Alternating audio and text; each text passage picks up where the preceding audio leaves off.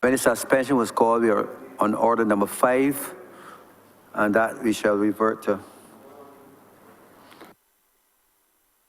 Honourable member for St. Michael West. Thank you very much, Mr. Deputy Speaker. I want to make some fairly brief remarks relative to the measure which is before the Honourable House at this time. And I want to begin by saying very clearly, of course, I will support this measure.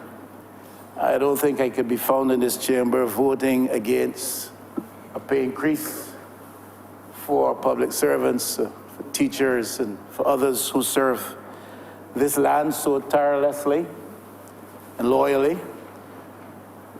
I support that, obviously, and will vote accordingly. But there are some comments which perhaps I would want to take the opportunity to make, if perhaps only to get them noted.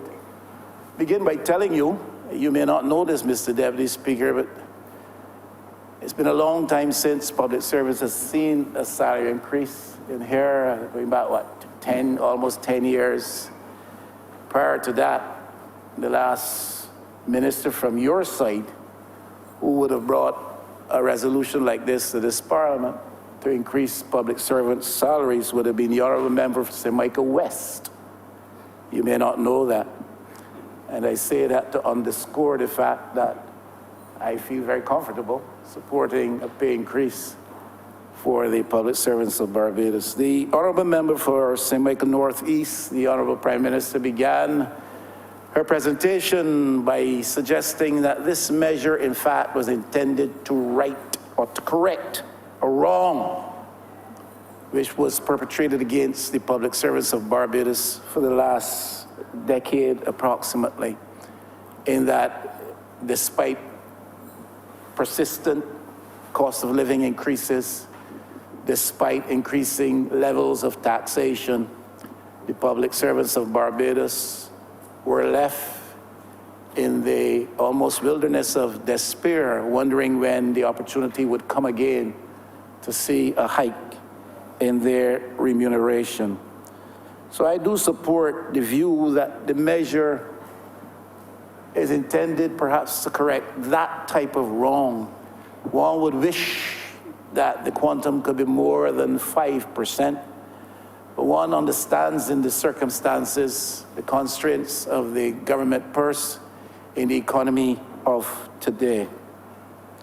I would like, though, to suggest further on top of that, the Barbados Labour Party administration is on record as the administration in this country that enshrined in law that the remuneration of public servants could not be adjusted negatively against the wishes of public servants. That was enshrined in law and hailed as being a good thing following the experience of the 8% cut under the Erskine-Sandiford administration. I believe this administration today has the numbers as it seeks to correct the wrong of the last 10 years, to ensure that a wrong like this is never allowed to happen in Barbados again, by making it mandatory that there cannot be a situation in Barbados where public servants go for 5 years without a raise in their remuneration. The amounts always are depending upon the health of the economy at the time and other circumstances prevailing, but I believe that this administration now, this party in the office of government with its numbers, should enshrine in law that no 5-year period can pass in this country unless public servants are given salary increases, positive adjustments in the levels of remuneration. I hope that that is heard, and I hope that is understood. The party has a record of being interested in furthering the rights of the the workers in Barbados, of being on the right side of public service issues, and therefore I humbly suggest that that is something that the party in office today with its numbers can consider, that we do not have again because the law prescribes otherwise, that a period of 5 years perhaps, or some other reasonable period, should not pass unless there is an increase to public servants in Barbados. People still have to plan their lives. You can't plan your life necessarily from day to day, week to week, month to month, or even year to year. And people need to have an understanding of where they're likely to be 2-3 years from now in terms of their remuneration levels. I want to applaud also the words of the Prime Minister with respect to the matter of accountability, especially as it has to do with the reporting of state-owned enterprises. We cannot have a situation persisting in Barbados where reports on the operations, the financial operations and other operations of our state-owned enterprises and other enterprises in Barbados, reports are behind time for 6, 8, 10 years. That certainly has to be cleaned up. That is no way that a country in 2018 of the level of development of Barbados is expected to be administered, to be run and its affairs administered. And therefore, to the extent that the Prime Minister is stressing that the government understands that it is accountable to itself and to the wider body of the Barbadian community with respect to this, I think it's to be commended. We want to see some firm action taken in that direction so that state-owned enterprises and other government entities which must report on their financial and other operations are far more up to date with these reports than is now the case. The existing situation speaks very negatively of Barbados in 2018. It denies the level of investment that we have put in education in Barbados, that we can't get something like this right. It denies the level of investment that we put in public sector training in Barbados, that we can't get something like this right. It runs counter to our level of development at this stage in 2018, despite the experience of the last 10 years.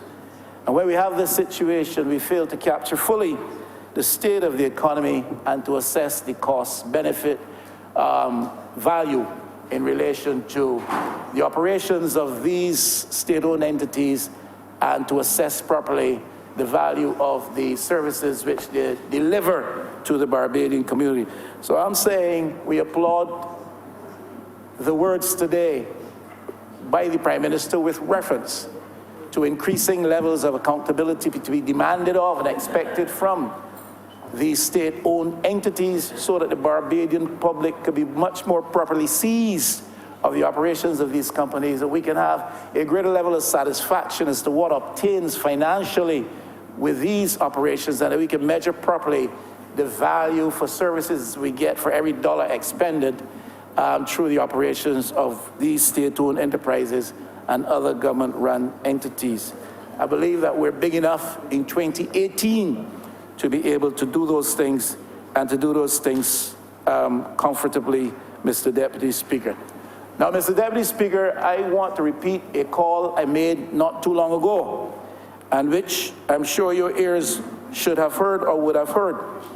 I want to appeal in the context of this debate for special consideration to be given to remuneration levels for officers of the Royal Barbados Police Force once we get through this period of rough waters. The police in Barbados, Mr. Deputy Speaker, do an amazing job in difficult circumstances. Their duties have become far more hazardous in these times. The value of the service in terms of helping to protect our rights and our interests, to preserve our values of democracy, our traditions of democracy, our privileges that we enjoy under the democratic system of government in this country, that value is premium. And they help to protect this. They help to preserve this. Recruitment opportunities, I believe, will become much more productive if the remuneration levels are adjusted upward. You're a man, Mr. Deputy Speaker, with a social conscience. You are a man who, from all you've said in this Honourable House, is always touched with that sense of empathy with respect to people's plights. And the police have served us well. I know in a former iteration of this administration and government, the view may have been held that the police were not special people. But we're not talking about special people. We're talking about a people rendering a special service, which has become more hazardous 15 years later, the value of which is not to be underestimated for those reasons. And if we are going to recruit more positively persons to the service of the police force, then we got to look at the pay levels, Mr. Deputy Speaker. And we're talking a lot these days about corruption and anti-corruption. If you put people on the front lines of law enforcement and then you do not pay them properly, you are exposing them to the vagaries of the criminal life in the criminal community today. Because there will be those who will exploit their situations because they face the same debt pressures, they have the same ambitions, they have the same family aspirations as you do, Mr. Deputy Speaker, and therefore they have to be able to manage these things more effectively. For if they don't, then they become exposed to the temptations brought in their way by the criminal element. So yes, there is the anti-corruption value to be served by increased pay for the police once we get out of this bad period in which we now find ourselves. But apart from the anti-corruption value, there's a recruitment value. There's a value to be attached to what we cherish and want to preserve of our rights and privileges in this country, to which the police give very dutiful and disciplined service most of the time. And then, of course, at the end of the day, Mr. Speaker, the hazards with which they are now faced. And so I make a case again for them that once we come through this rough period, notwithstanding this 5% increase today, that the service of the police be re-evaluated with a view to shifting the currents with respect to what happens with remuneration. Really, police, I'm speaking especially from the ranks of sergeant down. Now, Mr. Speaker, the Barbados Labour Party government in its manifesto of recent times also spoke to the establishment of a minimum wage level for certain categories of workers.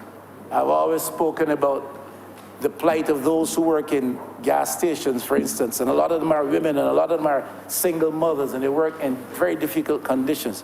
And this was one of the categories identified, but there were others who operate in our workspace at that very low level of pay. It is almost tantamount to modern day exploitation of human labor in the interest of capital greed. I'm not saying that's the case, but some would even dare to describe it in those terms. Mr. Speaker, having pledged in the manifesto to make sure that that is addressed, I urge the government to ensure, notwithstanding what we have to go through now with the International Monetary Fund and all of that, that these categories of workers not be forgotten.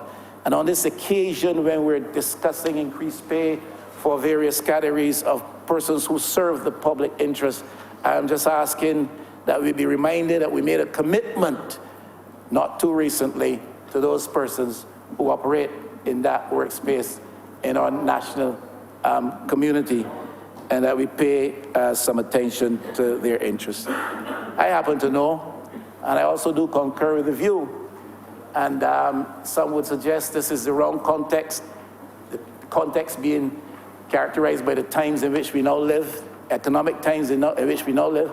Some would suggest that this case should not be made. But we enlist people to serve in the Honourable Senate of Barbados. We enlist people to serve in the Honourable Senate of Barbados, Mr. Deputy Speaker. And though they do not come to that place, that upper chamber, that other place, to serve in the interest of money gains and material advancement, certainly we need to honor that service with proper levels of remuneration. And what obtains now at the level of the senators in the upper chamber of this honorable parliament is almost a disgrace. almost a disgrace. And I am speaking only to the situation with reference to honorable senators. I am not saying a thing about honorable members of the lower house of this honorable assembly. I'm talking about senators. I want to make that absolutely clear. To the family did not make a call for any increase in pay beyond this for parliamentarians. He called for a relook at the remuneration given to senators because they do a very important work, a work which, by the way, I think ought to be enhanced. But it is honorable work. And though many of them are fairly well off materially, yet it is a service, the honor of which should be recognized, being matched with the levels of remuneration given to them. And again, Mr. Speaker, I know that you understand these things, and therefore you will join me in that call. There's a third matter, or fourth matter, Mr. Speaker, with which I would want to make some connection. And that has to do with the persistent problem of delay in approval of authorities for persons who work in temporary or acting positions. This has been a bugbear on the administrations in this country for persistently many years. And it needs, Mr. Speaker, Mr. Deputy Speaker, to be addressed. With all that we have to do, that is urgent and critical, must not be lost sight of the fact that there are some other things which have been with us before we plunged into this period of economic darkness. There are some problems which obtained before then, which still obtain today, and which we have to address in the interest of those who serve this country publicly and definitely in the interest of the nation. And you cannot have people working with that degree of uncertainty that you don't know when next payday will come because some authority has not come true for whatever reason. This is a day of high use of technology, and it must be that a country developed to the stage that we are today can handle this situation in a much better fashion. Perhaps we don't feel it sufficiently because it doesn't touch us personally, but people have to make their plans, Mr. Speaker. These people must pay rent, as some here do. These people have their utilities to pay, as all of us here do. These people, some of them live from payday to payday, as no honorable member on the other side does. And therefore, you've got to understand. You want me to repeat that? The honorable member of Christchurch wants me to repeat that. These people have to pay rent as some in here do. These people have to pay utilities as every single member in here does. These people in here have to live from payday to payday, many of them as no honorable member on the other side does. And therefore, we cannot simply hear of these things and take a position of distance, an attitude of indifference, which I'm sure is not the case. But certainly this thing needs to be handled with a greater degree of dispatch and urgency than has seemingly been the case up until now. This thing becomes especially problematic. Surely the honorable member for Christchurch best understands these things too. This thing becomes especially problematic when you're dealing with a situation of people working in the security services, prison services. You had a man who is charged with responsibility to help keep in confinement in the interest, the safety interest of the general public, people sometimes who are hardened criminals, who would do just about anything given their freedom. So they're confined and you have to make sure that you are in charge of them. But these people, even though they're behind bars, Mr. Speaker, some of them have access to the wherewithal through their connections on the outside. And that is a simple next step.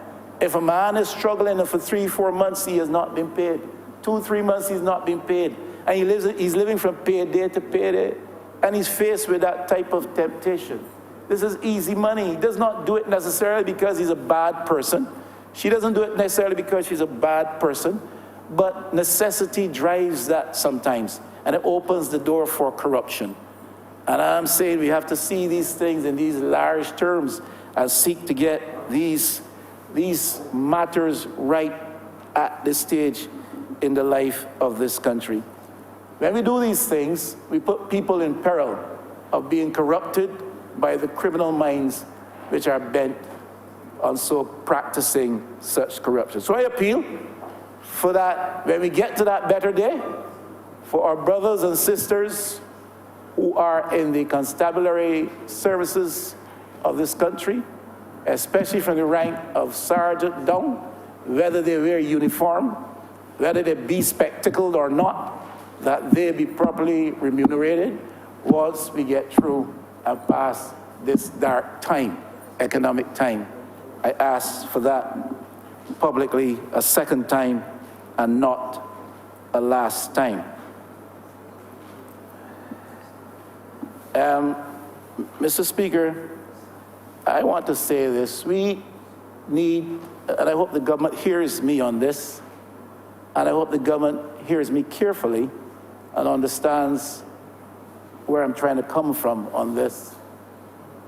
But I believe we need to properly prepare Barbadians, and especially public servants, for what is to befall them in the next 3-4 years, beginning perhaps late in this year or early in next year, as we continue and conclude negotiations with the International Monetary Fund. We must speak, Mr. Speaker, in the language of the people. When we speak of what is to come, we must not speak of it as though it is something distantly removed from the people, which may or may not come to pass, but we must speak to them in terms of its immediacy to their interests, its immediacy to their interests. We must speak to them in terms of the intimacy of the burden which is to befall them, so that they may understand that this is not some distant, abstract exercise. Barbadians will have to face pain. There are economists, perhaps not local economists, but I think even 1 or 2 voices in that regard have been raised, but there are economists out of the region who are speaking of this. The language which they are using, the projections which they are making, seem to portend a darker passage ahead for Barbadians than we are hearing from the voice of the government. I'm not saying the government is hiding anything. I'm not saying the government is not seeking to communicate with the people of Barbados. In fact, the government must be highly commended for its attempts to communicate with the people of Barbados on various matters since it has come to office a couple of months ago. But I'm not too sure, Mr. Speaker, the message is unmuddled and that the message is totally clear, and that the intimacy of the burden to be borne in the immediacy of the next little while is being fully communicated to Barbadians in a language which they understand. I read, Mr. Deputy Speaker, from the statement of the International Monetary Fund, conclusion of its recent visit to Barbados and its consultation with the government and other partners in the social, in the sector, in the non-governmental sector. And it says substantial fiscal consolidation is needed to place debt on a clear downward trajectory in conjunction with the proposed debt restructuring, and to address balance of payments risk that cloud the country's future. Since tax and revenues are relatively high, Mr. Deputy Speaker, the adjustment effort should focus on the expenditure side, Mr. Deputy Speaker, including by improving the efficiency and the effectiveness of public services, containing wages, and reforming government pensions, Mr. Deputy Speaker.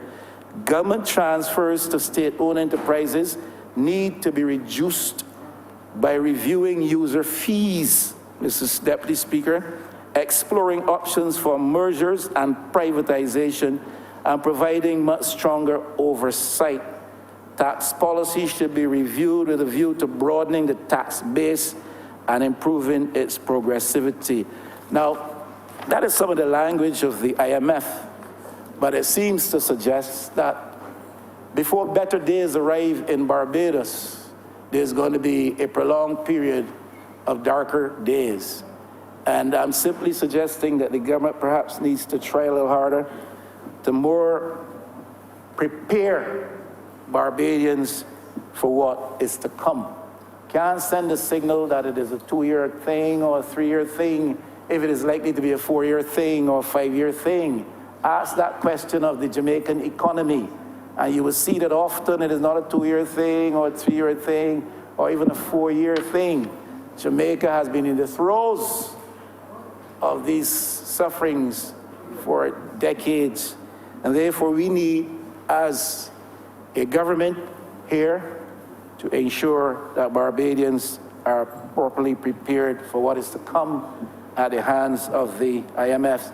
Mr. Deputy Speaker, there is a definite fear of layoffs in the Barbadian society.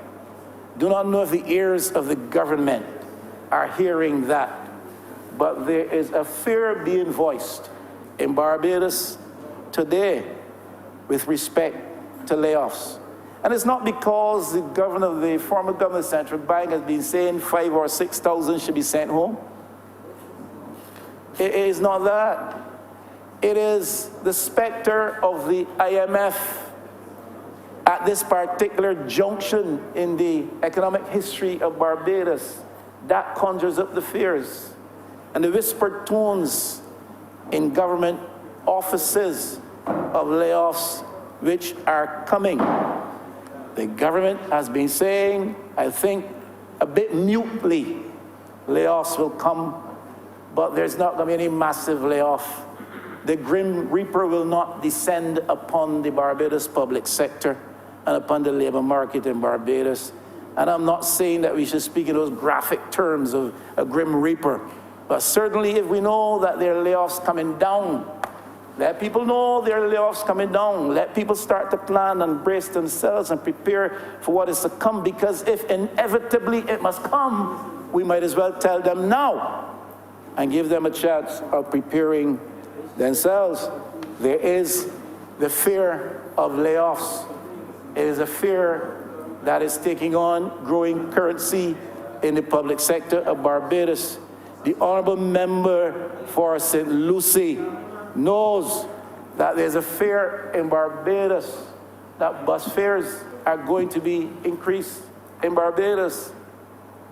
I say not the honourable member for Christchurch West, because he will stand and tell us that he knows nothing about that, and that is not the case.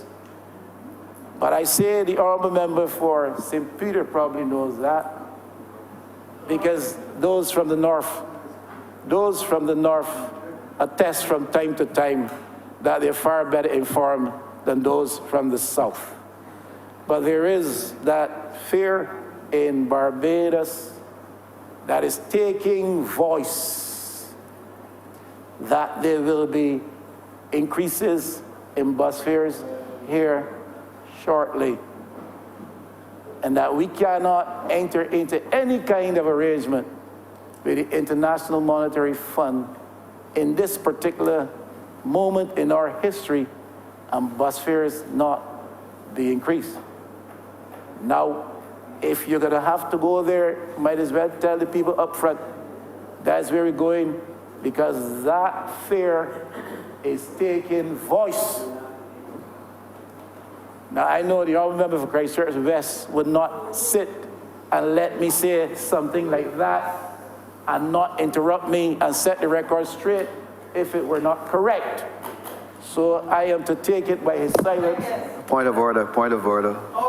Obviously, Mr. Deputy Speaker, On what do you write? the honourable member is misleading the House, and he continues to mislead the House by trying to bait me to come to respond to something that he's saying in his speech.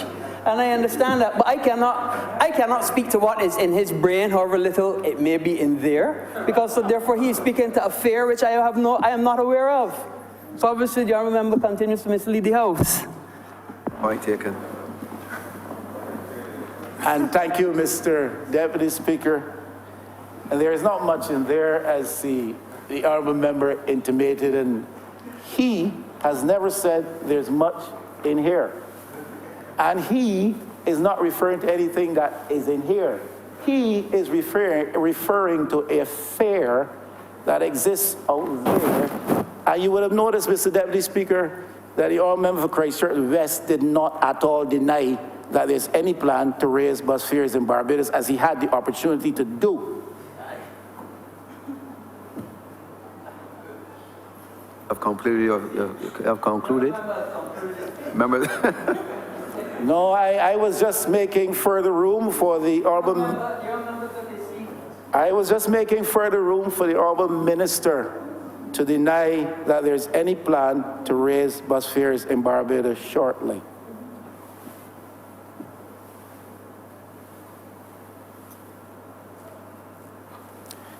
I didn't hear him, Mr. Speaker, so we assume that this little bit in here is not far off the mark. And then we have to decide, Mr. Speaker, how we are going to address the matter of state-owned enterprises. It will be made lucidly clear to us that the economic bugbears for us, interest payments, salaries and wages and salaries, and transfers, especially transfers to state-owned enterprises. And just as there is that growing voice of fear, re-bus fares, re-layoffs, there is that growing voice of fear with respect to what is about to happen with state-owned enterprises in Barbados, notwithstanding any survey being conducted out there in the public. At the end of the day, government has to make the decisions. At the end of the day, government has to make that decision or decisions in a context where it is negotiating with the International Monetary Fund at a very bad time for us when we are on the back foot 2 steps. We have to talk to them, take some of their medicine if we are to get well. Question is, what happens with statutory corporations?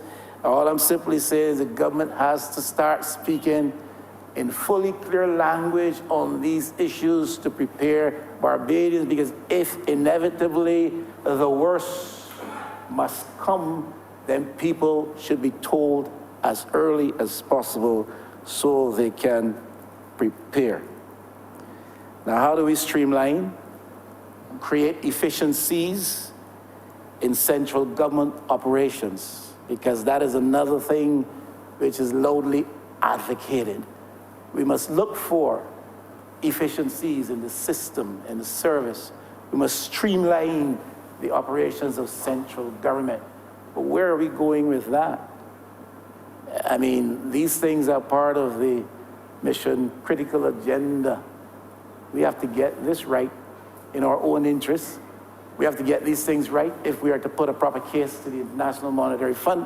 That is all that I am saying with respect to that. We can send people on a long journey and we can give them breakfast. And we heard the government on this time and time again. We can't send people on a long journey. We're asking Barbadians to embark on a long journey. I'm simply saying try to more clearly define what that long journey entails. But we can't send them on a long journey without giving them breakfast. When you send me on a long journey and you give me breakfast, you tell me the journey is long, I'm going to be wondering what's going to happen at lunchtime. Definitely I'm going to be concerned as to what's going to happen at supper time. So breakfast is fine. Breakfast is fine. But what's going to happen when lunchtime rolls around? What's going to happen when dinner time comes? If the journey is long, if it's going to be brunch, tell the people you get breakfast when you set out, and you get brunch mid-morning. And the evening, you got to break for yourself. If that's the case, tell them that. Tell them that the honorable member for the city is an honest man. He's a military man. And he knows very well that you don't ask soldiers to embark upon a journey unless you let them know this is the ultimate objective and this is what the journey is likely to entail. And you brace them for the journey and you make them set in a very disciplined fashion in their minds for the battle at hand. Right, honorable member from the city. He knows these things. In time, he knows these things. Timing is always crucial. And I guess the difference of opinion between the honorable member and myself is that I believe the time has come. He believes the time is yet to arrive. We have to put, Mr. Speaker, we have to treat to both the perception and / the reality of politicization of appointments in the public service of Barbados. And I'm not talking about getting a job for somebody.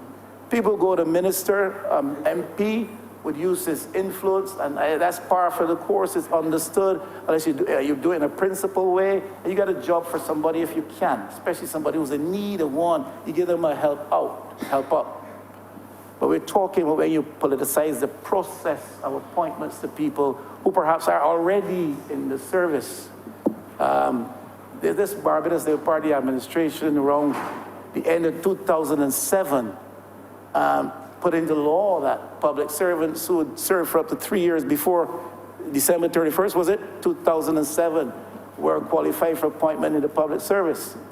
The other guys came in after that and took quite a long time before they even actually acted on that. People waited 3 or 4 years. That is politicizing the business of appointments in the public service. It is not a healthy thing. And if you look back at the last few months as we approached elections in what turned out to be May, March, April, the government of the day started to appoint people left, right, and center, appointments which perhaps could have been concluded ever since. And that's what I'm talking about. So there's a perception, there's a reality of public servants, appointments being politicized in Barbados in a way which is not healthy. And we have to treat to that. The specter of the Dems rushing at the last minute to appoint hundreds of people in the teaching service and scores of people elsewhere is something that this government, characterized by nobility such as it is, should not allow itself to be caught up in. And therefore, I am calling for some attention to be put to that. Understand me properly here now. And I hope I'm understood, because nobody has whispered in my ears, but I hope I'm understood. In the minds of the public, there needs to be some further clarification around the appointment of Charlie Jung.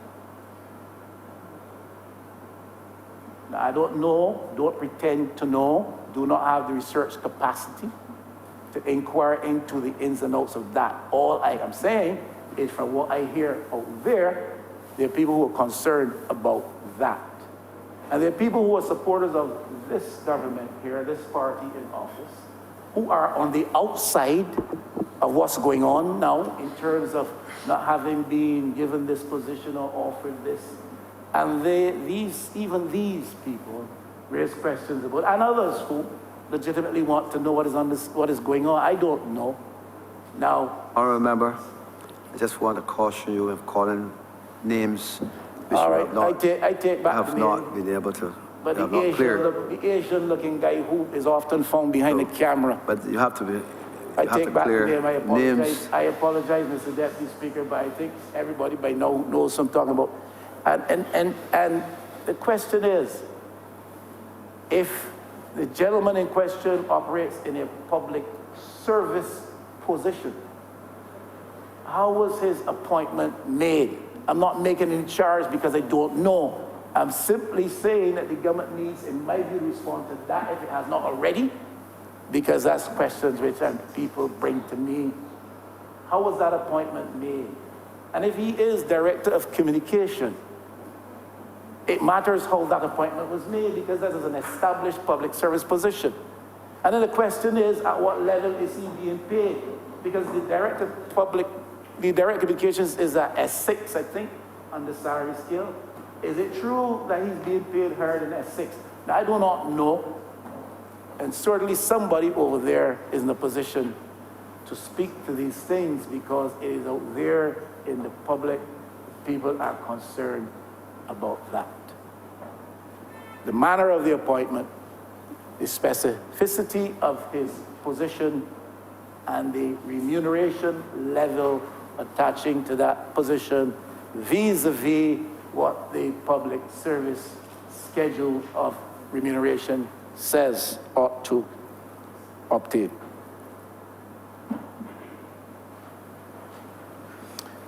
A word on productivity, Mr. Speaker. We can't talk about pay reasonably, fully without talking about productivity. The two always should go hand in hand. And we've got a situation in Barbados which negates the thrust towards better levels of productivity. We got sick building syndrome in Barbados. Every week now it seems that there's some sick building in which government, central government operations and others are being conducted. That sick building syndrome negates. Just this lunch break, someone complained to me about the torture they went through trying to get, I think it was a birth certificate, they said, or some document out of Green Hill, is it? Or wherever. Long and inordinate hours spent to get a single transaction done because there has been dislocation. There's been dislocation at the courts, at the Treasury building, Personnel Administration Department, and other places. And this sick building syndrome is costing in terms of the levels of productivity. This sick building syndrome is costing at the level of actual monies expended, because government is then forced to leave a building owned by the government to occupy premises owned by the private sector, and then you have to pay exorbitant levels of rental for that situation. So, Mr. Speaker, I point to that because pay and productivity go together. We have heard glowing commendations made today by several speakers with respect to how the public sector in Barbados operates, and these comments are to be taken as truth. But there are also the images of public servants not being able to perform the task, no matter how dutifully disposed they are, because the environment, the conditions under which they serve and labor are not the best, and these conditions are making some of them sick and impacting productivity. So, Mr. Speaker, at the end of the day, I support this 5% increase, wish that it could be more, understand in the circumstances that it cannot be. But even when we pay this, let's bear in mind that there's some other things that we need to pay attention to, the public service. And if we can treat to those things amidst all the mission critical efforts that we was making, even post that era, then we would do Barbados well, because we would make the public service of Barbados a better place to serve and make public servants of Barbados a more satisfied bunch with a higher sense of fulfillment. And I thank you, Mr. Deputy Speaker. I thank you and the member of Christchurch West for listening. Thank you. Honourable member for St. Michael South Central. Thank you, Mr. Deputy Speaker. I rise to make these brief remarks in support of this measure with respect to an increase in salaries for members of the public service. And in my brief time, sir, I want to get to some matters with respect to why such an increase has become necessary, as was alluded to, as was referenced by other members of this honorable chamber. But before I do so, and while the words of the member for St. Michael West, the honorable leader of the opposition, are still fresh in our minds, I want to make reference to those words. And I want to start by saying that I am very pleased by the tone of engagement from Barbadians that has obtained over the last few weeks since May 24th. Because in very short order, we have discovered and we have started to benefit from a Barbadian public that realizes that they have a space and they have a voice, and that the government of Barbados of this day is willing to and will continue to engage them. They are informed and they continue to be informed and to inform themselves.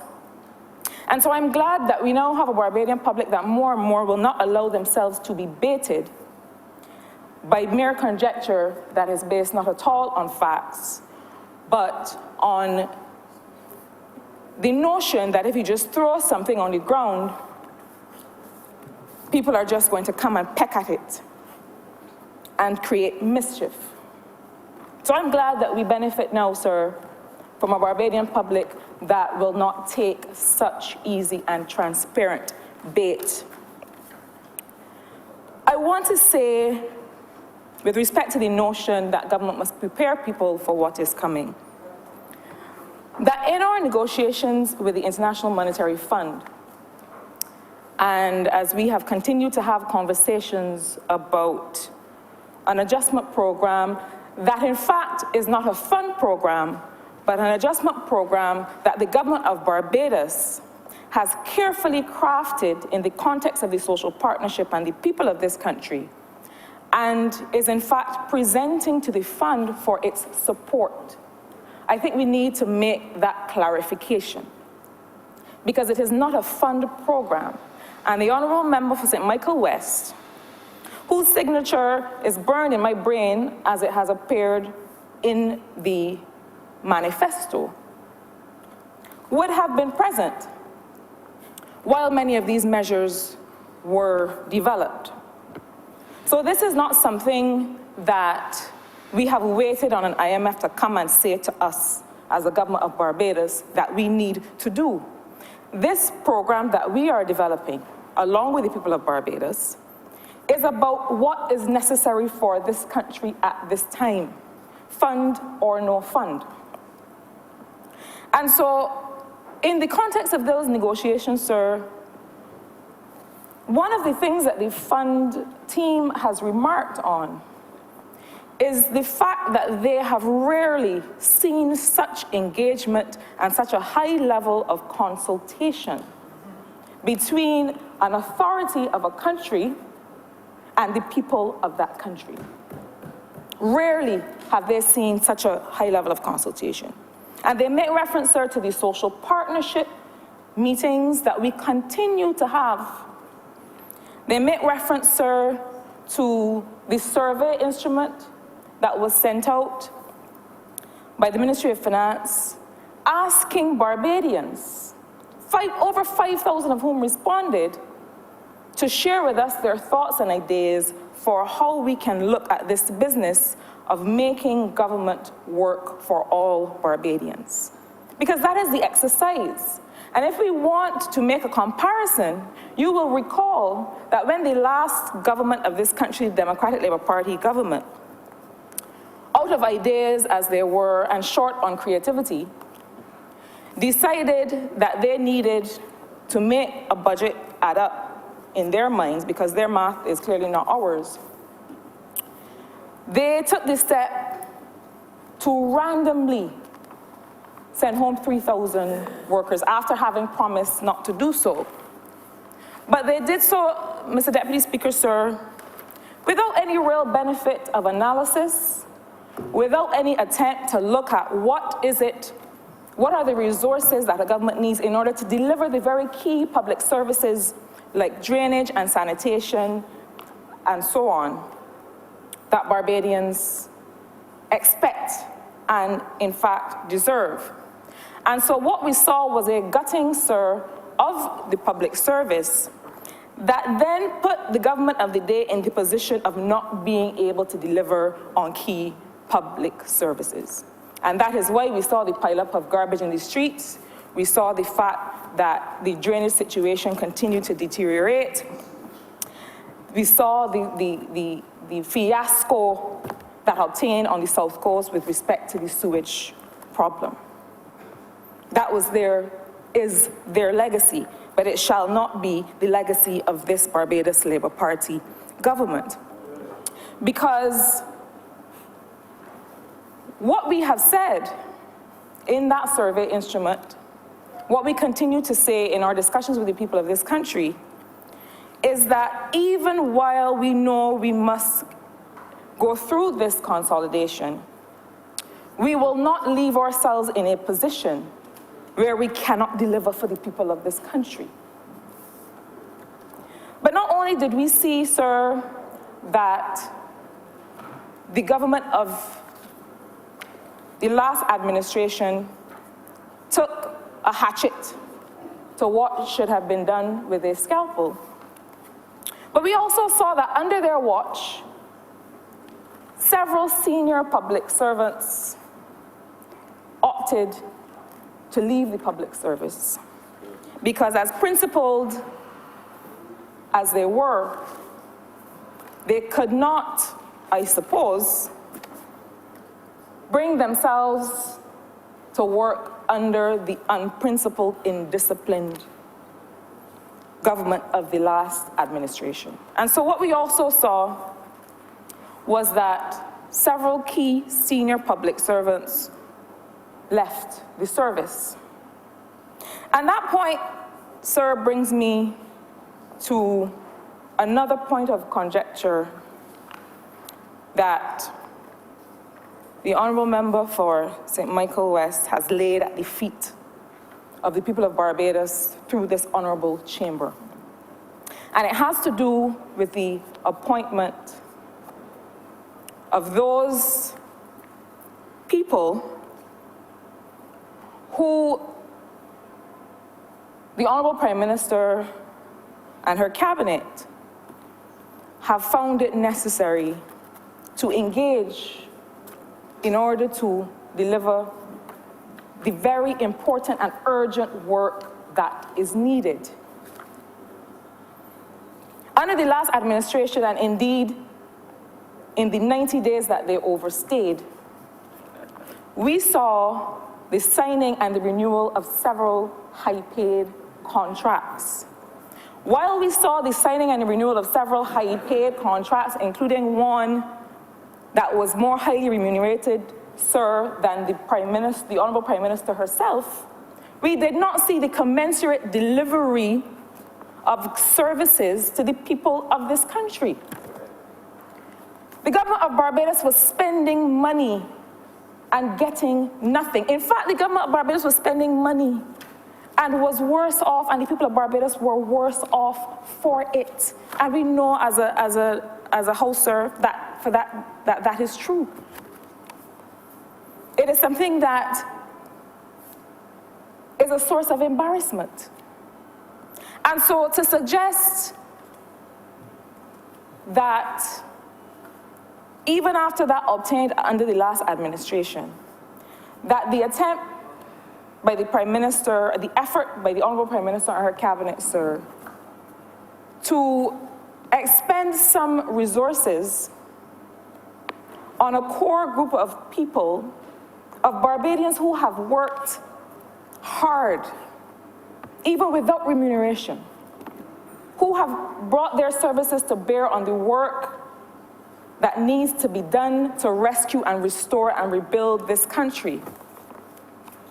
To suggest that this is somehow an example of this government not being transparent, I believe to be willfully misleading.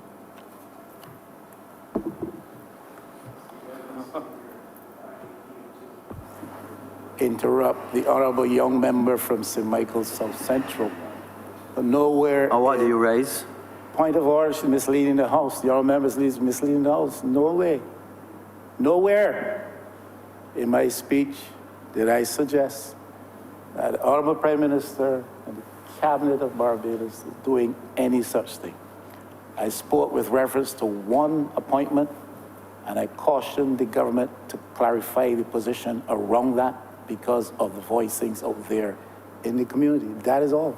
I do not know who else the government has appointed. Member, continue. Thank you, sir. You know, sir, there are questions and there are questions. And this government has no objection. In fact, invites questions that are asked in good faith. But, sir, I would submit that to continue to ask questions that have been answered by no less a person than the Honourable Prime Minister is, in the humble opinion of this young but equal member of this chamber,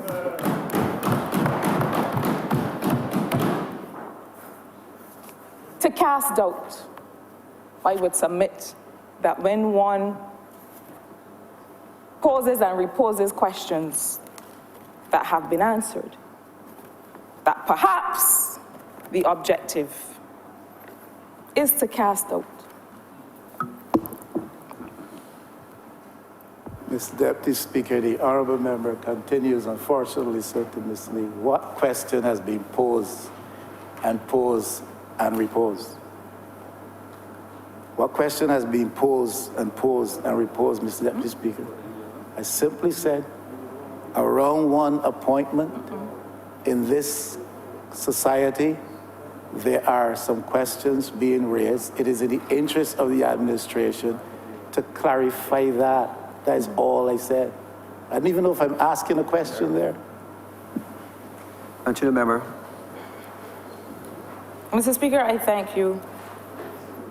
And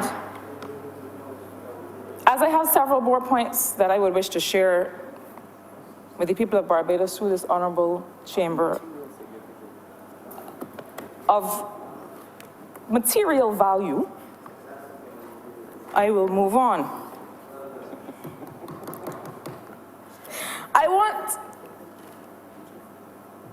sir, to support this measure by drawing attention, sir, to an encouraging or reflection on what it has looked like over the last 8 years for those Barbadians, certainly those in St. Michael's South Central and others, who have not been able to see an increase in their salaries. And we see it as members of this chamber, sir, working in our constituencies. We see it every day. And other members have mentioned it in their remarks today. Sir, we know that prices have gone up in this country.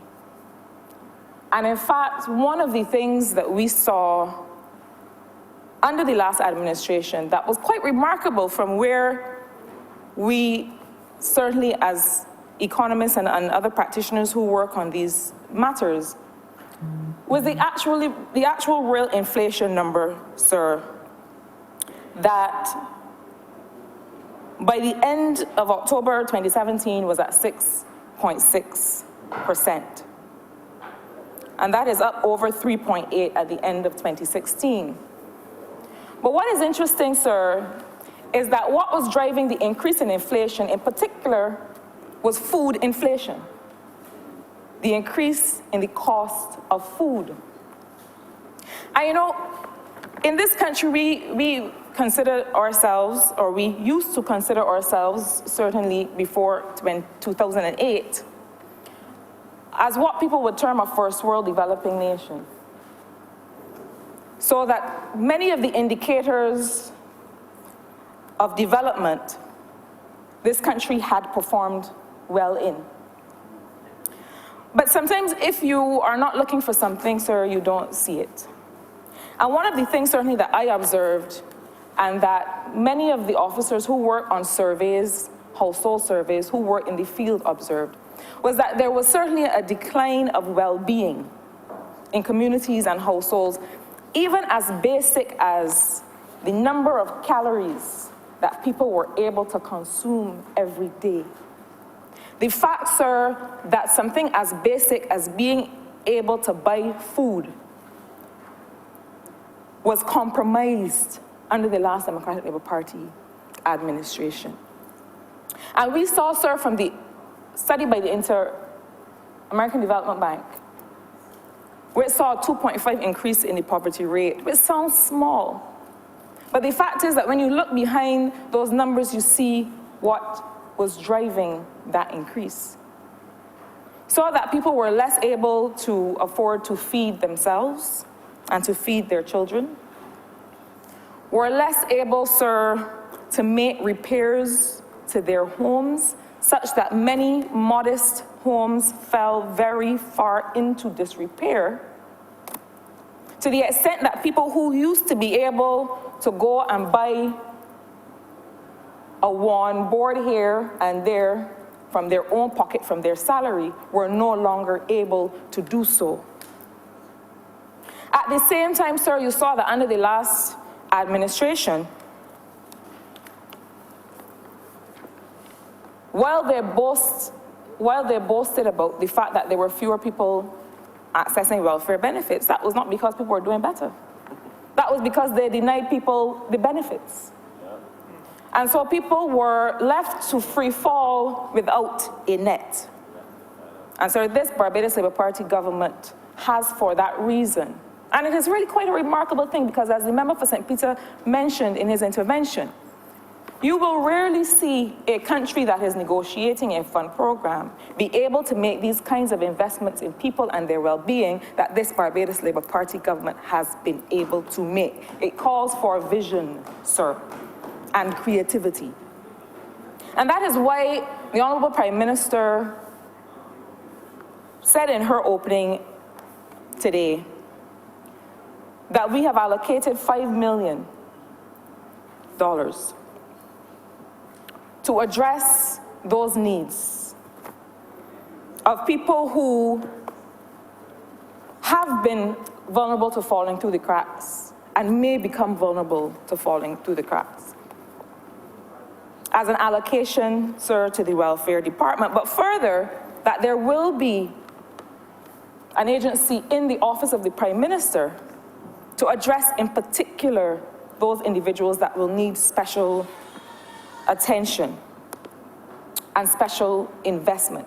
And sir, I use the term investment because the fact is that while we frame this as having a meal before a long journey, it is much more than that.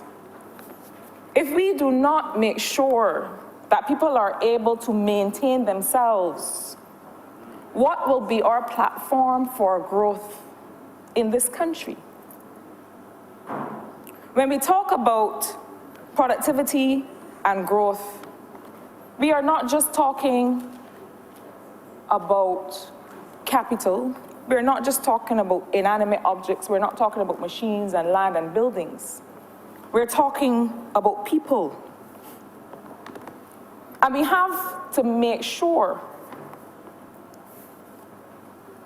that while we go through this process of consolidation, and while we indeed try to position ourselves to transform, because I remind the people of Barbados, through you, sir,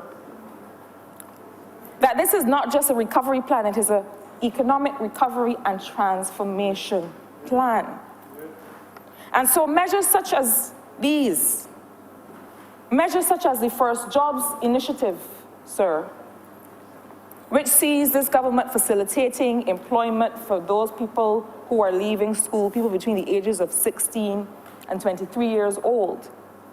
Measures such as these are key to providing the platform for growth in this country, because if a country is not careful and it enters a consolidation program and focuses only on recovery and focuses, as the last government did, only on getting to zero budget, balancing the budget, if it focuses only on those things and does not equip its people to take advantage of the growth that is coming, it will be no better off. So when we speak to growth in the Barbados Labour Party economic model, we speak about job-led growth. We speak about people-led growth. And it is an opportunity to say, sir, that in the exercise that government is undertaking along with the social partnership and the people of Barbados to look at making sure that our government, both in terms of central government and state-owned enterprises, is fit for purpose. In carrying out that exercise, sir, we have said that this is about equipping our people to earn an income in a sector that is growing, in sectors that are growing. So that, sir, if we are talking about having to adjust a particular agency or sector, we do so in the context of making sure that those people are able to benefit from trust loans, are able to benefit from other economic goods and services that will stand them in good stead to be able to earn an income.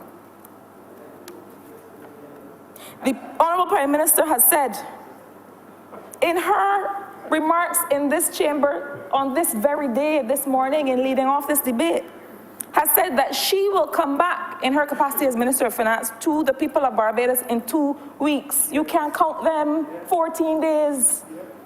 The Honourable Member for St. Michael West can't count them. And I can provide a calendar so that he can mark them off as the days go down. In 2 weeks, to continue to discuss with the people of this country their own feedback. Because this is not something that just the government has deemed to be necessary. The people of Barbados also want a government that serves them well.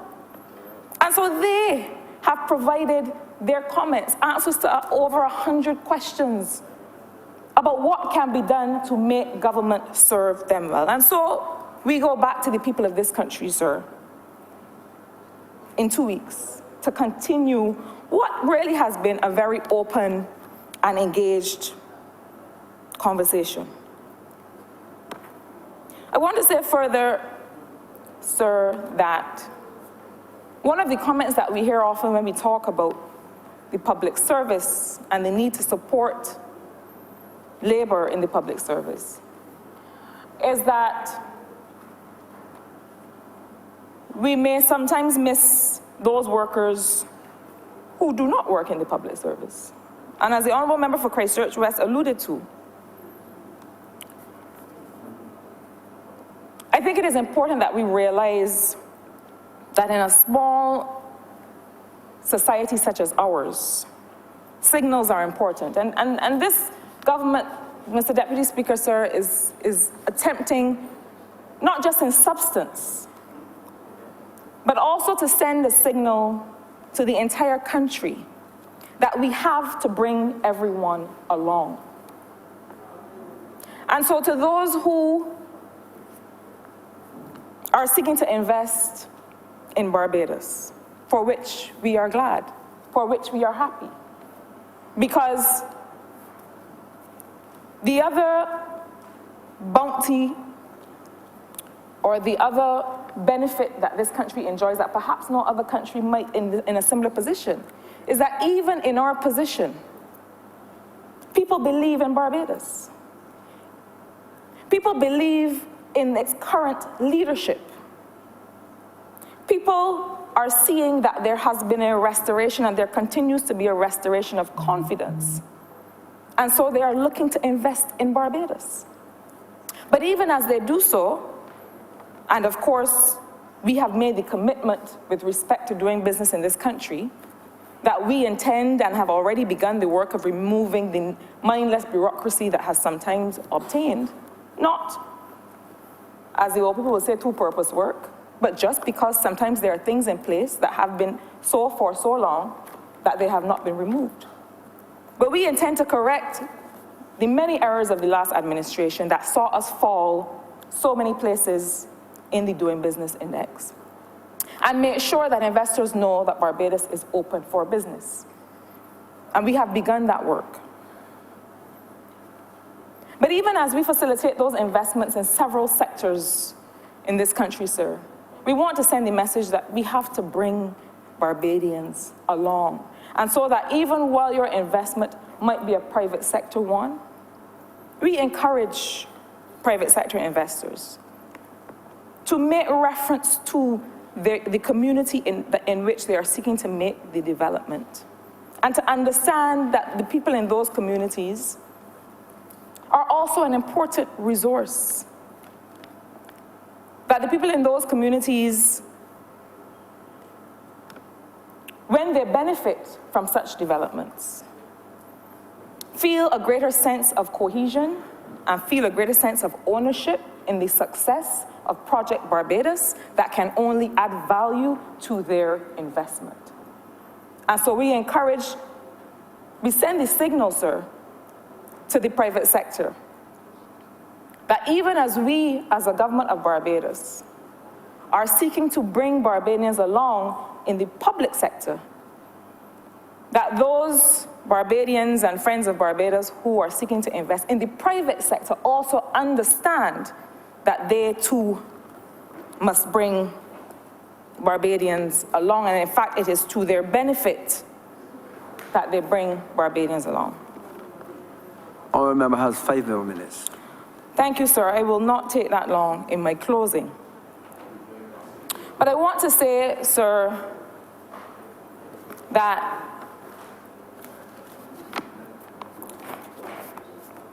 we are all in this together. And there has perhaps been nothing that has been more encouraging and uplifting for me as a young member of this House than seeing the level of cohesion, seeing the pace and the energy and the excitement all across this country as people realize that, yes, as the Honourable Prime Minister has and continues to communicate and to engage, there will be some challenges. But that even as there are those challenges, this is a Prime Minister, this is a leader, and this is a government that has consistently and will consistently continue to lay out for the input and the feedback and the engagement of the people of this country exactly how we intend to make sure that no one is left behind. And so I believe, sir, that the people of Barbados have felt that commitment to their well-being. The people of Barbados have seen the effort to keep them engaged.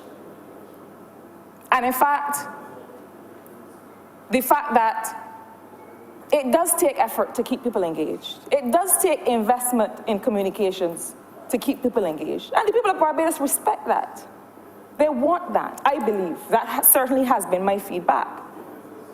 But what has been most uplifting, sir, has been the fact that, unlike the last administration, where people looked down a road of 10 years and saw no hope of release, and in fact, by the end of the 10 years, in truth and in fact were worse off, this Barbados Labour Party government, sir, has shown a roadmap. And some things are in train. And I believe, sir, that as information is available, as analysis is done, as there are things that we must bring before the people of this country, we do so and we will continue to do so. And it is my belief and my conviction, sir, that that is what will make the difference in the recovery and the rescue and the rebuilding of this country that we love. Mr. Deputy Speaker, I am obliged. Member for St. George South. Thank you, Mr. Deputy Speaker. I rise to enter this debate. And indeed, Mr. Deputy Speaker,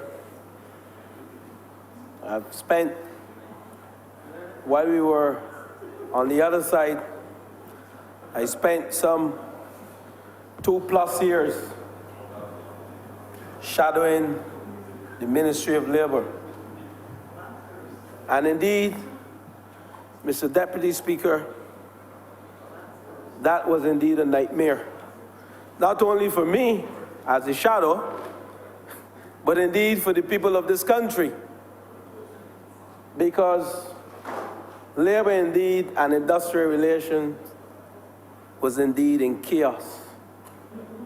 And if we recall some of the statements that were made in this lower chamber by the then members of government led by the former Prime Minister, we will recognize at the outset, Mr. Deputy Speaker, that indeed there was no respect across the bargaining table.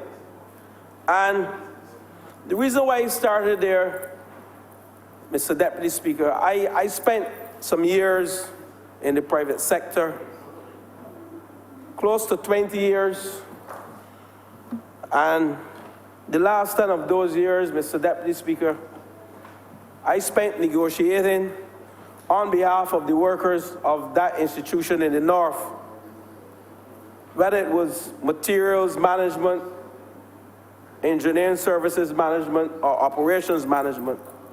But while negotiating, Mr. Deputy Speaker, what was always on the table, and when we commenced our negotiations, whether it was with Sarai Trotman, and I will call a few names, Mr. Deputy Speaker, Bobby Morris, or General Secretary of the National Union of Public Workers, Dennis Clark. Those were the esteemed gentlemen that I negotiated with, and I don't use the word against, because I negotiated on behalf of workers as well, on behalf, Mr. Deputy Speaker, of an institution. So while the workers, Mr. Deputy Speaker, had the union as their representative, we still saw the need as management of that institution to ensure that workers were treated fairly, the conditions of work were conducive for productivity, and indeed, Mr. Deputy Speaker, last but by no means least, the workers had a voice, and by extension, the union had a voice. And Mr. Deputy Speaker, we've heard pundits, we've heard critics voice their opinions when the social partnership met with our esteemed Prime Minister. They use words and phrases such as selling out and being a member of the party, simply because the Prime Minister, the member for St. Michael Northeast, was able to negotiate a settlement with both unions, despite what the unions put forward to this government as their best or better option in terms of wage increases. what they put forward to the negotiating table.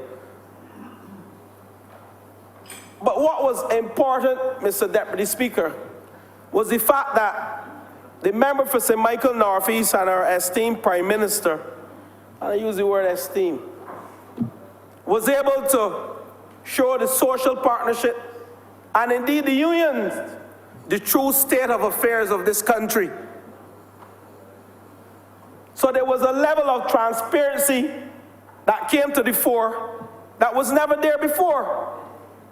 And whereas people can use those terms as selling out, and I heard the member for St. Michael West, a man I have respect for, speak about fears in the country, people having fears. I would say they had fears then, because they were very uncertain as to the state of affairs, the true state of affairs of this country. And we all knew that something was not right. But you know what, Mr. Deputy Speaker? The former Prime Minister, the former Minister of Labor, and the members who occupied this side back then, and who will never occupy this side again, those type of members, I should say, I'm not speaking to the institution, but those members, they were not able to come to the people of this country with the truth. They were not able to communicate to the people of this country. And they were not transparent when they did communicate with the people of this country. So how, Mr. Deputy Speaker, you expect the trade unions, whether it was the Unity Trade Union, because I know very well, Mr. Deputy Speaker, that the Unity Trade Union, and I start there, because the Unity Trade Union had tremendous challenges with the approach used by the former government, or should I say their negotiation strategy. The Unity Trade Union had immense challenges. And I know they will not say anything different to what I've said today. And while the member for St. Michael Northeast came to the social partnership and allowed the social partnership to understand, and I know the member for St. Michael West used the term having breakfast, but she allowed them to know that we have to hold some strain. But what she presented were the facts and the true state of affairs of this country. So when she decided to, or when this government decided to educate the public on the need to suspend a loan payment, and then further on the need to engage the International Monetary Fund, I didn't see any fears that were communicated today by the member for St. Michael Northwest. I saw people who became energized, who were happy to know the true state of affairs of the country, and who were happy to see that this government, under the leadership of the member for St. Michael Northeast, was able to chart a path and a way forward, whereby we saw light at the end of the tunnel, even at the beginning of the tunnel. And I say to the public in this Lord Chamber, while 5% may not be the optimum, or the 5% salary increase may not what the union bargained for or put on the table, they are happy that this government was able to give a wage increase after 8 years.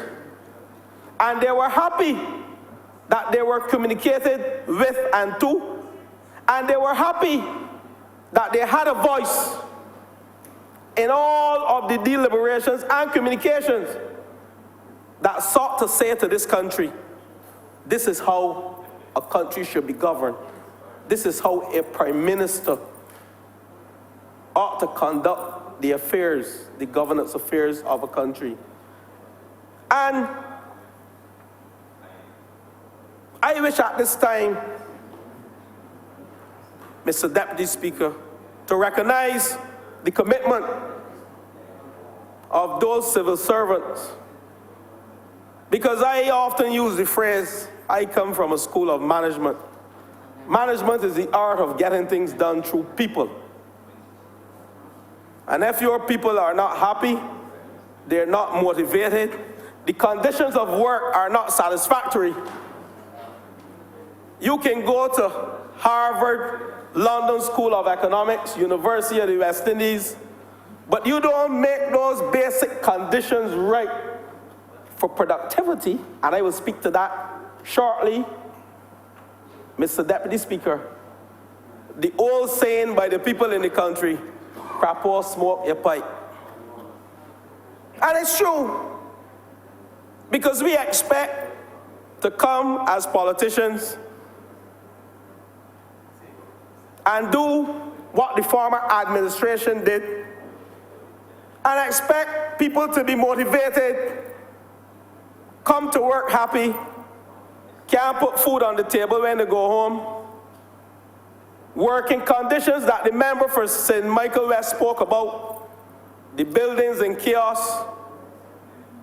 They go to work half day, they stay home for 4 days, and then they come back again for half day, still ain't clean.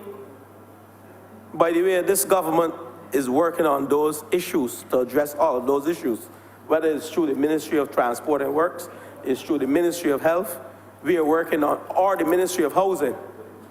I am confident that our discussions thus far, as a government and as a team, will bring result and will bear fruit on behalf of the public servants and also those within the statutory corporations, because I heard the member for St. Michael South Central said that they're not only public workers, there are others in statutory corporations who go through a similar daily turmoil as it relates to the former administration. And I pause to congratulate those public servants and those within the statutory corporations, primarily the public servants who after 8 years did not see a wage increase. But they were able to produce when, even though the conditions of work were not optimum, but they were able to produce. They showed up for work. Some at 7:30, the member for St. Michael has the same, Mr. Deputy Speaker, but they showed up for work. They suffered immensely as a result of the increase in cost of living and the imposition of taxes. We came to this honorable chamber, and I recall the member for St. James Central. We shouted from the rooftop, the rafters. Sometimes I led, and sometimes he led.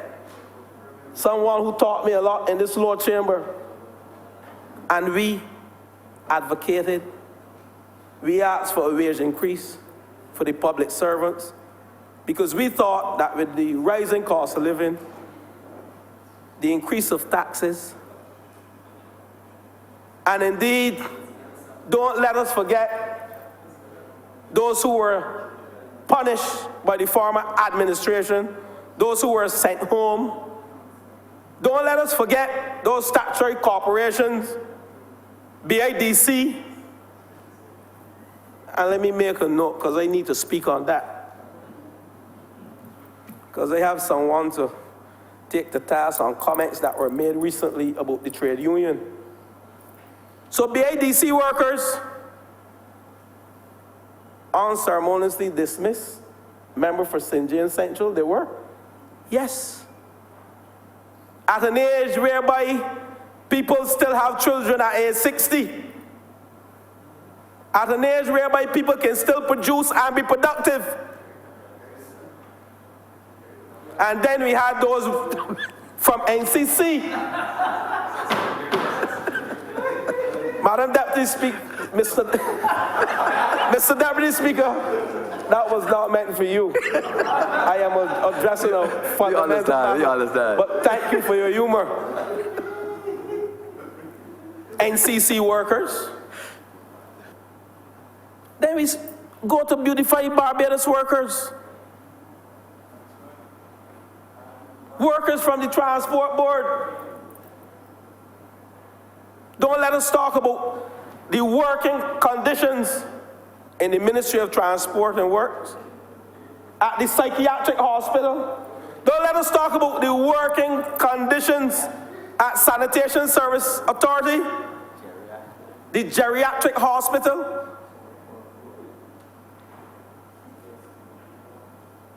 Mr. Deputy Speaker, these workers had to endure the recklessness, the mismanagement, the insults by the former government. And when we talk about insult, the most insulting person I've seen in this country was the former Prime Minister, and he's still doing it.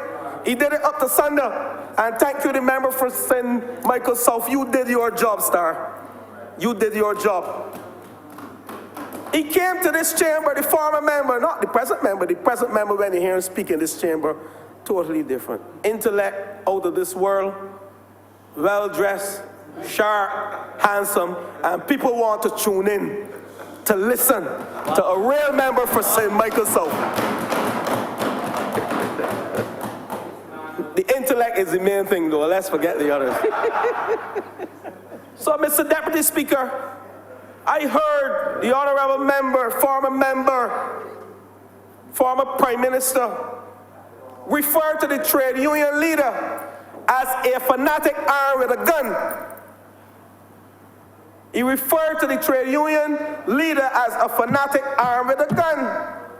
How then can you sit down across the table to build confidence, to gain the trust, to earn the respect of a trade union movement who are negotiating on behalf of public servants?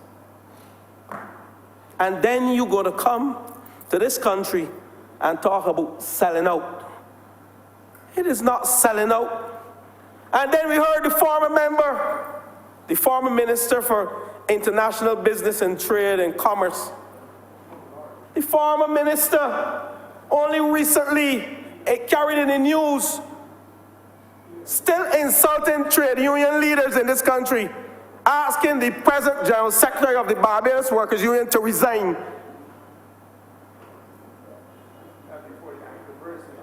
That was before the ankle bracing, you say? Oh, sorry about that. That is an aside by the member for St.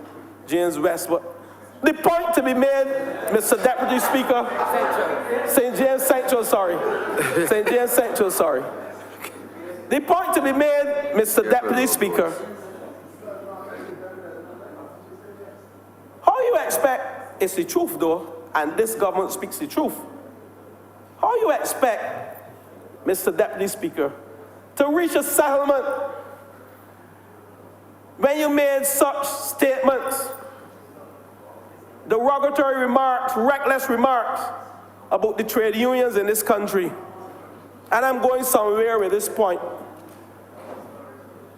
Because my point, Mr. Deputy Speaker, we have had strikes in this country. We have had disagreements in this country between successive governments and trade union movement. But we have never seen this level of disrespect and disdain dished out to the trade union movements in this country, or to the citizens and to the workers by extension, than we have seen by the former administration who sat on this side. And then they want to talk about selling out. It is about respect. It is about the fact that the Barbados Labour Party, this government, has communicated a way forward, the member for St. Michael West.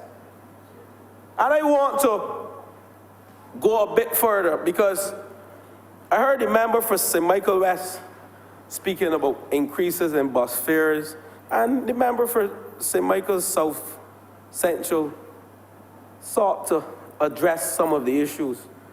Because we never say to this country, and I will repeat the Prime Minister every chance I get, because while we have the trust loans coming to try to grow this economy, and member for St. Michael West, sorry, you will get trust loans because the people in St. Michael West voted for the Barbados Civil Party. And I ain't gonna treat you like how the former administration treated us. We'll embrace your people from St. Michael West, and of course trust loans will be given there. But when you're speaking about not charting a path, and there's fears in the country, and we have introduced the trust loans. We have even introduced measures within the health sector whereby people can feel comfortable using our public institution, QEH. We have even introduced social measures at this time when we are telling you that it is not an easy road. In the words of the reggae singer, it's not an easy road. But we are still anchoring this country by measures that we believe will build motivation, respect, and a level of comfort to all classes in this country. But the road is not easy. We never said the road will be easy. The Prime Minister, in her speech, she might have spoken about breakfast. But at the end of the day, let's internalize what she's saying to this country. We will enter a program with the International Monetary Fund. She said within 2 weeks, she will come back to this country and communicate with this country our economic recovery plan. What is so difficult about that to understand? She never got into any details because now is not the time to get into the details. Now is the time to continue to meet. And now is the time to continue to put the issues out there. So when we decide or when we enter into that program, homegrown-led program, there will be no surprises. And that is true leadership. The fact that we have communicated to the public, and the fact that the Prime Minister said today in this lower chamber during her presentation on this bill that she will come back to this country in 2 weeks' time. She never said 2 years' time. In 2 weeks' time to present an economic recovery plan for you is testimony to the fact that we care for the people of this country. We understand the situation that we are faced with. While it is not the best situation, we intend, while we go through these turbulent times, we intend to see some smooth sailing at the end of our programs. And you can want nothing more satisfactory than that. So those fears that I'm hearing today in this lower chamber, that's history. That's history. Whether it is one little job that we are querying, yes, when you're leading, these things happen. People will question everything you do. Some people. But at the end of the day, our mission, the key objective, is to return growth and respectability to this land we call Barbados. And all of those programs that we speak about, including this 5% increase. Don't underestimate it. And the unions have a right to ask for good conditions for the workers. There's nothing wrong with that, and we respect that.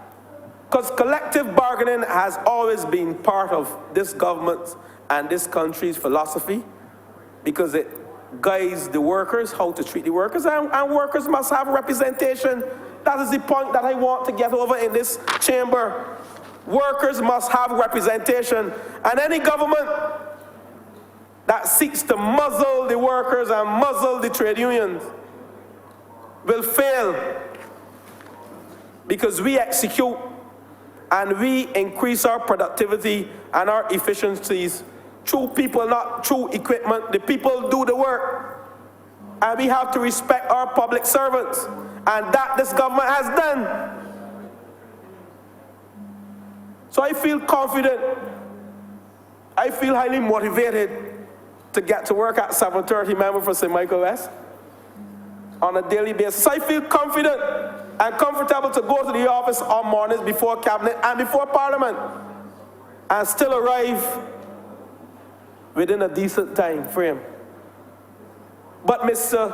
Deputy Speaker, this whole issue of productivity, I've heard members today speak eloquently and glowingly and positively about productivity. But, Mr. Deputy Speaker, I made a few comments because at the end of the day, I want to say to us as a team, we have to do introspection. 5 Thank minutes, you, member. 5. Mr. Deputy Speaker. I won't take the 5 minutes. Workers will not produce if they are unhappy. Workers will not produce at the optimum if they are not motivated. Workers will not produce if they believe their concerns are not being addressed or even heard.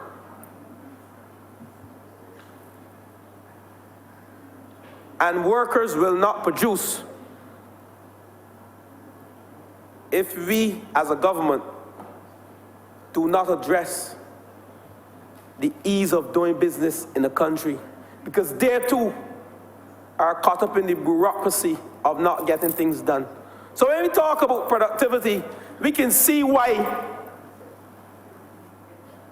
And the former Minister of Labor said in the other chamber that we need to address productivity first before we put working conditions in place.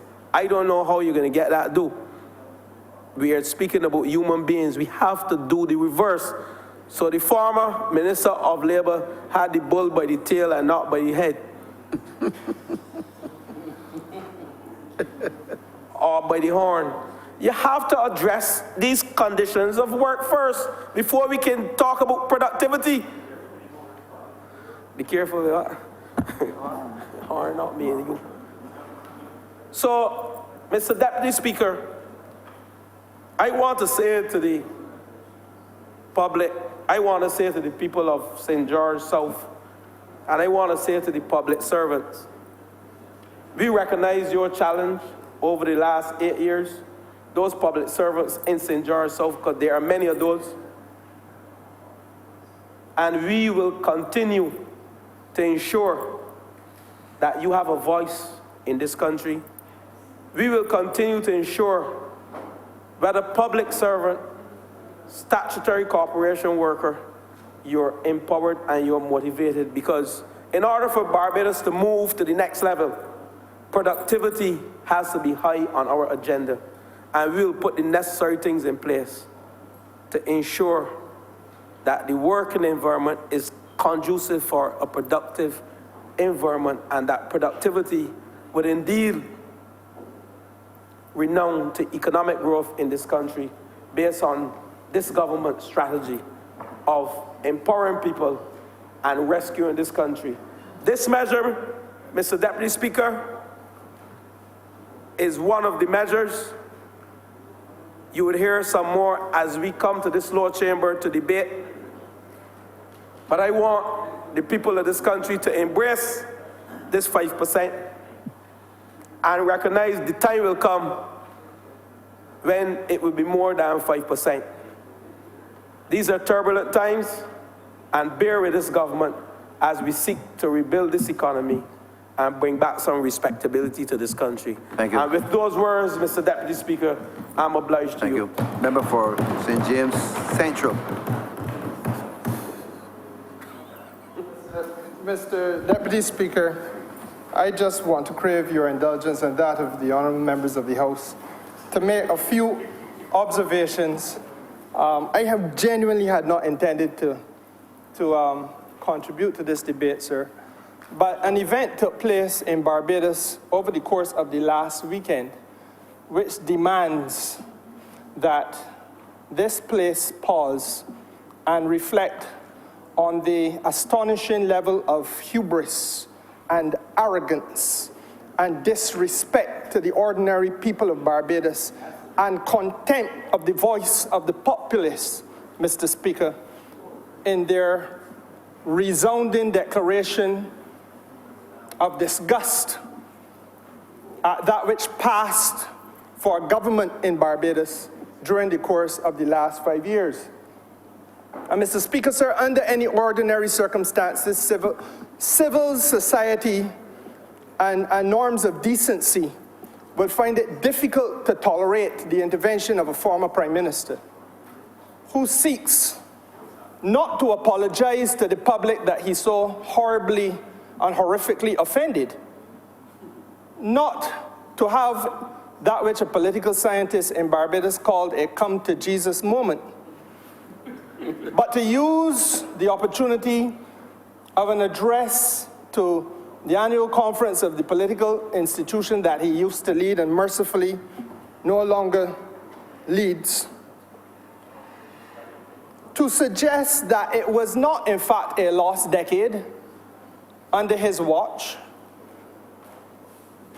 and then to turn around and to seek to justify that which can only be described as a lackluster and half-hearted political performance insofar as his administration of the land has been concerned. Mr. Speaker, sir, in my view, it cries out for observation. There has been no salary increase. I heard the term being used here for 8 years, and I stand to be corrected, Mr. Speaker, sir. But I believe that it is correct to say that it is 10 years that the people of Barbados did not have the benefit of a wages and salaries negotiation and consequential increase. The fact that 2008 to 18 is the period, and I believe that is 10 years, without a wages and salaries negotiation. And I echo and support wholeheartedly the position taken by the Honourable Member for St. George South when he observed to this House that in addition to all the other atrocities inflicted by the former Prime Minister, the fact of the matter is, Mr. Speaker, sir, there was a level of contempt directed to the union.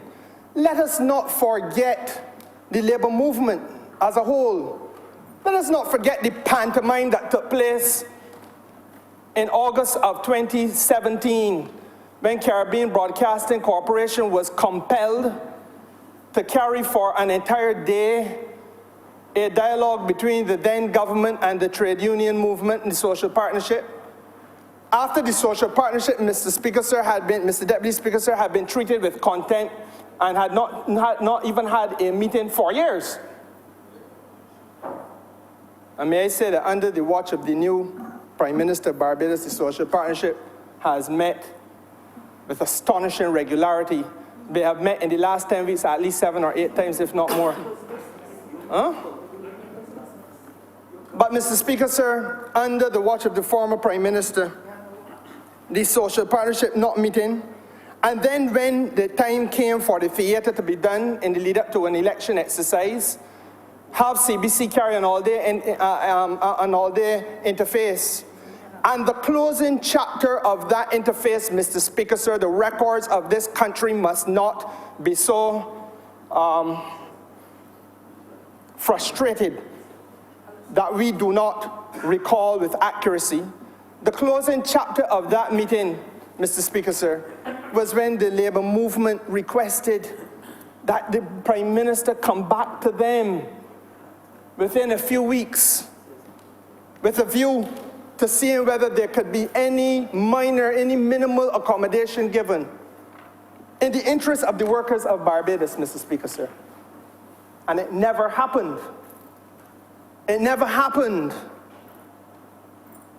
And therefore, sir, when we come to a point now that within 10 weeks of a new government, a new government finds it possible, while confronted with all of the different things that are going horribly wrong in Barbados and the horrific state of the Barbados economy, to make it possible to put on the table some form of wage increase, even if only in recognition of the struggle that the workers of Barbados has gone through. Sir, it is a testimony to the philosophical difference between this political party and that which previously held government. Mr. Speaker, sir, I have to go further because the record must also not fail to reflect that cabinet ministers, unlike that which they sought to inflict on the workers of Barbados, cabinet ministers under the last administration took back their 10%. And called for back pay too, Mr. Speaker, sir, and they took that as well. I sat on that side, Mr. Speaker, Mr. Deputy Speaker, approximately, and I then occupied the position that is now occupied by the Honourable Member for St. Peter. When a member of the cabinet shouted across the floor at myself and the Honourable Member for St. Thomas, using language that I would not use now, sir, and that may perhaps not even be found in the most base and profane places on planet Earth, demanding that he has to get his money. Because money mattered more than principle, money mattered more than issues of virtue, money mattered more than fairness in the Barbados economy, Mr. Speaker, sir. Money mattered more to them, sir, than what the people who elected them were going through. And if there's a moral lesson to be told on that score, Mr. Speaker, it is this, that when you put money up there, the people, you know, the voice of people is the voice of God. God has a habit of right-sizing things, and the people came to right-size things. That's why, you know, the scriptures tell you, be still and know that I am God. Amen. And there we're told to be still and understand that there is a higher calling. And they have been still. Well, Mr. Speaker, sir, it must also be reflected that the absence of a wage increase was a form of political misgovernance, maladministration that hurt this country. You put in place, on one hand, an ill-advised and ill-conceived scheme to make poor black people, children, have to pay to go to university. When you know that they're not in a position so to do, because you have so run down the Barbados economy and so undermined the concept of growth in the Barbados economy. And as I was forced to remind the country only on Saturday, we had a Minister of Finance who vulgarly displayed a philosophy of what I can cut, tell me what to cut, where's the cut. He used to come in here and carry on that way. Never once speaking the language of how we can grow, only what we can cut. Because we were all supposed to be like low-hanging fruit, lick it off.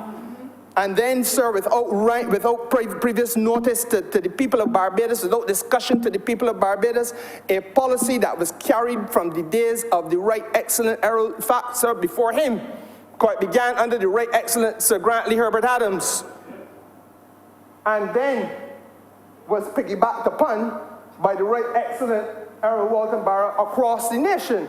But the pilot project began under Sir Grantley Herbert Adams, as he then was, Mr. Speaker, sir. Then I'm not going to be involved in the obfuscation of history. The truth has to be told at some point. And Mr. Speaker, sir, it was followed without exception by every Minister of Finance and every Prime Minister of Barbados since that time. Until he, who was the member for St. Michael South, ventured into this place and allowed a reckless Minister of Education and an equally reckless and perhaps more offensively unintelligent Minister of Finance to inflict on this country the savagery that they did. Humbugging poor people, children, Mr. Speaker, sir, in my constituency and in yours, and around Barbados. And mercifully, sir, a new administration has been elected to office and within weeks has been able to come to this house and bring the necessary instruments before this House in order to put the country's mind at ease and the people's pockets in a state of comfort, knowing that once again, you ain't gonna have to joke your hand in a pocket to send a child to school at university in Barbados. But the undermining of the economic, the social economic trajectory of the country, the undermining, sir, of the developmental path of the country is manifested in the fact that you were asking poor people to pay for their children to go to university in the absence of a wage increase.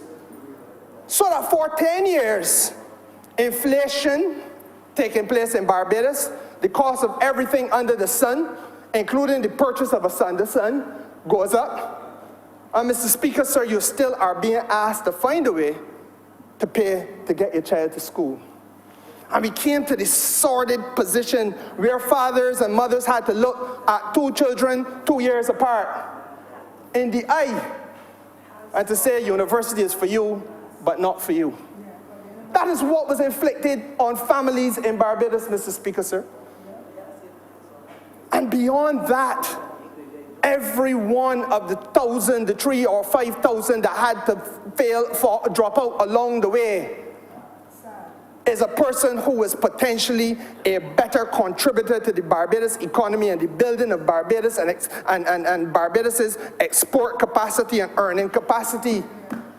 Every one of those 3,000 to 5,000 that had to drop out along the way, Mr. Speaker, sir, is a loss to Barbados. But we had a government that did not, would not, and could not understand, or even try to understand, these problems.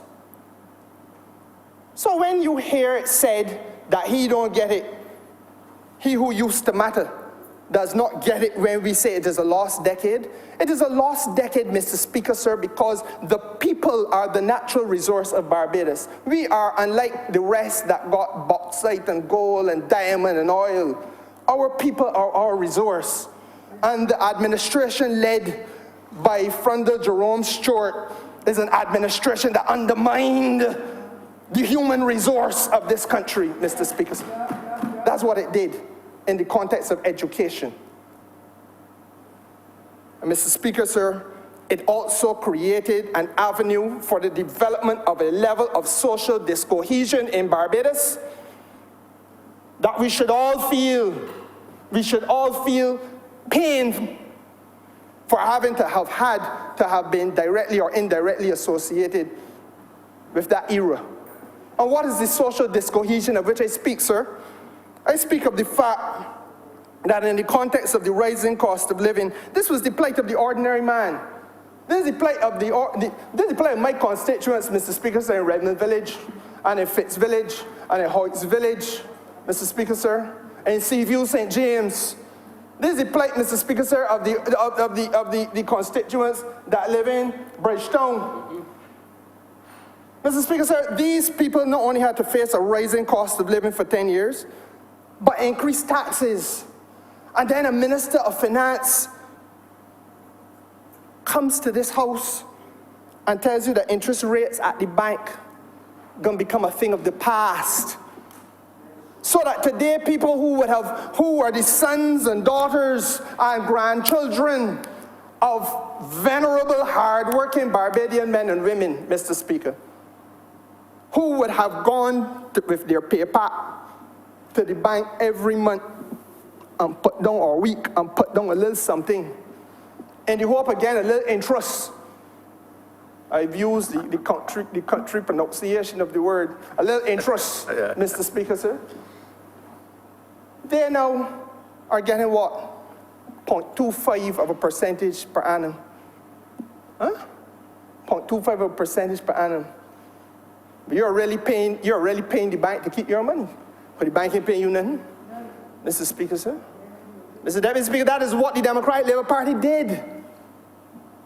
And when I speak of the social discohesion, the point is that on the flip side of the coin, there were a set of elites who suddenly manifested themselves in Barbados, who were seen to be living a lifestyle that was larger than any other Barbadian, ordinary Barbadian, from the districts and the villages that I just named, could live. What were these people doing? Well, I don't believe, Mr. Speaker, sir, that the whole story has been told. Let us not for a moment believe that the story begins and ends with $30,000 and an insurance company in Barbados. We would be fooling ourselves to believe that. We don't begin and end there. And no amount of shaking heads and feeling expressing a sense of, oh, don't go there. Why going there? Because before the ankle bracelet could come on, there was too much to be said to cry down people who were standing up and lending a voice on behalf of the working class people of Barbados, Mr. Speaker, sir. Too much was being said to cry down those among whom I numbered who are defending the working class of Barbados. And it was a matter of naked political opportunism that used to come in this house, and it wasn't only him alone. There was a member for St. Philip West who used to come in here. When it suited him, he was with the Barbados Labour Party argument. When it suited him again, he was with the government. When it came time to vote, he was always with the government. When he couldn't get what he want from somebody on his side, he'd be the Barbados Labour Party side. And all of them, bar none, were clamoring the other day to become a president of the political party, Mr. Speaker, sir. This must be unmasked. We have to unmask this filth. And it must be refreshed. The door to Barbados, the windows must be thrown open, and this country must breathe fresh air. You don't pretend it didn't happen. It's not a matter of happenstance that 30 seats were delivered to one party for the first time in history. That is a reflection of the contempt of the people and their abhorrence of the conduct of that which governed them or passed for government, Mr. Speaker, sir. And then the social elites that manifested themselves. And again, you know, the story can hardly be told, but some of the things. How does a man, Mr. Speaker, sir, ask how the ordinary father of 4 people in Barbados, working hard in the port to feed his 4 children, put little money for the madam when the week come, little bit like got one side, he put on a bank account and told that you can get 0.25% in interest. But you have a man connected to 4 stevedoring contracts in the Bridgetown port. One man connected to 4 stevedoring contracts, Mr. Speaker, sir. And collectively, those stevedoring contracts owe the port $3 million. And nobody don't say nothing about him. Huh? You put up his picture on a wall. So he must be recognized. Mr. Speaker, so we have to come to a point in Barbados where we understand the crippling effect of the approach to government and governance that passed itself off before the people of this country for the last 10 years. And that is what this debate is about. It isn't just about saying that we gave the workers 5% increase. It is the conditions within which we have come to office and yet still found it possible in the name of the people to make life better for the people in the way in which only the Barbados Labour Party has ever done and could do, because we are the ones who put Barbados first. And Mr. Speaker, sir, you know, the point that I really wanted to come to was the question of how they decided, a government consciously decided to let the ordinary man on the street, your constituent and mine, take the burden of economic decline without looking around. The man on the street, the ordinary man in Prospect and in Paynes Bay, along the beach in Old Town, Mr. Speaker, sir, in Hamilton, St. Lucie, Mr. Speaker, sir, and Oysteins, the ordinary man in Silver Hill. The ordinary man was the low-hanging fruit. It was them that it could drive the cudgel into. But you know, Mr. Speaker, sir, that there are gambling dens in Barbados that have not been taxed by the government of Barbados for a period of nearly 10 years. You know, that's a fact, sir. that I don't know, I don't have the wherewithal to go in these places and gamble and play these different video games and like video thing, whatever thing, automated technology to bring to gambling now. But they did not tax them. And then I would hear, oh, but the thing was put in court and it got tied up in court. Well, your Minister of Finance must untie it. The honourable member, who is the junior Minister of Finance, will speak after me. I saw him rise in his seat before I caught your eye, Mr. Speaker. And I'm sure that he will speak, and I hope that he speaks to the country about the work that he's doing even now to unravel that mess so that a source of revenue is available to the government for people who obviously got deep pockets and could go and spend that money. I don't want to say foolishly, because I can't tell anybody how to spend their money. But if you got money to gamble out, then the state should be in a position to hold a little piece of the pie. It's a legitimate form of activity, fine, so therefore it's a legitimate area for taxation. But don't tell me you can only see the poor working class black man and the wife and the little children to target when these things are happening and they do not matter to you on the register of things. Because the fat cats and the friends of the people who are in government mattered more than the people who put the government there. And Mr. Speaker, sir, it didn't end there. I've said to this House before that there's a thing called shared accommodation, where you rent out a place and you got, name them Airbnb and HomeAway and all them kind of places. So, and the Ministry of Tourism received in April of 2017 by a man who wanted to run for president of the Democratic Labour Party, but then catch fare and was told, look, you better stand down, Skipper, because your performance really can't stand scrutiny. So before the unleash point, you step back. That's how the young lady was allowed to run unopposed, because he was the blessed child of the former Prime Minister, the blessed political pick of the former Prime Minister.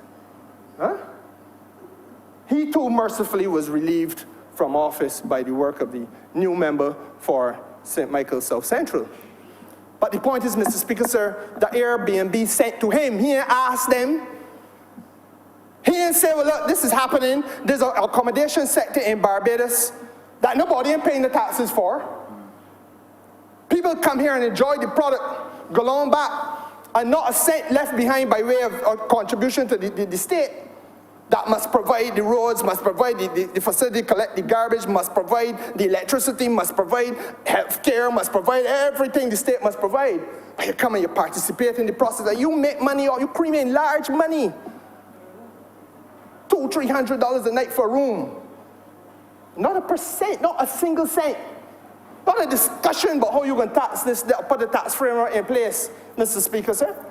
And then Airbnb says to the government of Barbados in April of 2017, gentlemen, we have concluded arrangements with countries across the Caribbean, but Barbados has not approached us.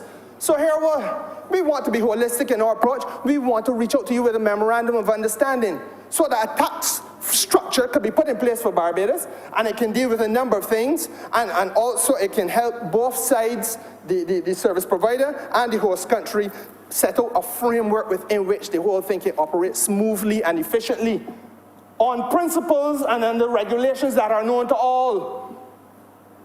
And Mr. Speaker, sir, that was received in the Ministry of Tourism in April, sent to the Solicitor General in April of 2017. And May 24th, 25th come, people of Barbados made their decision, but you know the document still in there, or rather was still in there.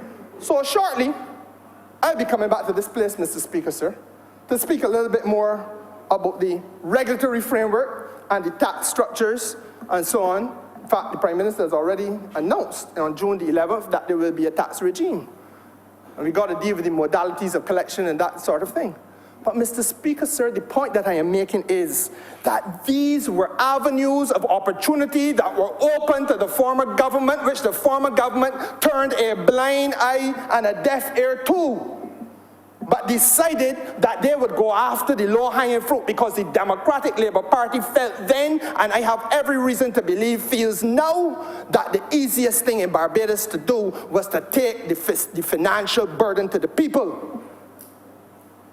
Not to shield the people by way of creative mechanisms where you could find the revenue to do the things you needed to do. but to financially rape the people who elected you to government. And that, Mr. Speaker, sir, is where there is a complete contrast between the two parties.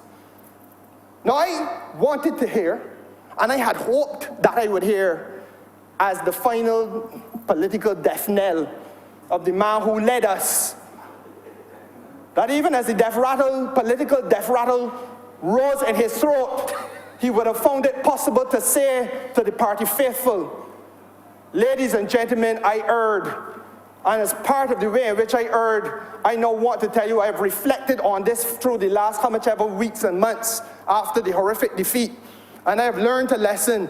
And if I had to do it all again, this is what I would have done differently. You know, and so was said. He chose the opportunity to point fingers at the integrity of people in the Barbados Labour Party. And he pointing fingers and saying that corruption didn't begin or was invented by the Democratic Labour Party. Well, I don't know if it was, I don't know when it began, Mr. Deputy Speaker, sir. I don't know when it was invented, Mr. Deputy Speaker, sir. But I think I have a fairly good idea how it was perfected. Huh? Yeah, well, now you see, sir, the truth of the matter is that this debate turns on a philosophy. You cannot allow, and I will come to an end at this point, you cannot allow people to sit on a cushion of comfort while the people that you represent walk on a bed of nails. You cannot feel comfortable sitting on a cushion of comfort while the people who you represent are forced to walk on a bed of nails. The government of Barbados could have done better over the course of the last 10 years, and they knew that, and they know it now. And there was one thing that came out of the former leader's speech when he spoke to his party faithful in George Street, is when he said that there were people who were with him on election day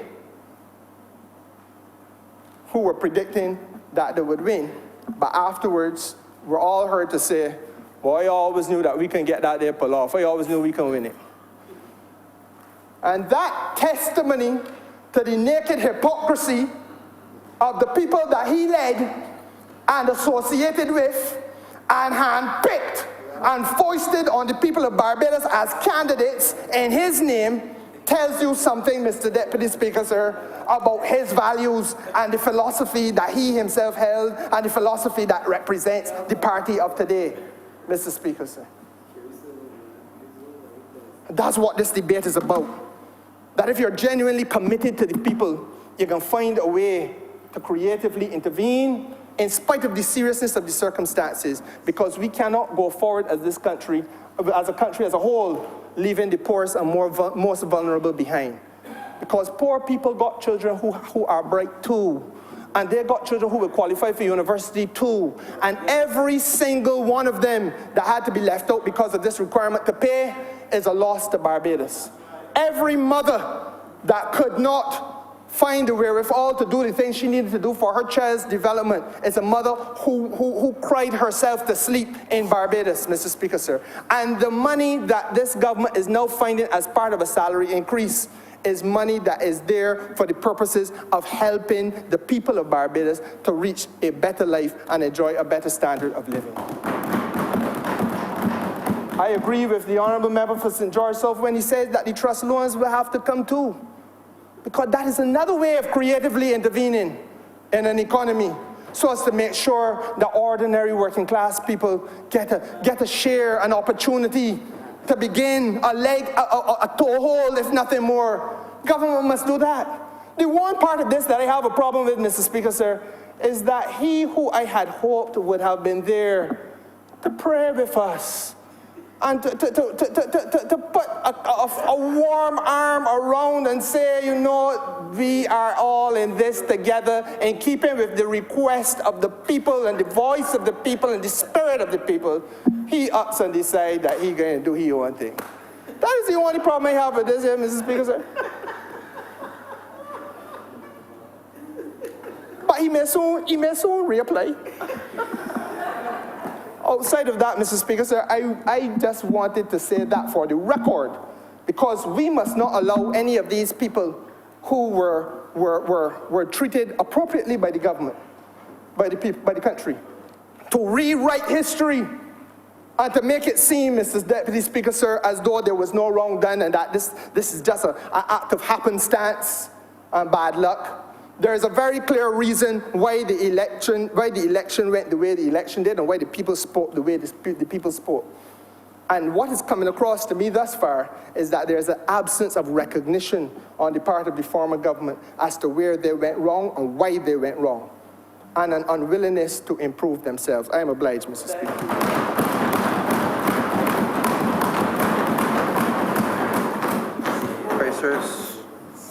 Central. Mr. Speaker, I rise to support these resolutions in front of the Honourable Chamber this afternoon, and to beg also your permission to indicate that I will be wrapping up this debate. This resolution formed one of the first tasks that I engaged in after the general election. And so I know the importance of this particular resolution, Mr. Deputy Speaker, because the janitor who works at Milton Lynch and Christchurch Girls, who live in Ashbyland and Churchill and Wharton, come the end of this month, Mr. Deputy Speaker, this 5% salary increase is going to mean a lot to them and their family. For the teachers who live in Kingsland and Wharton, Plum Grove, Mr. Deputy Speaker, this 5% is going to go a long way to easing the financial strain that they've been experiencing in their households over the past 10 years. And whilst the members of the chamber have reflected on the fact that public servants in this country have not seen a salary increase for 10 years, I also want to remind the chamber that under normal circumstances, under normal economic conditions, when the government settles with the union, the private sector would ordinarily do the same. And so for the past 10 years, this entire country, Mr. Speaker, unless you had the good fortune of changing jobs, this country has not seen salary increases in the public sector as well as the private sector. And as a result of that, Mr. Speaker, households across this country have suffered financially, whilst every opportunity has been taken by the previous government to inflict harm financially through their public policy on every single household in this country. And so it gives me real pleasure to support this resolution, because the engagement with the unions in those early days, and I say those early days because it seems like we've been at this thing now for years, but it's only just a few weeks ago. But the intensity with which the Ministry of Finance went about this particular task, Mr. Speaker, is important, because we understood the importance of laying the platform and the foundation for what is required to move this economy forward. And I know that the people of Barbados understand the financial crisis that this country is facing. And we've sought at every juncture to make it absolutely clear that this government intends to be as open as it can be in the process. There are times when we have to go and talk to people in private, but once those talks and negotiations have been concluded, we come to the public and indicate what has taken place. And I know that for many in this country, they've forgotten what governance looked like. And this Barbados Labour Party government intends to remind the people what governing looks like, what transparency looks like, and what accountability looks like. Now, Mr. Deputy Speaker, I want to bring to the attention of this chamber something that has taken place that has gone completely unnoticed in this country. And I believe the people of Barbados absolutely made the right decision on May 24th. I don't know if you recall, Mr. Deputy Speaker, but on October 6, 2013, the National Insurance Board issued in its Sandison a list of corporate NIS defaulters. I don't know if you remember, sir. And it listed out all of the companies in Barbados that owed national insurance contributions, obviously on behalf of the workers. And I want to remind this House, in light of what the Honourable Member for St. James Central just indicated, that you had a government who asked business people in this country to hold strain. Hold strain. Don't send home nobody. Hold strain. And whilst I make no excuses, Mr. Speaker, for people not paying their statutory obligations, part of holding strain means that sometimes people will make some strange decisions. Because if you want to keep workers in place, it means the decision between paying, whether it's national insurance or VAT or whatever the case is, because they expected that the government was going to put the policies in place to get the economy going. So they listed hundreds of companies, Mr. Deputy Speaker, hundreds of companies,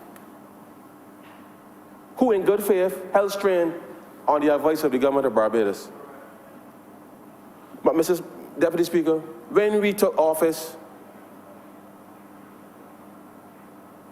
after the election on May 24th, we took the economic briefing on May 25th at 2 o'clock at government headquarters, Mr. Deputy Speaker. It was revealed to us at that meeting that the government of Barbados owed the national insurance at that particular point in time $465 million. Let me repeat it. Owed the national insurance $465 million, of which almost $300 million was for national insurance contributions, Mr. Deputy Speaker. Almost $300 million. So not just the fact that public servants did not have a salary increase for 10 years, the government of Barbados failed to provide for the security of ordinary Barbadians, public servants. That, Mr. Deputy Speaker, you know full well that this document, when you bring the money here to vote for it, to vote, you're supposed to follow through. So every year, the government of Barbados, the previous government, came to this chamber, presented these documents, the estimates. And as the Honourable Prime Minister always said, and she continues to say, it was political cosmetology.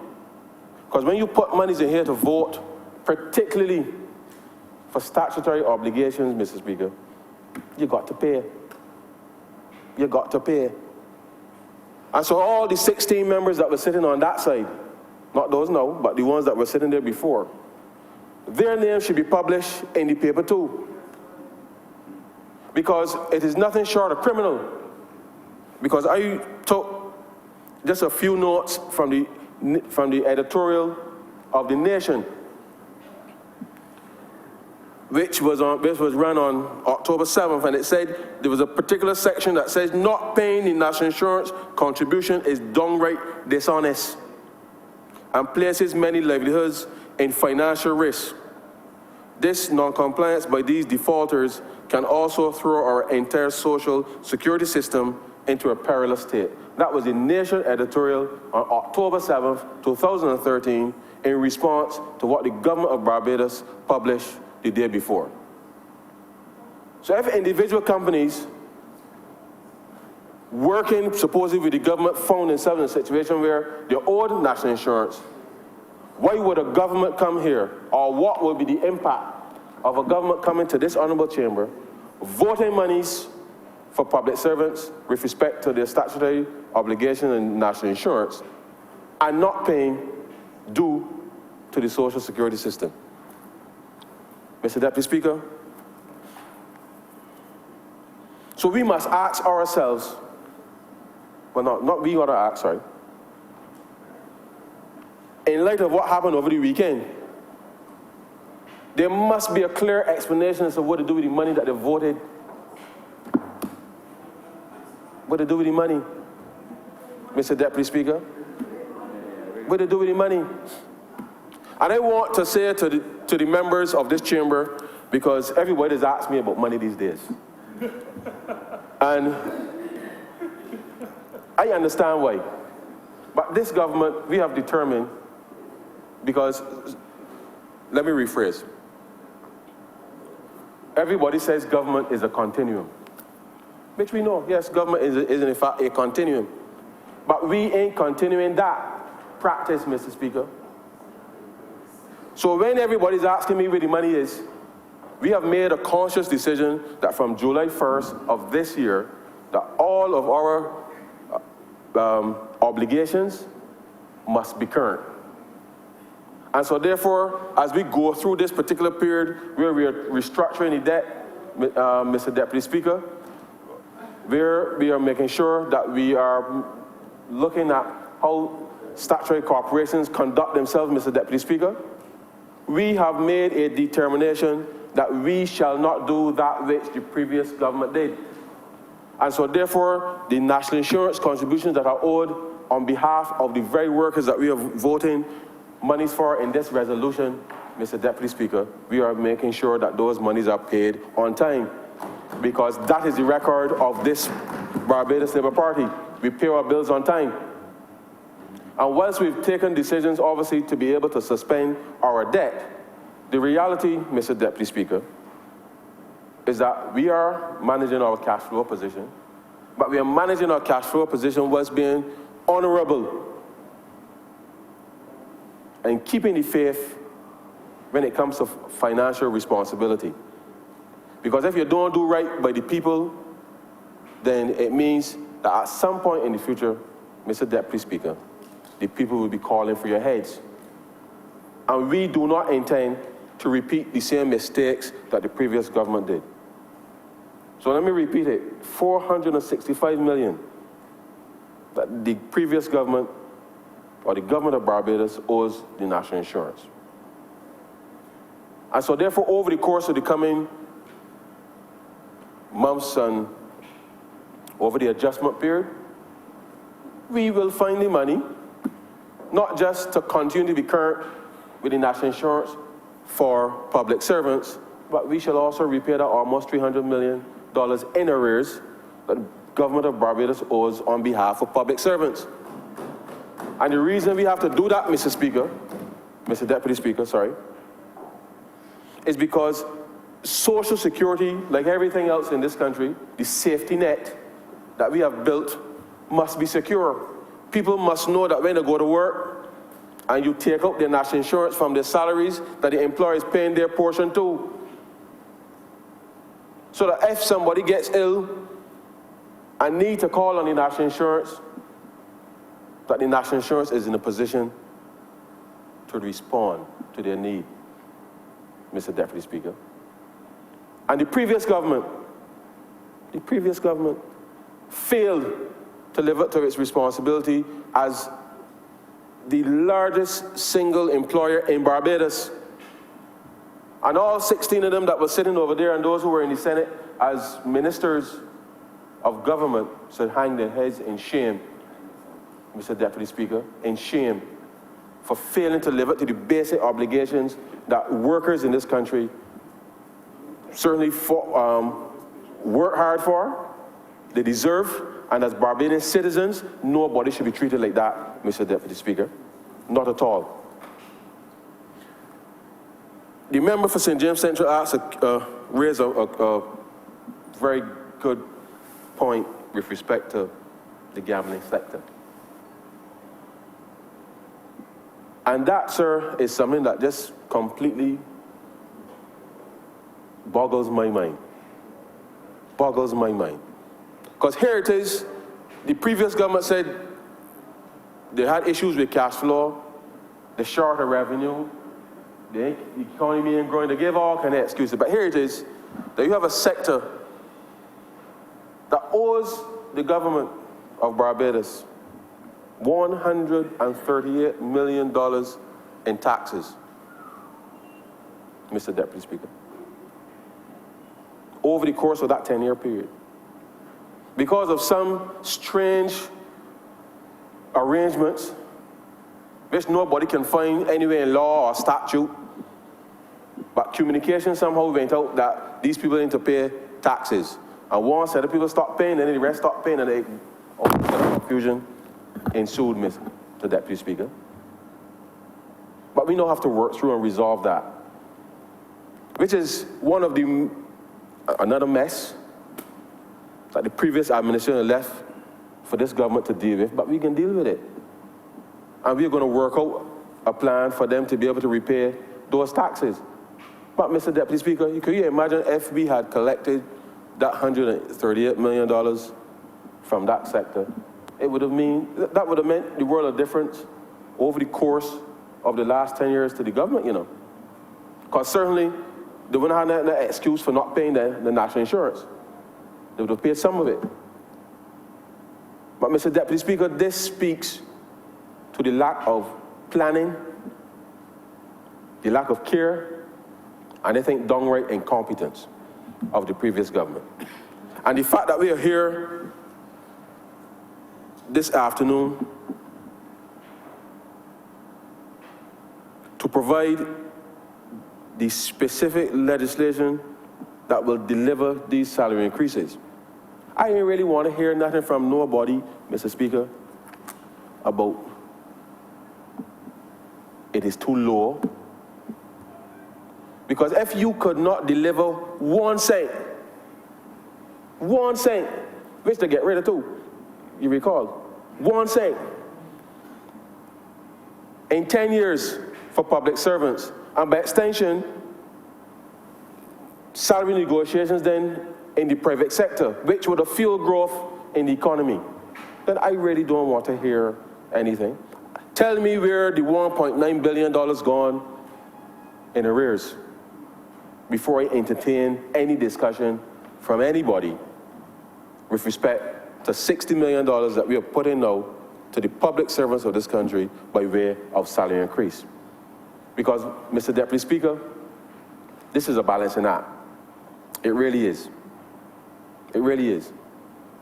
But growth in this economy is absolutely critical. And this is part of the mechanism through which we know at this particular point in the year, because under normal circumstances too, Mr. Speaker, you know that people will be getting back their tax refunds this time of year, and the reverse tax credit this time of year, which would have provided a little ease with the back to school preparations coming up, okay? Now, I can't guarantee everybody that they're gonna get those in time. But the reality is, this is another mechanism for us to be able to deliver across thousands of households in this country that need it right now. That need it right now. To make sure that those back to school preparations will at least be a little easier for them to be able to commit over the next couple of weeks. Mr. Speaker, this is not life-changing money by any stretch of the imagination. I ain't gonna pretend that it's life-changing money. But the reality is the people of this country have worked hard over the last 10 years. And I must say, over the course of the last 2.5 months, I've seen public servants work in this country till the wee hours in the morning. And I know in my heart, Mr. Deputy Speaker, that the 5% that we're delivering ain't enough. I know in my heart it ain't enough, but that's all that we can afford right now. And I have said to the unions, I've said to the public servants, you work with us to get this economy growing over the next 3 to 4 years. It is going to be tough, but you get this economy going. And we shall return to the days where with certainty, not just public servants, but those in the private sector will be able, over a course of a 3-year period, be able to plan out the household affairs such that their lives, the lives of their families, will see a sense of normality, Mr. Deputy Speaker. Things will change.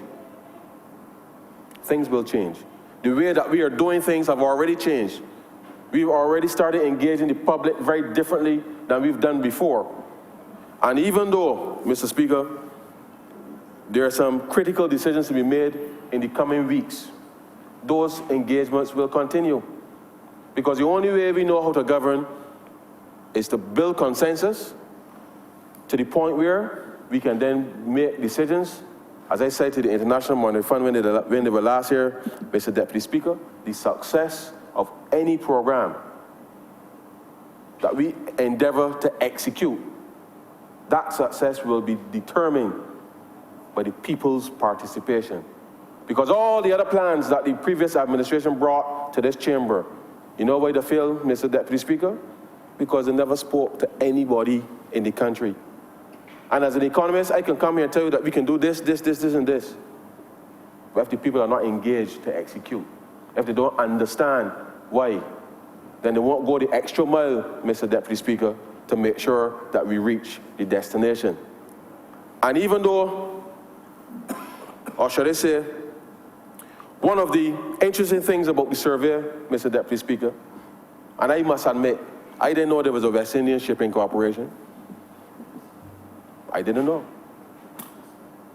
But the people of this country, finally, for the first time, even though we come here every year and produce this big able document, nobody takes the time to read this. I have to, but nobody takes the time to read it. And it was the first time in my memory that there was any direct reach to the ordinary citizen with respect to what government does. And that will continue. Because unless the people are able to be a part of the process, Mr. Deputy Speaker, I remain convinced that the success of what we want to bring about will not be unless the people are involved. Yes, we are the government, we have to make decisions, and we will. But we also understand the difference between telling people what to do and building the consensus that will deliver the results that we want. And so, Mr. Deputy Speaker, we are happy that the consultation has started. It shall continue. And I say to the public servants as we debate this resolution, that irrespective of whether a particular program or institution may be essential or highly desirable or optional but better delivered elsewhere, no matter the institution, we must now all lift our game. Right across this country, we must lift our game. Because wherever there's an opportunity to improve the deliverables of any institution, so I don't want public servants to believe, or anybody in the country to believe, that the survey was simply about just gathering views. We are using this information very precisely to determine the way forward. But the way forward means that every element of what we do in government, even every element of what we do in the private sector, has to change to meet the needs of the 21st century. And so therefore, whether essential or optional, the process by which we execute the programs in government, the procedures within the private sector must change, and we are asking people to get involved in crafting and implementing these solutions for the improvements. Mr. Deputy Speaker, we are at this place today because a previous administration simply did not understand that people mattered. That people mattered. And because they did not understand that people mattered, Mr. Deputy Speaker, they thought of themselves. Because I recall a debate in this very chamber not so long ago where the members on the other side, in the former iteration of this House, were convinced that they deserve their salary increase, but nobody else in this country deserve anything. I want to remind you of that. I want to remind the people of Barbados that that government did not even entertain negotiating with the unions. Did not even entertain it. And all of that happened in an environment where they were not paying the NAS for the same public servants. But a lot of people don't know that. A lot of people don't know that. And they walk about this country pretending like we were making progress, but the people made their own assessment, Mr. Deputy Speaker. They made their own assessment. And I believe very strongly that assessment, we are here to do the people's work. And I am honored to have been part of the negotiations that would have led to this 5% increase in salary for the workers across the public service. And Mr. Deputy Speaker, there's more work to be done. And over the course of the coming weeks, certainly the Ministry of Finance will continue to do the prep work that is required to repair the damage that's been done to this Barbados economy. We are in the process of the debt restructuring, which is advanced. We are in the process as well as in terms of making sure that the statutory corporations, Mrs. Deputy Speaker, that the discipline that was completely absent under the previous administration, that is there. You heard the Prime Minister speak about the things that we are doing with respect to imposing that discipline across the system. And so I can assure you, the country through you, sir, that this government is working to make sure that the puzzle pieces that need to come together, that they come together at the right time for the people of this country. Mr. Deputy Speaker, before I conclude, let me state that the notion of us being told by the International Monetary Fund what to do is an unfair assessment. Simply because the speed at which we have been moving, Mr. Speaker, has almost caught the International Monetary Fund off guard. Because we have already started to take the process of restructuring government, of doing the reforms that we need to do, which is normally what the fund will normally be asking people to do as a condition for entering into a fund program. And so therefore, to the extent that we are in this process now, we just want to make sure and assure the people that we are doing this because we know what needs to be done to right-size government, to make government fit for purpose. And in the 21st century, we have to make decisions that are very different than those that were made in 1960. The world has changed. Technology allows us to do things differently, and so therefore the government simply must represent the times, Mr. Deputy Speaker. And all we are saying to the public servants as we go through this process is that there will be opportunities. And we want to create the conditions that people in this country can take advantage of the opportunities. And whilst you may not be working directly for government or otherwise, Mr. Deputy Speaker, this government has a strong track record in economic enfranchisement. A record that we are proud of, and a record that we shall continue. And we will carve out, where we need to carve out, opportunities for ordinary Barbadians to pursue. And so, Mr. Deputy Speaker, our engagement with the fund is also well advanced, and we anticipate over the coming weeks that we shall be in a position to announce to the country what will be the details specifically as it relates to the International Monetary Fund. We also simultaneously hope to be able to announce to the country what are the details with respect to portions of the debt restructuring. And the reality, Mr. Deputy Speaker, is we are doing this against a background that, having taken office, there was absolutely no confidence in this economy. But people are starting to see their confidence levels raise again. People are starting to believe in Barbados again, Mr. Deputy Speaker, simply because a government has taken the responsibility for fixing the problems that confront us. And fixing problems, sir, is not an easy task, because everybody wants to plead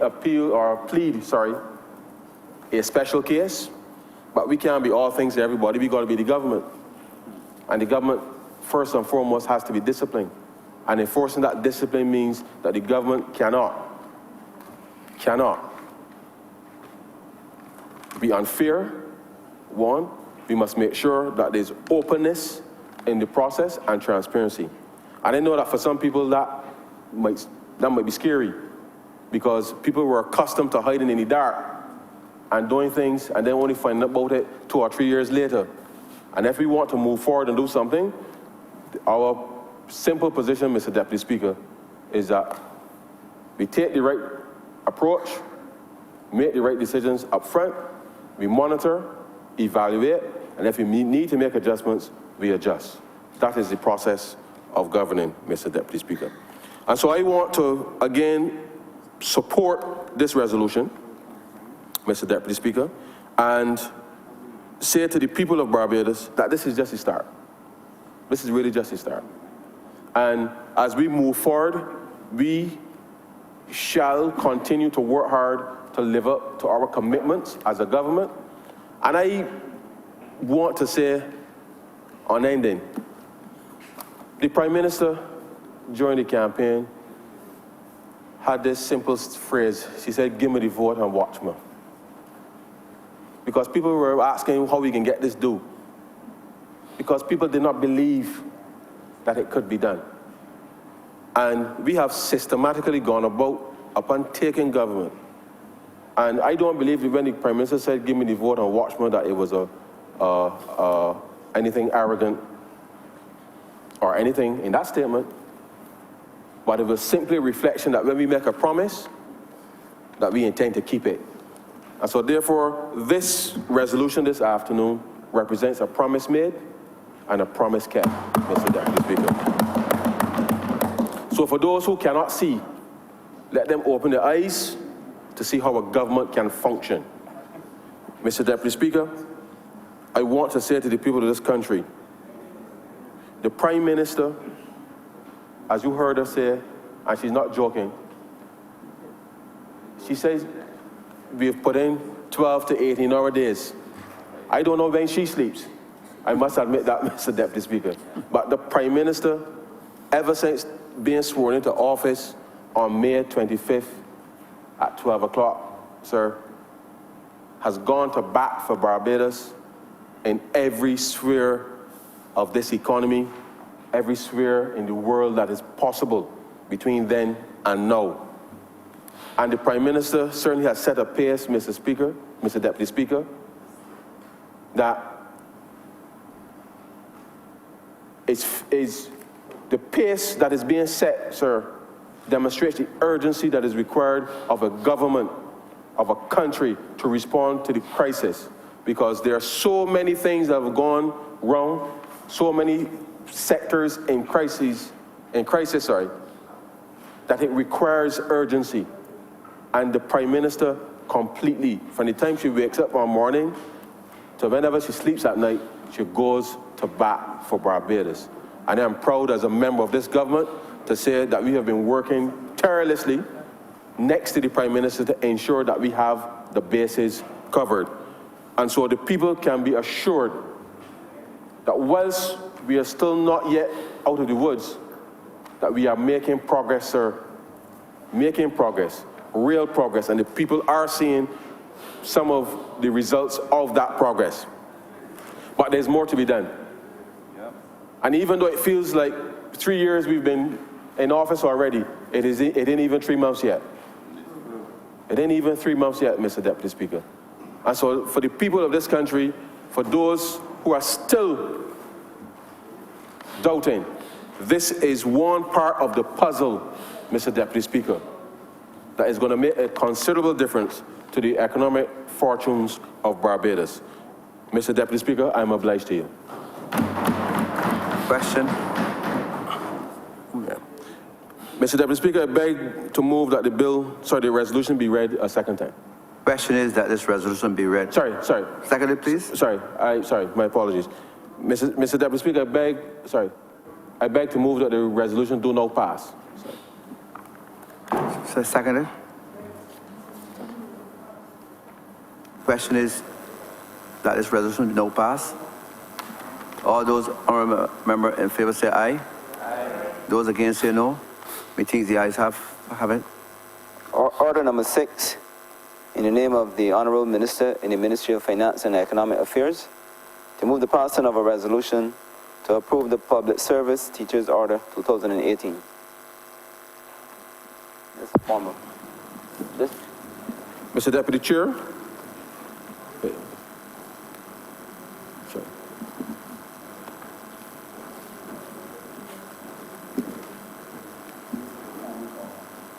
Yeah. Speaker wants to come in now. Yeah.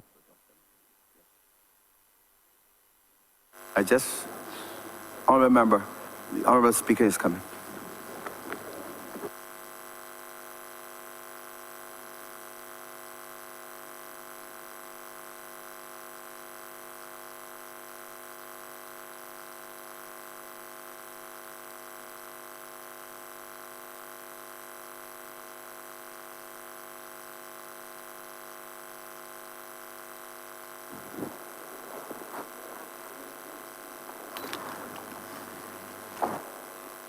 Speaker, order number 6, in the name of the Honourable Minister in the Ministry of Finance and Economic Affairs, to move the passing of a resolution to approve the Public Service Teachers Order 2018. Mr. Speaker, I beg to move that this resolution do not pass. Question that the aforesaid resolution be no pass. Those honourable members in favor, please say aye. Those against, please say no. We think the ayes have it. Order number 7, in the name of the Honourable Minister in the Ministry of Finance and Economic Affairs, to move the passing of a resolution to approve the Public Service Part-Time Officers Order 2008. Mr. Speaker, I beg to move that this resolution do not pass. Second. Question is that the aforesaid resolution no pass. Those honourable members in favor, please say aye. Those against, please say no. We think the ayes have it. Order number 8, in the name of the Honourable Minister in the Ministry of Finance and Economic Affairs, to move the passing of a resolution to approve the Senate and House of Assembly Remuneration and Allowances of Members Order 2018. Mr. Speaker, I beg to move that this resolution do not pass. Question is that the aforesaid resolution be no pass. All those honourable members in favor, please say aye. Those against, please say no. We think the ayes have it. Order number 9, in the name of the Honourable Minister in the Ministry of Finance and Economic Affairs, to move the passing of a resolution to approve the Ministers and Parliamentary Secretaries Remuneration and Allowances Order 2018. Mr. Speaker, I beg to move that this resolution do not pass. Question is that the aforesaid resolution be no passed. Those honourable members in favor, please say aye. Those against, please say no. We think the ayes have it. Order number 10, in the name of the Honourable Minister in the Ministry of Finance and Economic Affairs, to move the passing of a resolution to approve, in accordance with Section 3.2 of the Governor-General Conditions of Service Act, Chapter 6, the amendment of the schedule to that act by deleting paragraph 1 thereof and substituting paragraph 1 as contained in the schedule to this resolution. Mr. Speaker, I beg to move that this resolution do not pass.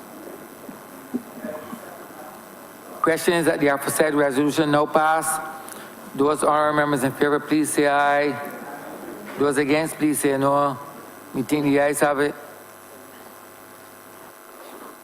Order number 11, in the name of the Honourable Minister in the Ministry of Finance and Economic Affairs, to move the passing of a resolution to approve the rates of salaries and allowances applicable to the post of personal assistant to ministers as set out in the schedule. Mr. Speaker, I beg to move that this resolution do not pass. Second, please. Question is that the aforesaid resolution be now passed. Those honorable members in favor, please say aye. Those against, please say no. We think the ayes have it. Order number 12, in the name of the Honourable Minister in the Ministry of Finance and Economic Affairs, to move the passing of a resolution to approve the payment of an increased cost of living allowance to government pensioners. Mr. Speaker, I beg to move that this resolution do not pass. Question is that the aforesaid resolution be now passed. Those honorable members in favor, please say aye. Those against, please say no. We think the ayes have it. Order number 13, in the name of the Honourable Minister in the Ministry of Finance and Economic Affairs, to move the passing of a resolution to approve the rates of salaries and allowances applicable to the posts of Personal Assistant, Executive Assistant, Press Secretary, Executive Personal Secretary, and Clerical Officer to the Prime Minister, as set out in the schedule. Mr. Speaker, I beg to move that this resolution do not pass. Question is that the aforesaid resolutions be now passed. Those honorable members in favor, please say aye. Those against, please say no. We think the ayes have it.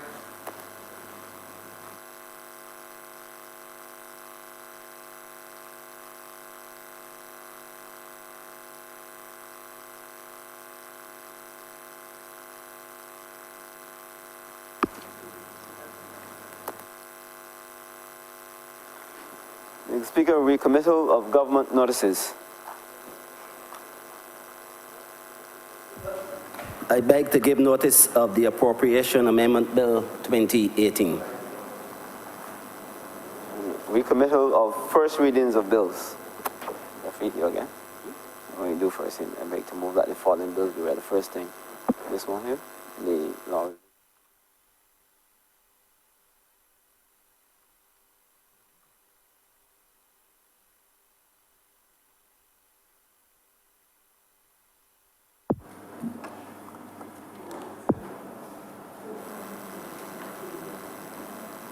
Mr. Speaker, I beg to move that the following bills be read the first time. The Law Revision and Law Reform Bill 2018 and the Appropriation Amendment Bill 2018.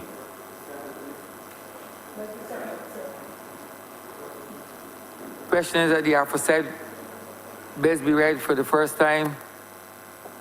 Those honorable members in favor, please say aye. Those against, please say no. We think the ayes have it.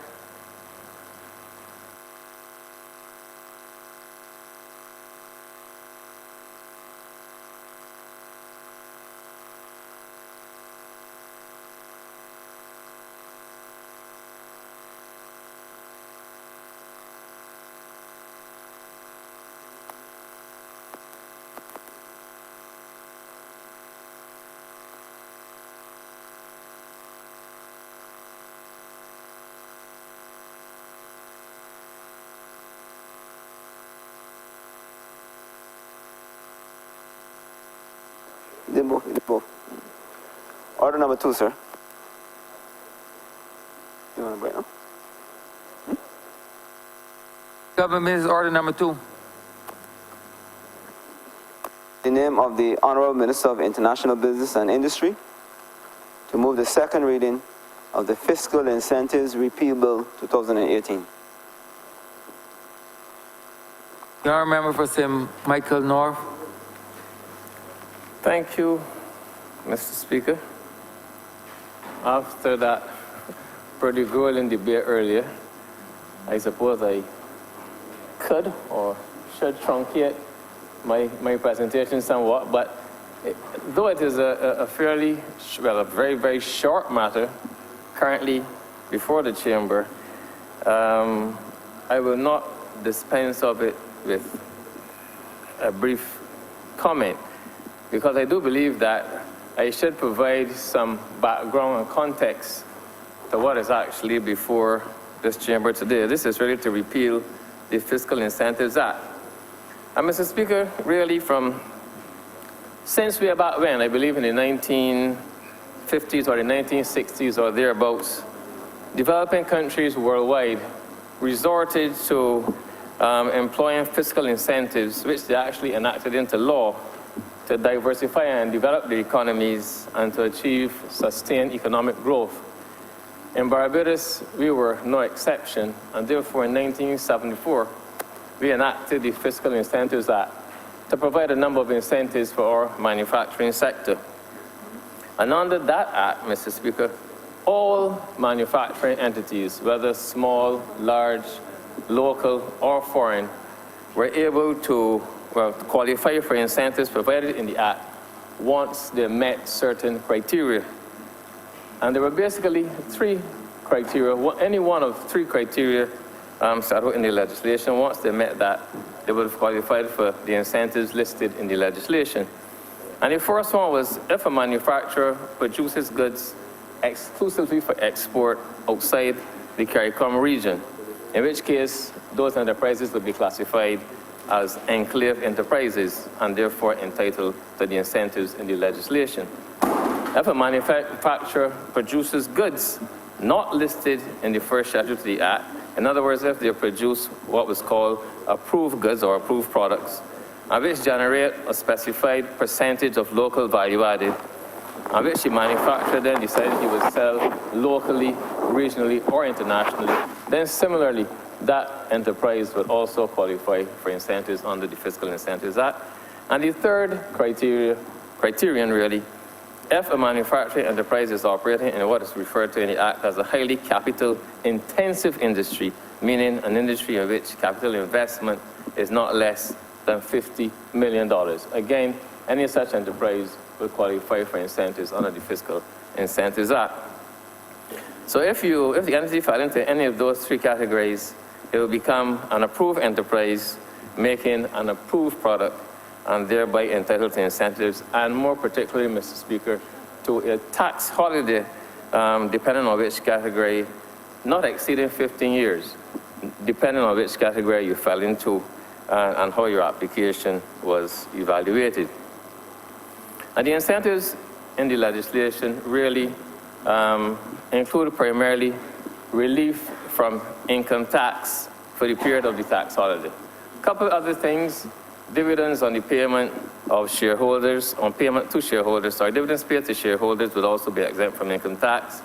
Exemption from customs duties on plant, equipment, machinery, spare parts, raw materials, or components, but only in certain specified circumstances. I'm doing this, Mr. Speaker, just to give some background to what I will come to shortly. Also, incentives included the ability to carry forward losses after the end of the tax holiday period for a period of 9 years, as well set off against any profits made for 9 years after the period of the tax holiday.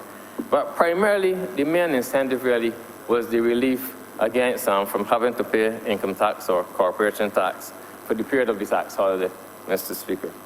But, Mr. Speaker, as we all know,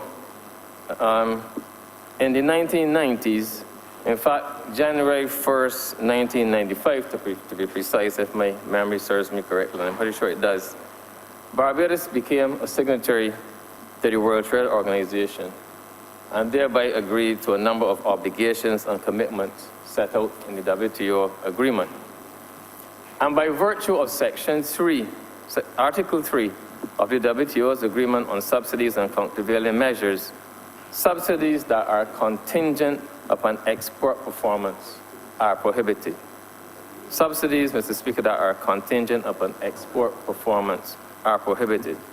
Therefore, Mr. Speaker, the 100% export requirement for an entity to be granted enclave enterprise status and be granted incentives attaching to that status are in contravention of Article 3 because they are, in effect, export subsidies, Mr. Speaker. And by virtue of Article 27(4) of the said WTO agreement, member countries agreed to phase out their export subsidies within an 8-year period, 1995 to 2003, preferably in a progressive manner. So Barbados agreed that changes had to be made to the Fiscal Incentives Act to phase out the export subsidies initially by 2003.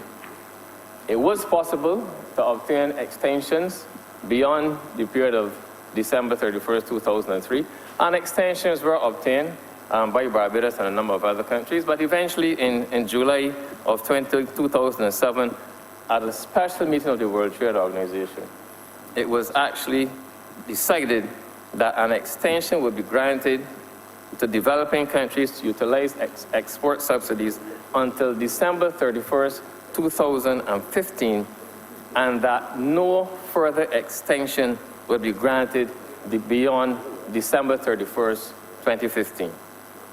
So, Mr. Speaker, what is happening here today is something that should have been dealt with long ago, because we knew well ahead of time from 2007 that we had until December 31st, 2015 to, in effect, remedy the breach of our WTO obligations that was in existence by virtue of continuing with the Fiscal Incentives Act in its current format. So we either had to amend it or repeal it.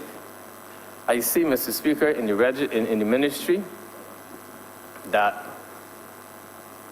a paper, a cabinet paper, was prepared in 2016, July 2016, note, Mr. Speaker, July 2016, which is after December 31st, 2015. It went to some subcommittee of the cabinet, and it obviously was not accepted, and it simply fell off the radar, and nothing seems to have been done. Nothing can be traced as having been done subsequent to that to take any action to rectify this breach of our WTO commitments. But of course, Mr. Speaker, in all fairness, the former Minister of Industry and International Business, with your permission, Mr. Don Villenis, he was carried on, certainly on the media, speaking at a branch meeting subsequent to the last recently concluded elections, when he said that when he presided in this ministry, that he used to go into work on Mondays, he used to go to work on Wednesdays, and he used to go to work on Fridays for half day, when he would leave work and go and drink some drinks. So he never went in. If there was no parliament meeting on Tuesday, he didn't go into work. If cabinet or if parliament met and finished early, he did not thereafter go into the ministry. On Thursdays, well, there's always cabinet on Thursday, but if cabinet finished early, he never went into the ministry, because he said, his own admission, that he worked on Mondays, Wednesdays, and on Fridays only for half of a day, whereafter he used to leave and go and drink some drinks. And that can be verified. It's recorded somewhere, I'm sure, and then no one can trace it. So I'm really just left to ask, really and truly, because I am finding that there is so much work to do. I certainly have a whole set of deadlines to meet in relation to commitments to the OECD, commitments in relation to deadlines stipulated by the European Union. We are here today because we have a deadline to meet, and the minister is saying that there was nothing to do in the ministry. So I'm really left to ask what it was that minister was doing with his time, because it's not my experience that there's nothing to do in the ministry. But alas, Mr. Speaker, I digress. I digress. But back to the point, Mr. Speaker. So Mr. Speaker, the requirement to amend, to repeal this act so as to be compliant with the World Trade Organization is coming at the matter from one angle. But there's also, Mr. Speaker, the more recent involvement of the European Union and their code of conduct. That's another angle, Mr. Speaker, because they are insisting that the legislation has to be amended or repealed, not because of lack of compliance with the World Trade Organization's standards and requirements, but because it contravenes their criterion 5 of their code of conduct, which deals with transparency. So they object to the fact that in the legislation, the minister has an absolute discretion to determine whether a product is an approved product or whether an enterprise should be an approved enterprise for the purposes of the benefits under the legislation. They say that the minister having absolute discretion runs afoul of what they term tax good governance standards. I believe they mean good tax governance standards, but it always comes out as tax good governance standards. So, and in fact, Mr. Speaker, when Barbados was blacklisted last December, it had to do with what they were deeming to be Barbados's lack of response to deal with this issue. In fact, they were saying that they were not finding any commitment at a high political level to deal with this matter and amend or repeal the Fiscal Incentives Act by the end of 2018.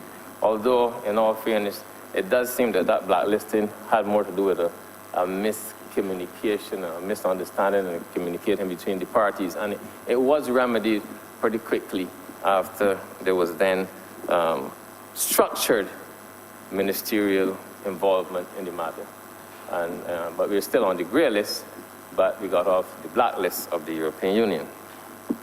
But the bottom line, Mr. Speaker, is that we would have had, in addition to making changes to be WTO compliant, you would have had to make changes to be compliant with the European Union's Code of Conduct.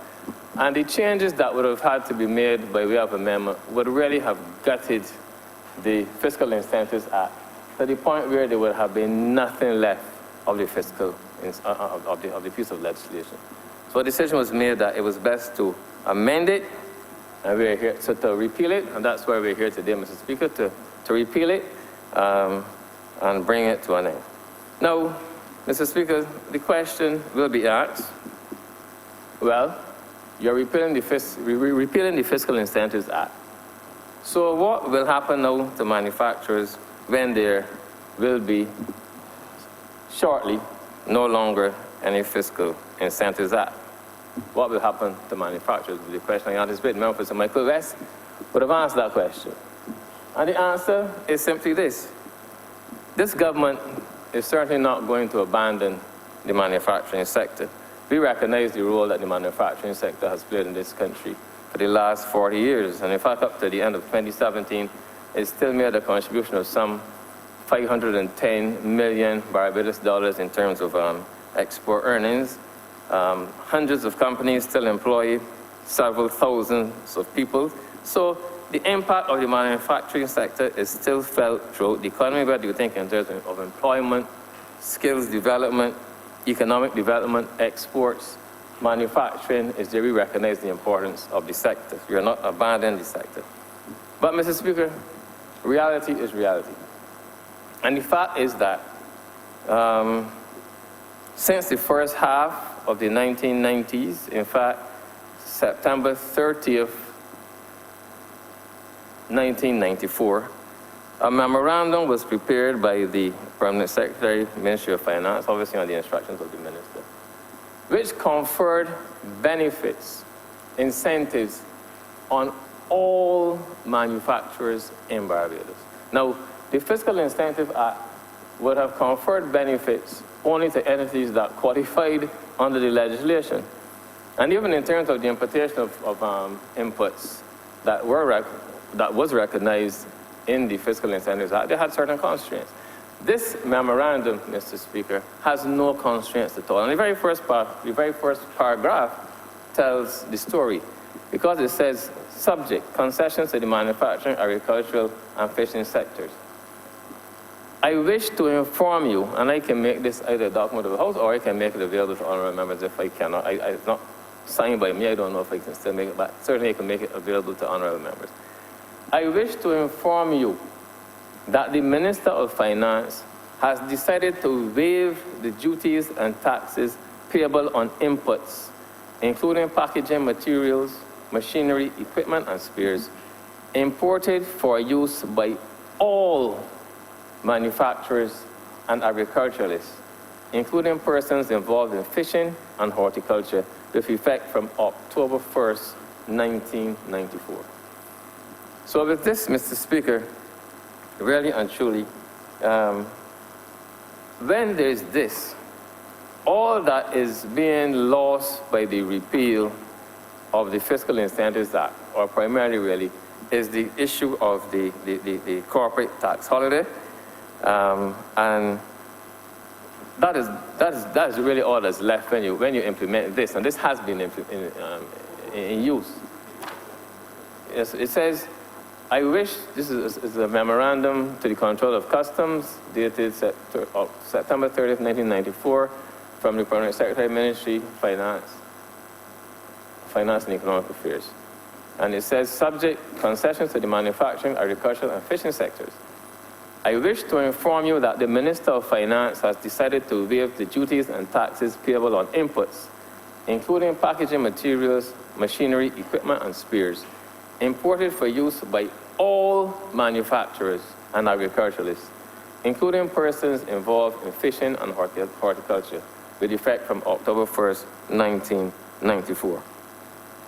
So, really and truly, the attractiveness of the Fiscal Incentives Act really was being eroded, had been eroded really, except for the tax holiday issue. And the attractiveness was further eroded by other things too, because, and these are things that would have turned off small manufacturers, foreign investors, anybody. There are certain things which I mentioned would have really turned off. For example, to get benefits under the Fiscal Incentives Act, you have to provide a high level, there's the high level of detail and volume of information that you have to submit in order to have a fiscal incentive application considered. So small entities really will not be able to put together that volume and the detail that is required. The length of time that it takes to process these applications was also another turn-off, usually well over a month, much more than a month, compared to, say, 3 days in the case of an IBC. And then you couldn't be sure after all that your application would have been approved. So overall, Mr. Speaker, the Fiscal Incentives Act was aimed at stimulating greater levels of production of what we call approved products. They want to stimulate the production of that for domestic use or for export, also to use local skills and raw materials and so on. But the fact is that in recent years, the Act really has not generated the level of investment that was expected. Really did not generate. And the simple fact that they outline now speaks volumes and proves the point, because the figures show that over the period 2010 to 2017, this is actually 8 years, the BIDC received only 7 new applications for approval under the Fiscal Incentives Act. Only 7 applications, 7 new applications under the Fiscal Incentives Act. That is an average actually of less than 1 application per year. So, and further, Mr. Speaker, as it stands right now, there is only 1 single company that will still have benefits continuing beyond the time when the repeal of this act takes effect. That company will have benefits that will continue to June 2021, and the European Union, they have recognized the tax holiday. And the European Union has recognized that the rights under this legislation can be grandfathered until 31st of December 2021. If it becomes an issue, the grandfathering becomes an issue under the WTO, but then obviously a meeting will have to take place, certainly with the entity involved and all relevant entities, to make sure that all parties reach an agreement that is acceptable by all parties. So, Mr. Speaker, that is where we are with that. So I do not think that we're really giving up. We're putting manufacturers in any significantly disadvantaged position, because if in 8 years only 7 people really try to make new applications, less than one a year, is not really generating the level, the types of investment that you would have liked. But having said that, Mr. Speaker, and although we come here to repeal the act, and we'll repeal it, I also wish to say that the government is also looking at bringing something in its stead as well, in other words, to replace it, so that you will still have that type of incentive as an option, as a product that manufacturers can still resort to. And we are aware that in the region, some countries have gone that route, some countries that have shown the sort of aggression over the last 10 years that Barbados did not show. And Jamaica and Antigua, I know, are two such countries where they amended their fiscal incentive regime and brought a whole new type, a different type of regime altogether that didn't have in the concept of the export subsidies and were deemed to be WTO compliant. So, Mr. Speaker, although we are repealing this and it did not really confer that many benefits in the last, let's say, 8-9 years, so that we can still have more options for manufacturers to resort to. We do intend to replace it, have a replacement for it, Mr. Speaker. So we have, Mr. Speaker, the fact that we have the memo, 1994, we have the discouraging bureaucracy and uncertainty associated with applying for approval on the Fiscal Incentives Act, and you have the government's commitment that we will, in fact, still work assiduously to bring something of a similar nature that is WTO compliant to the country as well. But in addition to that, Mr. Speaker, we also have the fact that the BIDC, the Barbados Investment and Industrial Corporation, will continue as well to do the job that it has been doing to assist manufacturers all through the years. The BIDC has a full gamut of responsibilities in relation to the sector. It is responsible for promoting the whole issue of products and services, primarily for export, I suppose you could say, developing the indigenous manufacturing sector. It provides financial, technical assistance, and advisory services. You name it, and the BIDC really plays that role in relation to the manufacturing sector. And that will continue. I would just like to make one point, Mr. Speaker, as I come to as I start to wrap up. Can't say in all honesty that I'm wrapping up just yet, but we'll have a few minutes.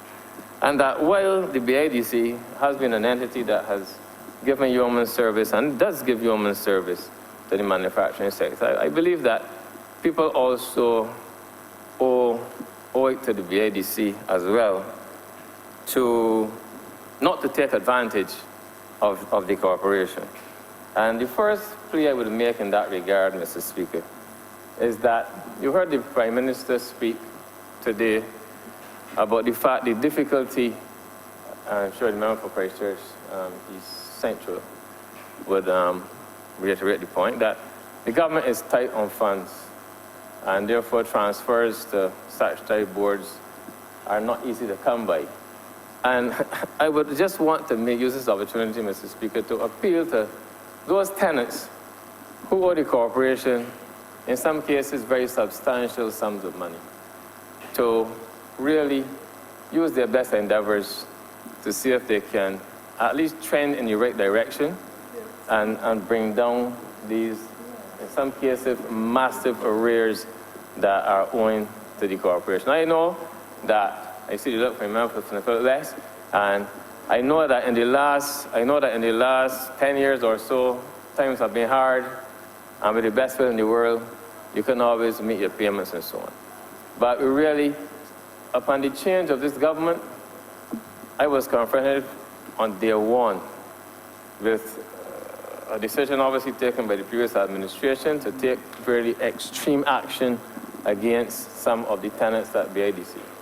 There was an intervention by the government, Mr. Speaker, and we said, no, hold off on that, give the people a chance. They're just going through a train decade, give them a chance. So no tenant can now say that they are on the verge of being evicted. Not right now. They have been given a grace period, and it is a not insignificant grace period. Not a grace period to sit down and make no payments, but a grace period to trend in the right direction. There's one outstanding payment which I wouldn't go into now, but it's quite large. There's no way on earth that we would expect that person to be able to pay off that amount, even in the time period, the grace period given. But at least they will have to trend in the right direction. No single tenant can say that this government has not given them a chance now to be able to come back. We have done that.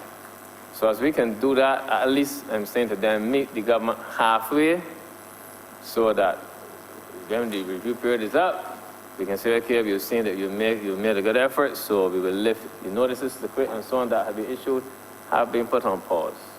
You can't really ask the government to do more than that, but in other words, they have been suspended. But if people at the end of the review period do not show that they are committing to working with us in the same way that we are committed to working with them, then obviously we'll have to relook the situation. But I'm not going to say perhaps anything more on that at this time. But the second area in which, Mr. Speaker, that I really feel a certain abhorrence in terms of the advantage that can be taken and has been taken of the corporation is in the payment of a particular legal fee, BIDC. I don't know how many people, lawyers, I'm not saying lawyers are not to be paid. I have been one from 1982, and they certainly expect when they do work to be paid. But you really cannot rip a corporation off. You cannot submit fees and so on that are unconscionable. And I feel I have a duty to report to this chamber on the fee, a certain legal fee paid by the corporation. Because, and it was a fee, Mr. Speaker, paid to the former speaker of this chamber. Let's use the words former speaker. You're specific in that. Yes, I did. I thank you for being very specific. Yes, but the former speaker of this chamber, Mr. Speaker. And I feel the need to do this because you never know if you will see these people coming back in the public life. You see, because only, 2 days ago, the Democratic Party showed that they are prepared to bring back the same glorious losers from part of the rejected clan and put them in positions 1 and 2 of the Democratic Labour Party. So if they could do that, then we might expect that possibly the said former speaker might also be brought back into the public arena again and to participate in local politics.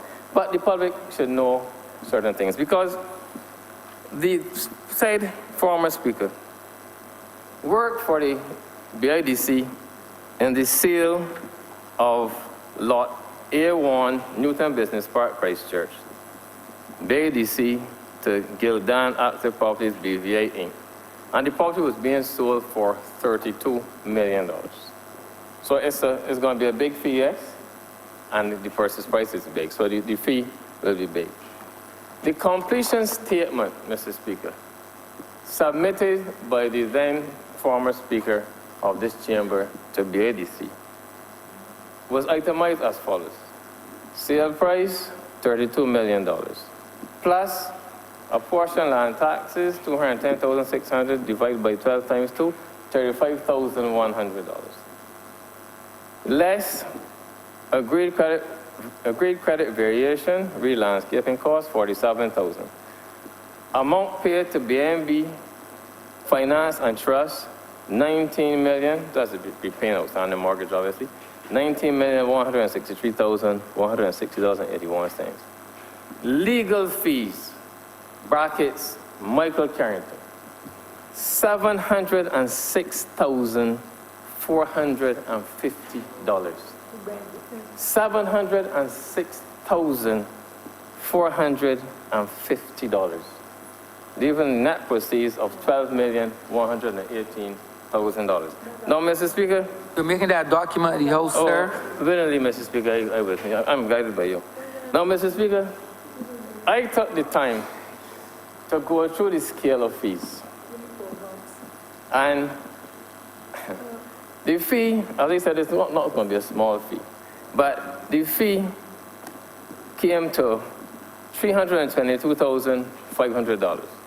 Now, that did not include the agreement for sale. But let's say you had on $1,000. That'd be a high amount anyhow for an agreement for sale, but let's say it was that. You have to get the exchange control permission, let's say. Belvia forms. The transfer form, commissions form, and things like that. Really just not $150, but let's say that was $5,000 somehow, okay? And let's say you factored in some amount for a degree of difficulty involved, and you have factored in another thing. You are actually coming, Mr. Speaker, you wouldn't get it even to $350,000 there. Which, Mr. Speaker, means that the fee that was charged by the said Michael Carrington reference in the thing was actually more than twice what the scale of fees permitted to have been charged as legal fees for handling the work associated with the sale of that property. More than twice, Mr. Speaker. But, Mr. Speaker, do you know that, as bad as that may sound, the saga does not end there? Because after that was done, the said Michael Carrington wrote a letter on October 12, 2011 to the BADC. And he wrote this letter saying, I write in connection with the above capture matter, which is the sale, which was concluded during the year 2010. My last correspondence to BADC being my letter of October 11, 2010. As indicated in our recent telephone conversations, Carrington/Mason Critchlow, I have recently, listen, Mr. Speaker, I have recently received from the Value Added Tax Division, brackets the VAT Division, of the Customs and Excise Department, an assessment for value added tax payable on legal fees with respect to the said transaction. In this regard, I enclose herewith a copy of the value added tax assessment notice dated August 3, 2011, together with the VAT Division's subsequent explanation of adjustments dated 2011-0909. This part, Mr. Speaker, as you are aware, at the time of completion of the said transaction, I was not VAT registered. You imagine a man charged a fee of $705,000, $706,000 and tell that he was not VAT registered? Do you understand that? As you are aware, at the time of completion, I was not VAT registered, as appears from the enclosed copy letter of the VAT Division dated July 23, 1997, and therefore made no provision for VAT chargeable and payable on the legal fees. I am, however, satisfied that the said VAT was indeed chargeable and payable. We didn't charge any, so it was not. As appears from the said notice, the assessed amount is $92,145.65, together with penalty of $9,314.57 and interest of $17,231.20. Since the receipt of the notice, I have been in discussions with the VAT Division, which advises that the amounts representing penalty and interest will be waived if the assessed amount is paid in full by December 31, 2011. In the circumstances, I kindly request that you forward as a matter of urgency your check in the sum of $92,145.65 and made payable to the Controller of Customs in order that this liability be discharged forthwith. Can you imagine that, Mr. Speaker? A man charges a fee of $706,000 plus, more than twice what he should charge, and then have the unmitigated goal not to charge VAT, not to be VAT registered and charge VAT, and then write back to the client to say, I want you to pay this VAT that I did not charge, right? Because I was not VAT registered. Mr. Speaker, you know, this is really an administration, a former administration, where it's like almost as if it's one scandal per day. A scandal per day. Because really, right? It's like one scandal per day. When you think that, just when you think that the dust has settled, everything, and yes, and forgot that point, charging twice the legal fee, the scale of fees, and holding on to the money of a man in a wheelchair, disabled old man, but not pay the man of a cent of the money that he owed the man and knowing that he owed the man, but that he never denied he owed the man. And God had a judgment entered against him, as indicating that he, without protest, agreed that he owed a man in a wheelchair. Mr. Speaker, Barbados really has to be pleased that the electorate with this country of a comic government. But you really can't say comic, because these kind of infelicities really are not funny. They are not funny. So, Mr. Speaker, I wanted to give a full presentation today. In the 10 minutes or so that I spoke, I think, I wanted to give a bit of a picture. But the important thing, Mr. Speaker, is that today we have come to repeal the Fiscal Incentives Act. We have done so, well, that will be done shortly. It will take effect later on in the year, the actual date of the coming to the end of the repeal. But, Mr. Speaker, as I said, Barbadians manufacturers can rest comfortable knowing that this government will not leave them out there on a limb. We have things already in place since 1994, and although the act was not really conferring the sort of benefits that it had been hoped to confer, we do intend to have in place a replacement for it so that all parties, all manufacturers will feel, those who still want that type of arrangement will still have the option to resort to it when the time comes. Mr. Speaker, I'm obliged to you. The honourable member for St. James South. I thank you, Sorry, Mr. Speaker. I beg to move that this bill be read a second. Oh, sorry. Question is that the bill be read a second time. Seconded. Honourable member for St. James South. Thank you, Mr. Speaker. I want to thank my colleague, the representative for St. Michael North, for his presentation on the repeal of the Fiscal Incentives Act, and for what he shared concerning the need for us to be able to repeal this so that we can be compliant with our international obligations. I found very interesting what he shared just before he sat down, the type of conduct that has been going on in the name of Barbadians and how the Barbadian public taxpayer has been robbed by the behaviors of people who should know better. And I really want to thank the honourable member for St. Michael West for ridding Barbados of that problem as well.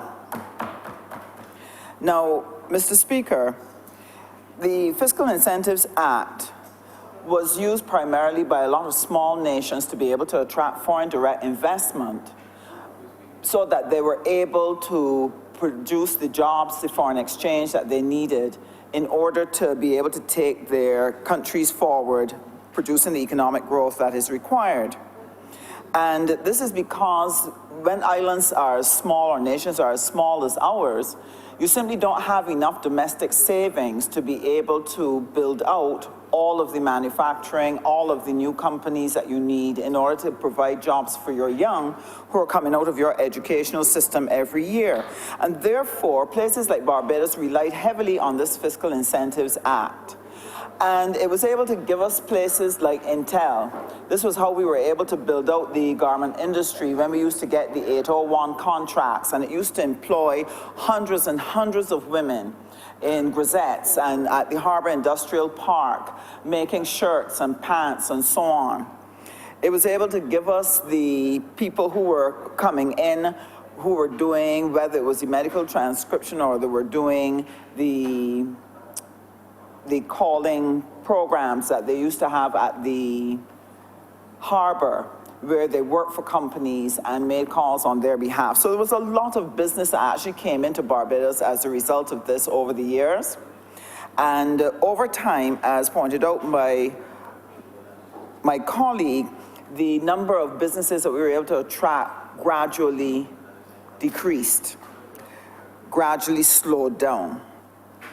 And Mr. Speaker, this speaks of a fundamental problem that we have to face in this country that is going to require more than incentives to be able to attract the foreign direct investment which we need. It speaks to the issue that was raised by my colleague, the Honourable Member for Christchurch East Central, who was speaking about the fact that in Barbados, there has to be a major change if we're going to get out of the difficulty we are in. There has to be a major change about how we work in the civil service, how we work in the private sector, and how we manage our affairs. Why this is important is because I believe sometimes there's an ill wind, but sometimes it may blow us some good. For years in Barbados, we have been told repeatedly that Barbados can no longer seek to pursue economic growth in the way that it did in the past, that we could no longer rely on Britain to buy our sugar. We could no longer rely on the Lomé protocols that allowed us to sell our sugar duty-free into their markets. We were told that the big capitalist countries were no longer willing to prop up our economies when we had problems, as had occurred during the Cold War, when the threat of communism made the large capitalist countries come to our aid, whether it was technical assistance, whether it was loans, whether it was grants, opportunities that help us to rebalance our economy when we did not get our sums right. And for when we were last in office, there was that constant warning that Barbados could no longer look forward to those kinds of supports and protections to be able to go forward, and that we would have to find another way in which we were going to grow our economy. And what it reminds me of, although it has been said repeatedly, we have not seen in Barbados, whether it is by the past government that was in, whether it is how we work on a daily basis, we have not seen Barbadians internalize the message that it is no longer business as usual, and we have to change our game if we are going to create the economic growth that will put bread on our tables, that will put clothing on our backs, that will send our children to school, and will produce the security we need for later life when it comes to retirement. And this is reflected, Mr. Speaker, that we have not yet allowed the message to sink into us that we've got to change what we're doing. You see it, for example, in the tourism survey that was shared by the Honourable Member for St. James Central when he spoke about the tourism survey, that spoke about the dissatisfaction with the quality of service that our tourists or visitors experience when they come to Barbados. And when you stop to think that there's 17,500 jobs that are directly linked to tourism that would be at risk if we don't improve the quality of service, we know that Barbadians have not quite internalized that we need to change our way of doing business. When you look at the fact that 52,000 jobs, direct and indirect, is linked to tourism, you would think that as a people, we would recognize the urgency for change. When we look at the fact of the high level of absenteeism in Barbados that affects the productivity of our businesses, you recognize that the message that we cannot go forward as we have before, that has not sunk in because there has been no change. When we look at the ease of doing business, Barbados now ranks at the 132nd spot in the world for the ease of doing business. And Mr. Speaker, that is not something somebody is doing to us. That is what we are doing to ourselves by not making the necessary changes to create a Barbados that really works and that is ready for business in the 21st century. The message has not come home. And that is because, sir, as yet, Barbadians have not recognized that there is no Santa Claus. I remember as a child, one of the most disheartening things that a child experiences as part of their growing up process is the day they discover there is no Santa Claus. It hurts because we pin so much of our hopes on Santa Claus doing a lot of things for us that we cannot do for ourselves. It gives us hope that good things will happen without us making the effort to make it happen.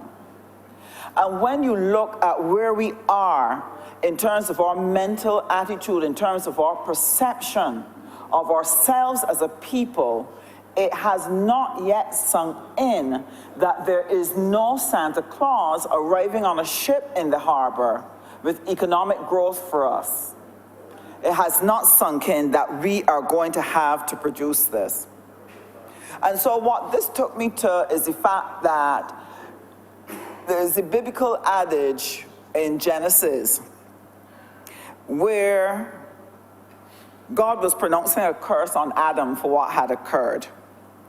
And he said, Adam, by the sweat of your brow, through painful toil, shall you eat. That was the curse. And we need to recognize in Barbados that by the sweat of our brow, by our daily productivity, by our focus on efficiency and effectiveness and good service, that is the only way as Barbadians we are going to eat every day. So when you have to repeal the Fiscal Incentives Act, the question we now have to examine, what are we going to do to be able to attract to our nation people with money who will invest in the type of industries, in the types of businesses that will provide us with the jobs for the long term, that will provide us with the foreign exchange that we need, that will give us the economic growth that Barbados needs. And that is a question that faces us as a government and faces us as a people. So what is needed is that in Barbados, you need to have a new culture and a new attitude to what we are doing. And that is why the experience that we've just gone through actually provides Barbados with the opportunity to press a restart button, to press a reset button, to come together as a people with the government and sit and plan out the Barbados of the future. What will the new Barbados look like? What this means for us is that every day we must look to see what it is that needs to change in Barbados in order to allow us to meet the objectives of productivity for growth in this nation. So, who will this affect? First of all, it affects us as leaders of government, as the persons who put our hands up before the people of Barbados and said, we will give you the leadership which you need to get out of these very difficult circumstances. One of the good things that will come out of this squeeze is that we'll be able to build a new and different Barbados. And Mr. Speaker, I want to say to my colleagues, a great big thank you for the tremendous work that they do every day.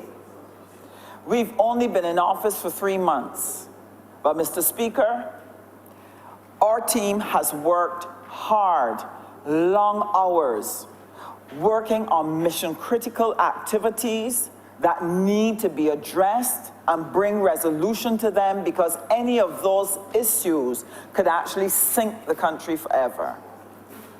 They have been working on the economic growth activities, the activities that will take us forward into the future. We've taken the people of Barbados into our confidence. We've sought to redress the excessive burden of taxation and reposition it so that everybody carries some of the load. We've tried to make sure that those who have not had get a chance to come in and to have their issues redressed, whether it was the pensioners and whether it was the civil servants that we spoke about so much today. The second group that needs to get deeply involved would be our civil service. Our civil service has the power to make or break our economic strategy. It is through their diligence. It is through their innovativeness. It is through their willingness to change.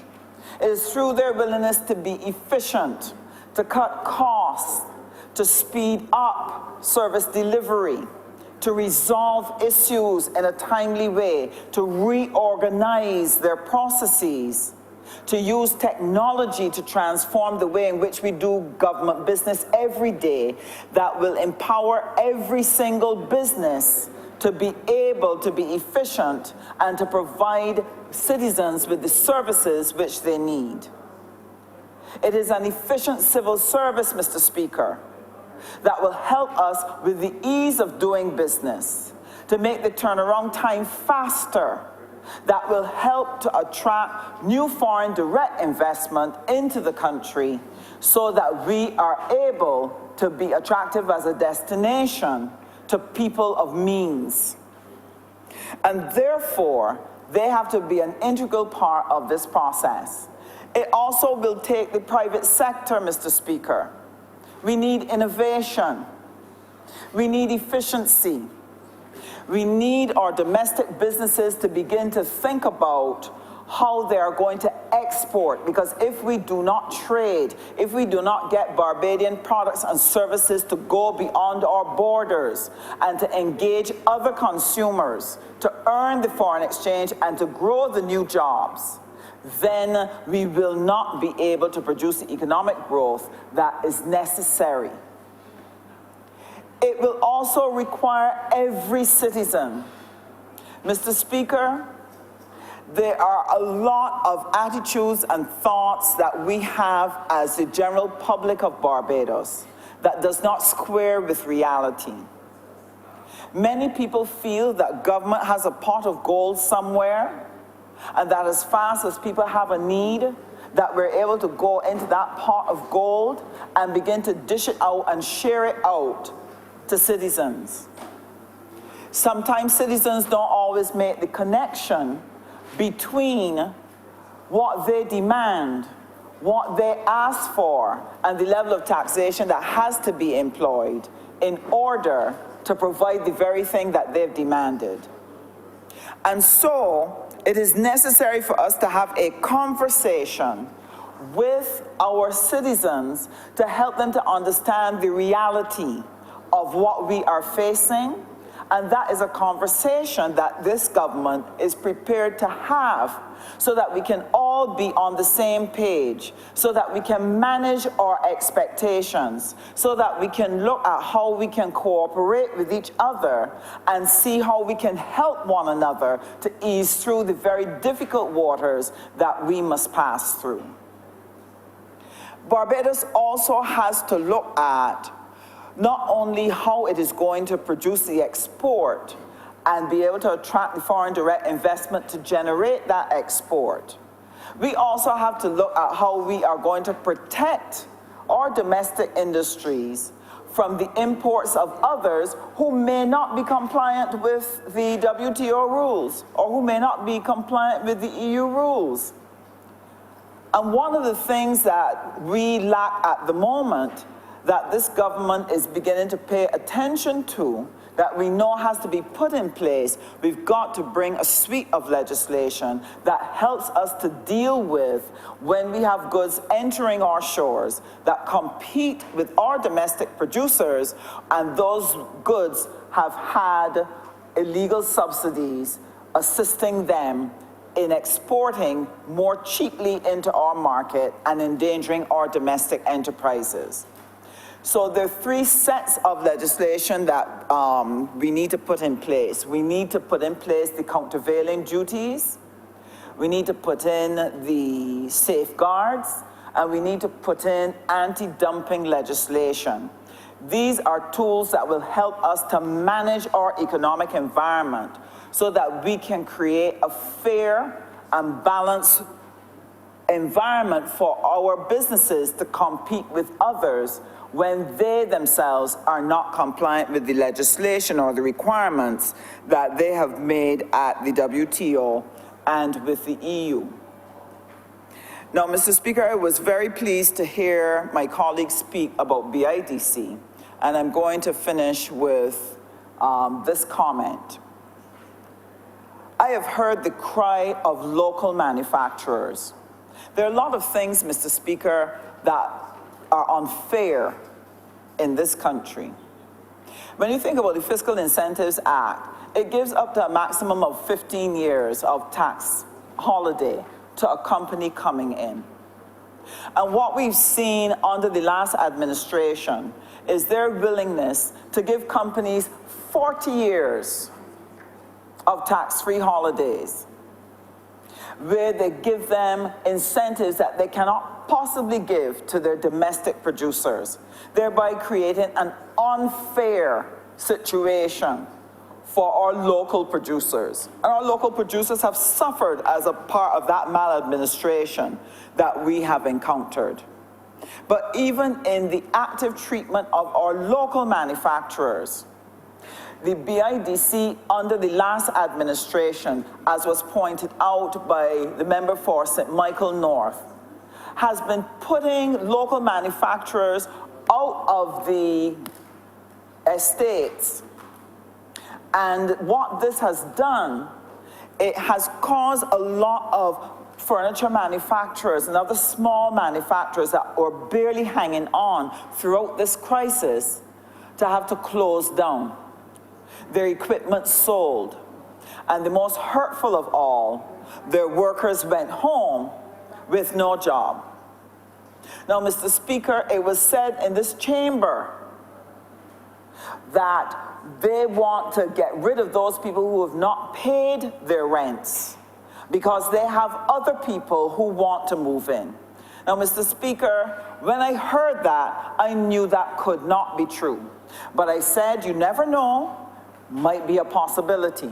So I waited, I observed to see if we were going to get a rush of new tenants who would go into the industrial estates and thereby provide BIDC with additional income. Mr. Speaker, very few. Many of the units that were emptied remain empty to this day. And those local manufacturers who were hanging on by their fingernails are scratching around for work, for some way to start to make a living. Their workers are at home unable to respond to the needs of their families because a government did not understand how to deal with an economy and how to deal with the players in that economy. And therefore, I am pleased to hear that a reprieve has been given to our local manufacturers, that an opportunity is being put in place for them to make an arrangement to be able to deal with their arrears and to deal with their current.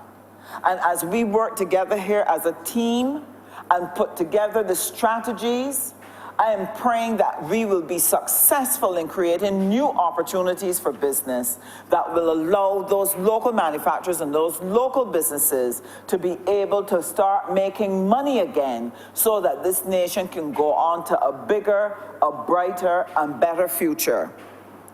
But I want to say that we will only do that if our people understand it must come from the sweat of our brow, and that we must earnestly put our best foot forward every single day to do what we can to take Barbados forward, to take our companies and organizations forward, and to be efficient. And I want to encourage every single Barbadian, get on board. I want to encourage every single worker, get on board.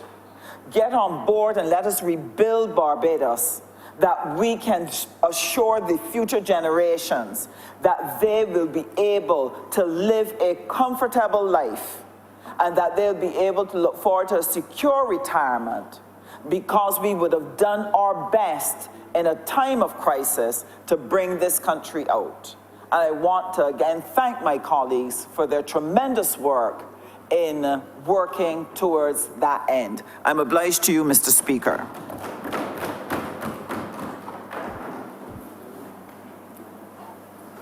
The Honourable Leader of the Opposition. Thank you, Mr. Speaker. I'm of the view, humbly so, that this debate really ought to be a morning debate and not essentially tacked on at this hour after a long day of debating other matters, even though those other matters were extremely important. Perhaps this debate ought rightly to be seen as being about manufacturing in Barbados. Now, the mild-mannered disposition of my honourable friend out of North St. Michael should not prevent us from understanding that there's a certain bit of urgency attaching to this. The gentle style of delivery with which he is associated neither should belie the truth that this matter we're talking about is an urgent matter.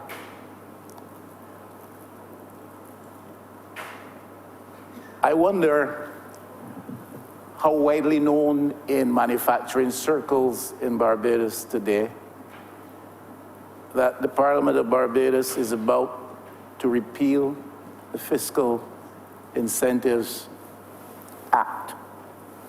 I understand the context in which the minister would have brought the measure here, the government would have brought the measure here. We understand the pressures that developing countries like ours feel when we sign on to international conventions, which then put us in a position where there are prescriptions arrived at for us, which do not necessarily always accord with the realities that we live. And WTO agreements, EU positions, OECD efforts, all of these things have to be taken on board from time to time as countries like ours seek to battle the turbulence of international waters, even in this instance with reference to manufacturing, to exports, to trade. So this is an important debate because the manufacturers of Barbados will be wondering, notwithstanding all that the minister said, what of tomorrow? We repeal the Fiscal Incentives Act. What follows in its wake? Perhaps it may have been better done if, while at the time of repealing this legislation, we were in a better position, at least, to suggest what might be following hereafter.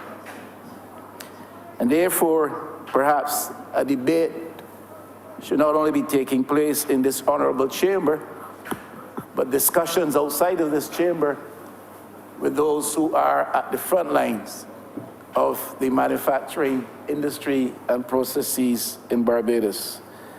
But let us be clear, Mr. Speaker, there are some very important incentives being removed, notwithstanding what was said. The minister, the Honourable Minister indicated that we don't really need this act at this time because there is a memo issued in late 1990s, sometime 1990s, to which manufacturers can make reference and under which the benefits associated with this piece of legislation, which we're now repealing, could also be had. Now, if the benefits in relation to that memo are the same or similar to that which apply under the legislation which we are about to appeal, I have to ask myself if the EU is likely to have a further problem if we continue to operate in the same vein, even though the particular piece of legislation formally has been removed. And I am no lawyer, and I am no trade specialist, but the question also arises in my feeble mind as to whether or not a memo has the weight of a piece of legislation enacted with the force of this Parliament and in place for many years. And perhaps somebody can speak to us on that. Now, there are some serious benefits to be lost under this act when repealed. Tax breaks. Tax breaks for enterprises, approved enterprises involved in export, particularly so. The benefits also provided on this legislation for capital-intensive industries. The tax breaks on dividends paid to shareholders in the instance of profits. The tax breaks which go beyond prescribed tax holiday periods, which are also to be lost. I know the Honourable Minister said all of that. But I've heard often from the other side, it's about the art of repetition. And we want to understand, we want to know that the Barbadian public, and particularly so the manufacturing community, hear it. So maybe they were tuned in when the Honourable Member Sir Michael North spoke, and hopefully one or two more tuned in at this time. And of course, duty concessions on raw materials, equipment, and spare parts. Now we know that tax holidays will give to enterprises such as those under consideration the chance to strengthen the operational position, will help to facilitate the cash flow, which is very much often a problem with Barbadian businesses, with businesses in any developing small-sized economies such as ours. We know that duty concessions enhance the competitive position of enterprises, can bring competitive advantage. We know that tax breaks on dividends will help to induce further equity investment in businesses, again, helping to defray costs and reduce the expenditure load, and providing for facility of cash flow. The Honourable Member for St. Michael West Central understands all of these things in relation to other contexts, but the same principles apply across the board. So you get equity into the business, it helps the business to stay afloat, reduce its company expenditure load, and helps to ease its cash flow situation. So all of these things are very important.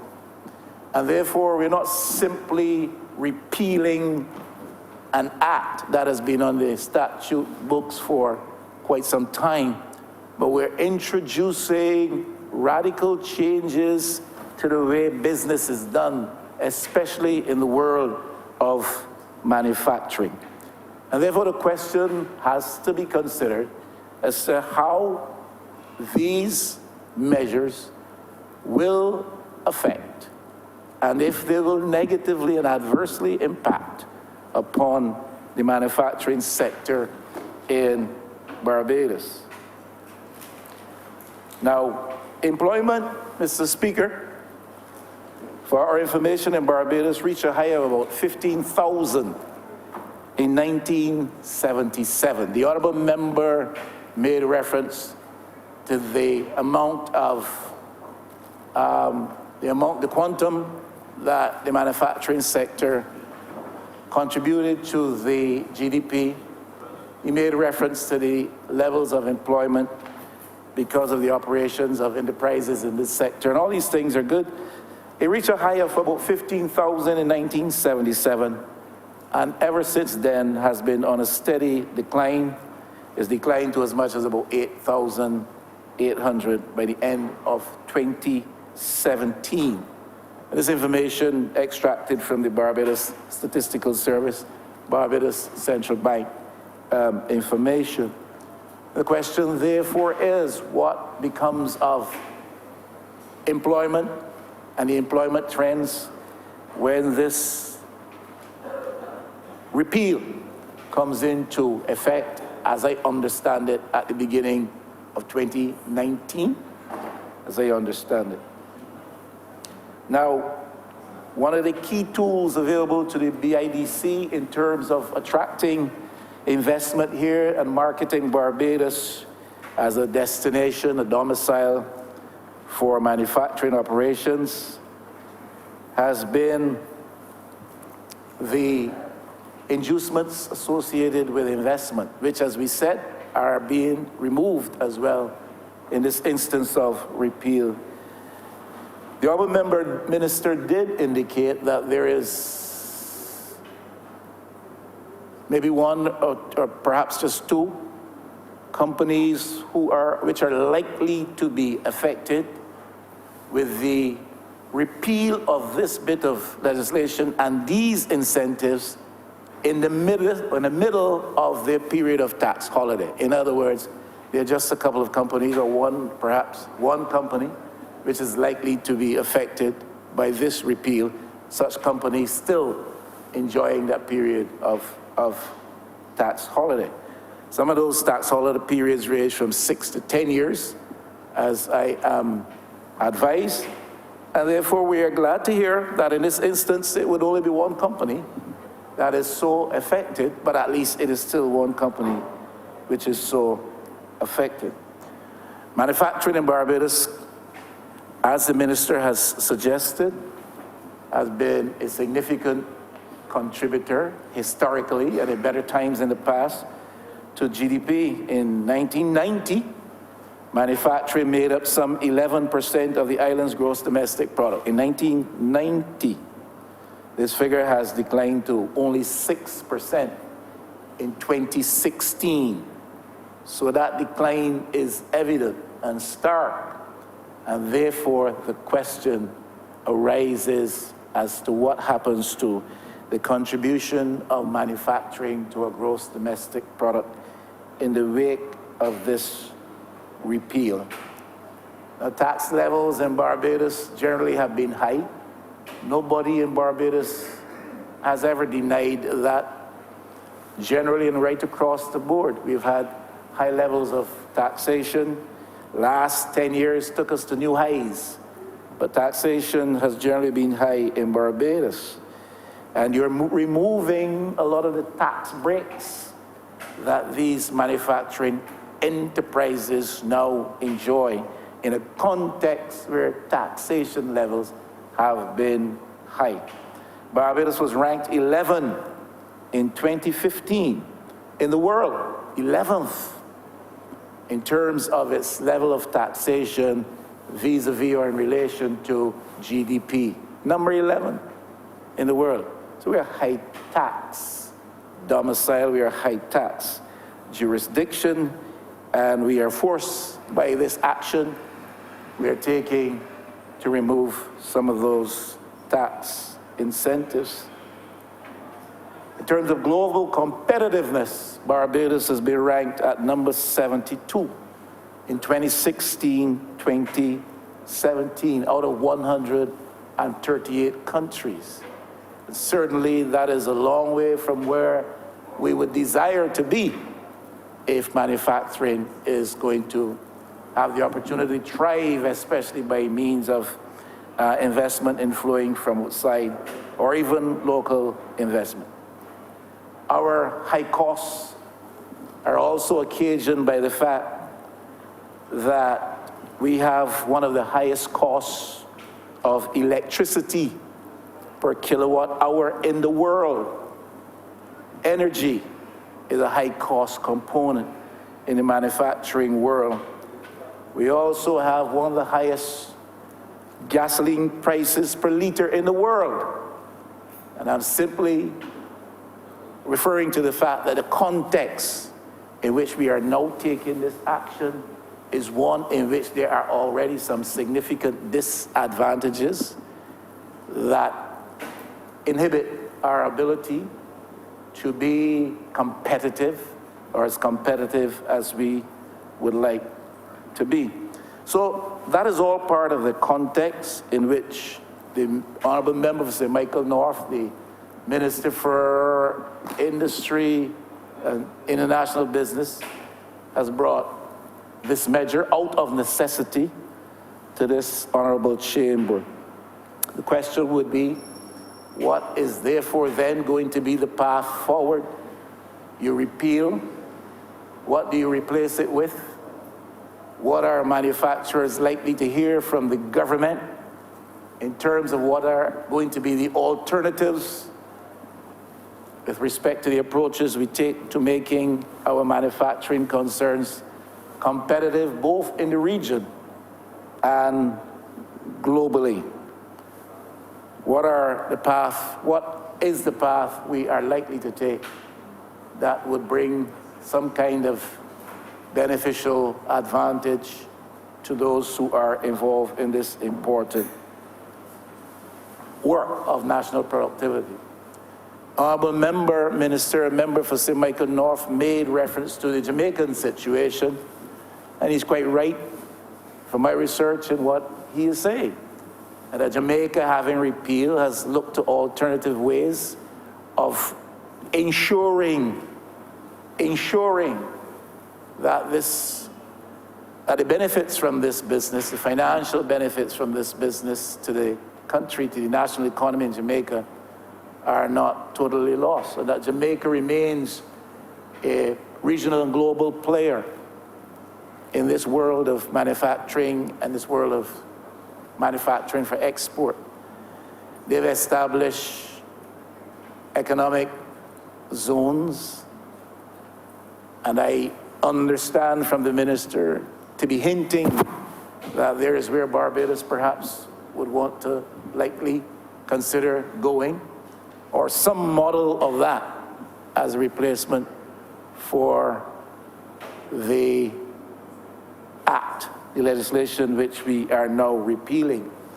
They also use employment tax credits, which are not unknown to us, to sort of give to their businesses a lifeline in the wake of having to do similar to what we are doing here, repealing the regime with reference to incentives about the business of manufacturing and manufacturing for export in Jamaica. So there are options from which we can borrow. You can look at China, you can look at Mexico, but we don't have to go that far. Jamaica has established a model, as the minister rightly acknowledged, which seems to be working for them. But we have to devise and design a path forward, and we have to dialogue with those who are in the front lines of manufacturing. And we've been crying for long years that manufacturing seems to be a second or third cousin in terms of the economic profile of growth and development in our economy here in Barbados. The context is important. It continues to be the availability of cheap products out of China and other parts of Asia that people go for all over the world. There's competition, of course, from Trinidad with lower cost of raw materials, lower cost of energy, and lower cost of labor. And Barbados has to determine how can we compete with a neighbor which has a more robust history than we do in terms of manufacturing, perhaps. And that's been premised upon the availability of cheaper costs of energy. That's been premised upon lower labor costs faced by their manufacturing concerns. And of course, lower costs with reference to raw materials.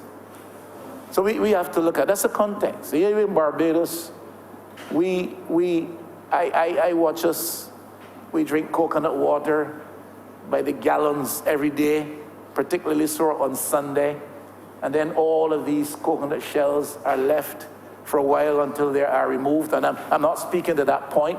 I'm speaking to something which in other parts of the world is a raw material used for manufacturing process, making various items sold for high prices. The honorable member for St. Michael West Central travels the world to all these exotic places. The honorable member for Christchurch South is a world traveler.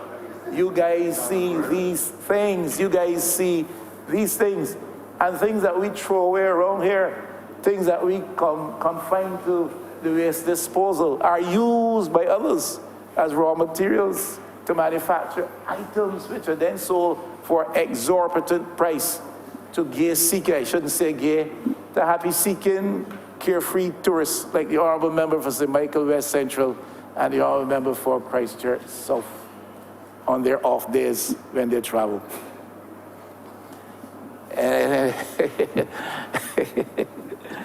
So all I'm saying is there is a context, Mr. Speaker. The honorable member for St. James South spoke to this.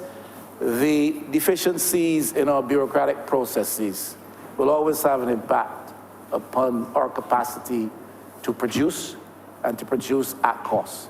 Whether it's deficiencies in the port or deficiencies elsewhere in the bureaucratic system of central government, this is something that we have to address. Because inefficiencies in the system caused by bureaucratic hold-up can spell the doom for smaller manufacturing concerns. The honorable member for St. James South is an expert in these areas, having championed the cause of small business in Barbados and championed it successfully and amazingly well, for which she does not get a sufficient credit. But I want to hail her now, even though she sits on the other side, as a champion for small business. Therefore, she understands what bureaucratic deficiencies or inefficiencies can mean to manufacturing businesses, small, medium-sized, or big. So that's a context in which we have to chart, devise, and design a new way forward and bring manufacturers on board so that we can give ourselves a chance as a country. We need to get away from this this eggs in one basket syndrome, where it is all about tourism and tourism-related services. The honorable member for St. James Central brought us to a rude awakening, those of us who were asleep, when he said recently, cruise tourism Barbados is going nowhere. In 10 years, this has earned what? I don't, $300 million, whatever, more in 10 years. And we see large ships pulling into the Bridgetown port. We see high numbers of visitors disembarking, and there's not the spend that goes along with this, and the vagaries of tourism, the tourism industry sector suggests to us that wisely we need to find some other eggs to put. We need to find some other basket in which to put our eggs. Mr. Speaker, I believe we need to put some emphasis on training to help us towards more competitive, advantageous position. We need to make resort more so and in a balanced way to automation and mechanization. Other people elsewhere have done that and are reaping the benefits. And I say a balanced way because we do not want in any way to disadvantage the position of those who constitute that group of persons that we call labor. We need to get to new products identification. We need to, and I said, we throw away a lot of stuff that we could be using skillfully and creatively for the domestic as well as the export market. We need to incorporate the newer technologies in our manufacturing processes. And even where we have technology, when that technology has to be serviced, we should not have to resort for skills that come from outside in a big way to do this. And there's a lot of business revolving around this matter of use, especially of the newer technologies in manufacturing. We need to develop, Mr. Speaker, a productivity culture in Barbados. We spoke earlier in this chamber today of productivity. And there are many things that will prohibit a class of workers, a company, an organization, a nation from producing to its fullest possible potential. We have to remove those, but I think very positively, we have to seek to create a culture of productivity, not simply to remove the impediments which now exist to developing that culture of productivity and attach performance to pay. I mean, that has been stated and overstated. People are tired hearing that. Job enrichment approaches. All of these things we must bring on. But we need, in my view, a youth trades focus in Barbados. A youth trades focus in Barbados. We have so many lawyers in this little land. We have so many other professional groups in this little land. We need to give a little bit more space for those who are inclined towards the trades to find their way and help to contribute to our gross domestic product. We need a youth trades focus in Barbados. You know, Mr. Speaker, the Harbour Industrial Park used to be thought of by some as the national park. Now we tour that park, we tour some of other industrial parks up at Newton, and we find the specter of dilapidated buildings, unoccupied buildings, buildings not used for any manufacturing purposes, used for other types of purposes. And we have to change that. And all I'm saying, Mr. Speaker, this debate is more than simply about repealing the fiscal incentives regime, which has served us for a while, but is really about manufacturing and the mild manner in which the Honourable member from St. Michael North speaks and delivers himself. And I'm not critiquing that. I'm saying that should not mislead us into failing to understand that what we're talking about here is the future of manufacturing in Barbados. I thank you.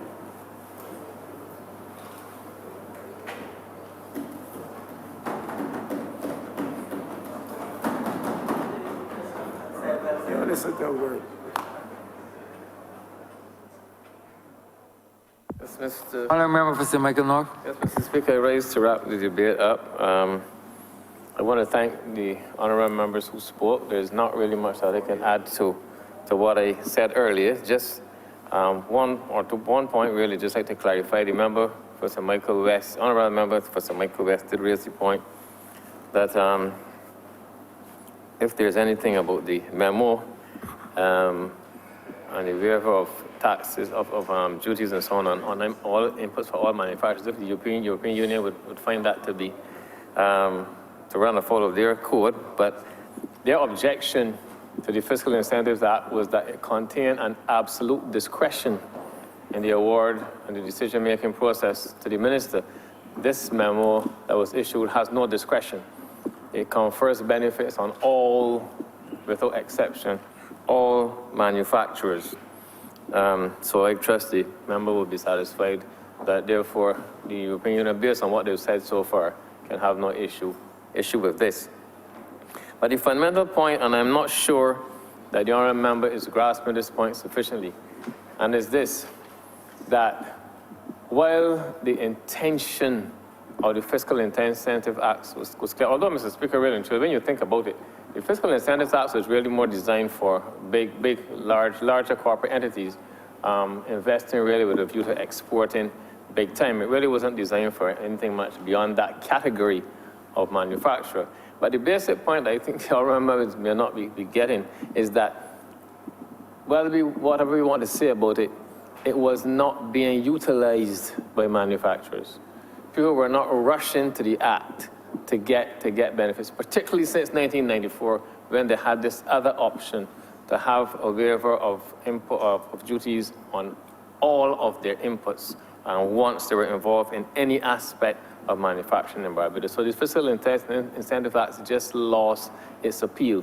It was also, as I mentioned, caught up in a lot of bureaucracy, which also was a great deterrent to people going forward for the benefits. And so therefore, they gravitated naturally towards the 1994 memo to get the benefits there, which were a lot more readily available and quicker in coming. So I don't think there's anything else really that I can usefully add. In terms of the replacement, we have been in government now for what, two and a half months? And I can assure you that it is, in fact, meetings have been held already to look at an alternative way forward. It is not always possible to just look at a situation that was implemented in one country and decided, okay, it was done there, so we can just grab it wholeheartedly and by the hand and say, okay, we can implement it here the same way that they did it there, because different situations would face them from what would face us. But it is very actively under our consideration. I don't think there's anything more I can add or that I need to refute or explain anything any further. There's only one thing I would just conclude on. In the end of my initial presentation, I was making the point about the request for the letter that was written by the said attorney, former speaker, for this payment of VAT, where it demonstrated a certain character trait on his part. The BIDC, in fact, did not make the payment of the VAT, but told him no way, and that he would have to cover that VAT payment himself. And they stood their ground on that, as I said, to stand up against his, the character, that trait that was revealed by his behavior in that respect. So, Mr. Speaker, with those few words, as I wrap this debate up, I just beg to move that this bill be read a second time. A third? A second, a third? Question is that the bill be read a second time. All those honorable members in favor, please say aye. Aye. Those against, please say no. You think the ayes have it?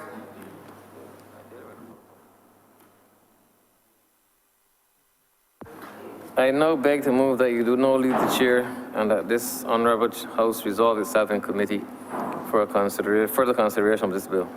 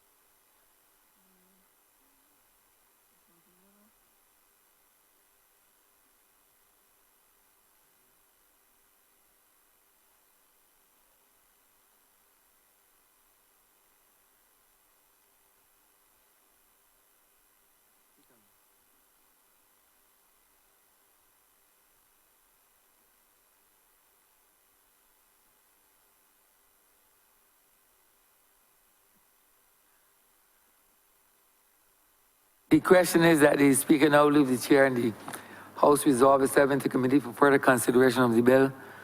All those honorable members in favor, please say aye. Those against, please say no. We think the ayes have it.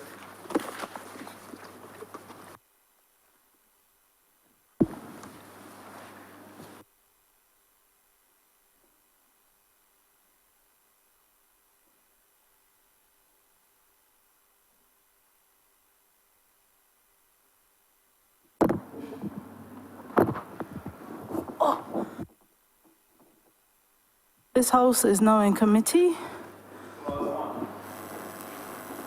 Madam Chair, I beg to move that clause 1 stand part. Second. The question is that clause 1 stand par. All honorable members in favor, please say aye. All honorable members against, please say no. Methinks the ayes have it. Clause 2. Madam Chair, I beg to move that clause 2 stand part. The question is that clause 2 stand part. All honorable members in favor, please say aye. All honorable members against, please say no. Methinks the ayes have it. Madam Chair, I now beg to move that you do no report to His Honourable Speaker the passage of one bill in committee. The question is that I now report to the Speaker the passing of one bill. In committee. In committee. In committee.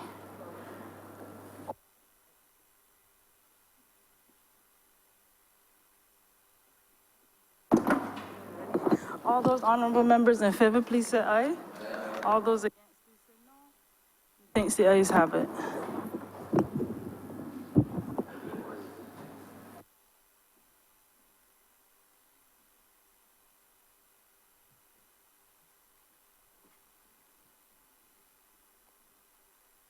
The chairman of committees has reported to me the passing of one bill in committee. Mr. Speaker, I beg to move that this bill be read a third time. Second, somebody. Question has the bill be read a third time. All those honorable members in favor, please say aye. Those against, please say no. We think the ayes have it. Mr. Speaker, I beg to move that this bill be now cited, do not pass, and be cited as the Fiscal Incentives Repeal Act 2018. Question is that the aforementioned bill be now passed and so cited. All those honorable members in favor, please say aye. Those against, please say no. We think the ayes have it. This bill is now passed and so cited.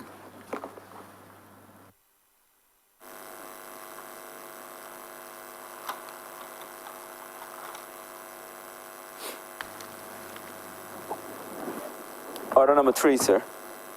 In the name of the Honourable Minister of Energy and Water Resources, to move the second reading of the Sanitation Service Authority Amendment Bill 2018.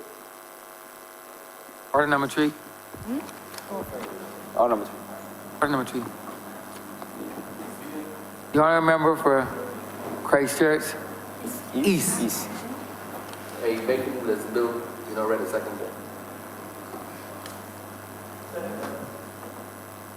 Question is that the bill be read a second time. All those honorable members in favor, please say aye. Aye. Those against, please say no. We think the ayes have it. Exceedingly brief. Mr. Speaker, Sorry. you have. Sorry. Okay, speaker. All right. Here we go. Okay. Let's go. That back. Again, can we do it? Let's speak.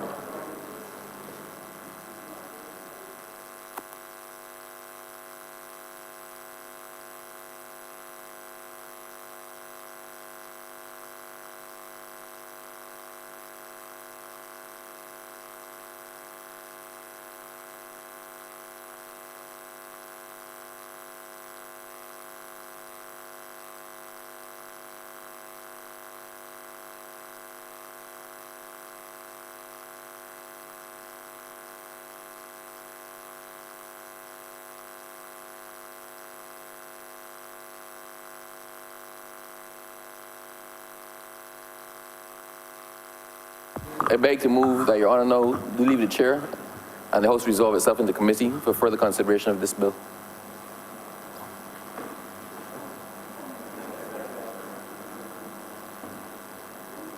The question is that the Speaker now leave the chair and the House resolve itself into committee for further consideration of this bill.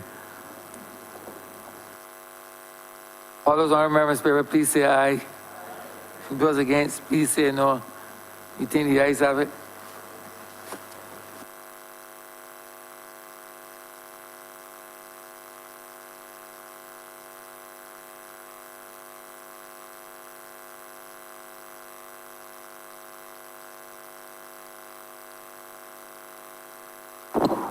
This House is now in committee.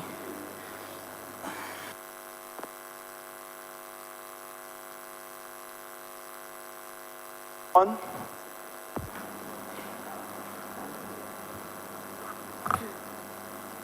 Madam Chairman, just by way of an introduction of the clauses, Madam Chairman. Clause 1, there's nothing. Just pass clause 1. Just pass clause 1 and debate clause. I beg to move that clause 1 do not stand part. Question is that clause 1 stand part. All honorable members in favor. Could I have a seconder, please?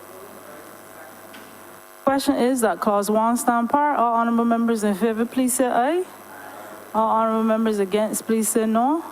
Methinks the ayes have it. 2. Madam Chair, by way of some measure of introduction and explanation, this bill should properly have been brought when we would have discussed and debated the amendments to the Barbados Water Authority Act on the 31st of July 2018. In that debate, and by the passage of that act, we authorized the Barbados Water Authority to collect the garbage and sewage contribution and to receive it because it was supposed to become effective, or the collection system was supposed to become effective from the 1st of August. So it was necessary that that had to be passed before the 1st of August. What that did was allowed and authorized the Barbados Water Authority to collect the garbage and sewage contribution on behalf of the government of Barbados. But there was no further legislation to allow the Sanitation Service Authority to receive its share of that contribution from the Barbados Water Authority once it has collected it. So in the Barbados Water Authority Amendment Act, what we did was allow the Barbados Water Authority to collect and also allow the Barbados Water Authority to retain a portion, but there was no corresponding legislation to allow the Sanitation Service Authority to receive a benefit from the garbage and sewage contribution. So this act seeks to authorize the Sanitation Service Authority to receive those funds from the Barbados Water Authority and to also validate the Barbados Water Authority as one of the sources of funding for the Sanitation Service Authority. So clause 2, by the insertion of, in clause B, to receive, administer, and account for monies collected by the Barbados Water Authority, being a portion of the garbage and sewage contribution levy paid to that authority in accordance with Part VA of the Barbados Water Authority Act. So this section is simply allowing and authorizing the Sanitation Service Authority to receive, administer, and account for monies collected by the BWA in pursuance of the garbage and sewage contribution. With that explanation, I beg to move that clause 2 stand part. Question is that clause 2 stand part. All honorable members in favor, please say aye. All honorable members against, please say no. Methinks the ayes have it. Clause 3. Madam Chair, clause 3 is in a similar vein. Clause 3 in the Substantive Act sets out the categories of funds available to the Sanitation Service Authority. So this amendment simply expands that category to include such monies as may be paid to the authority by the Barbados Water Authority as the authority's portion of the garbage and sewage contribution levy, etc. So we simply have now authorized another source of fund for the Sanitation Service Authority to include the monies collected on the garbage and sewage contribution levy. As such, I beg to move that clause 3 do not stand part. Seconder. Question is that clause 3 stand part. All honorable members in favor, please say aye. All honorable members against, please say no. Methinks the ayes have it.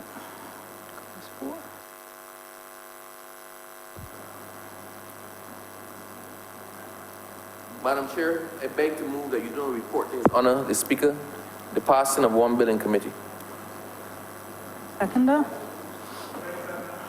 Question is that I now report to the Speaker the passing of one bill in committee.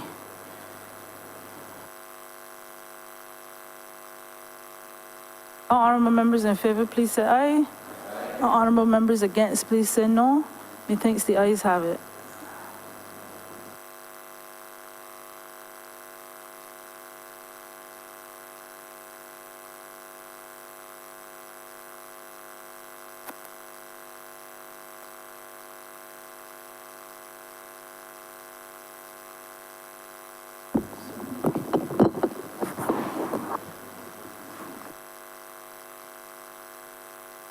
chairman of committees has reported to me the passing of one bill in committee. Mr. Speaker, I beg to move that this bill be now read a third time. Question is that the bill be read a third time. All those honorable members in favor, please say aye. Aye. Those against, please say no. We think the ayes have it. Mr. Speaker, I beg to move that this bill be now passed and be cited as the Sanitation Service Authority Amendment Act 2018. Question is that the aforementioned bill be now passed and so cited. All those honorable members in favor, please say aye. Those against, please say no. We think the ayes have it. This bill is now passed and so cited. Eddie, that brings us to the end of government business.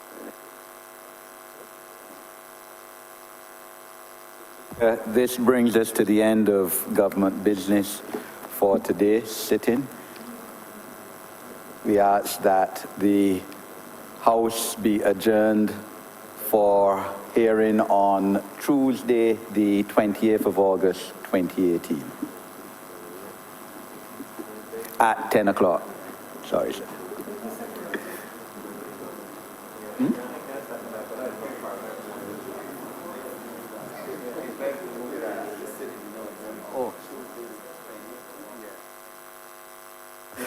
I beg to move, Mr. Speaker, that the House be adjourned for sitting at 10 o'clock, 28th of this month. Yeah. Question is that the House be adjourned until the 20th day of August, 2018 at 10 a.m. in the forenoon. All those honorable members in favor, please say aye. Those against, please say no.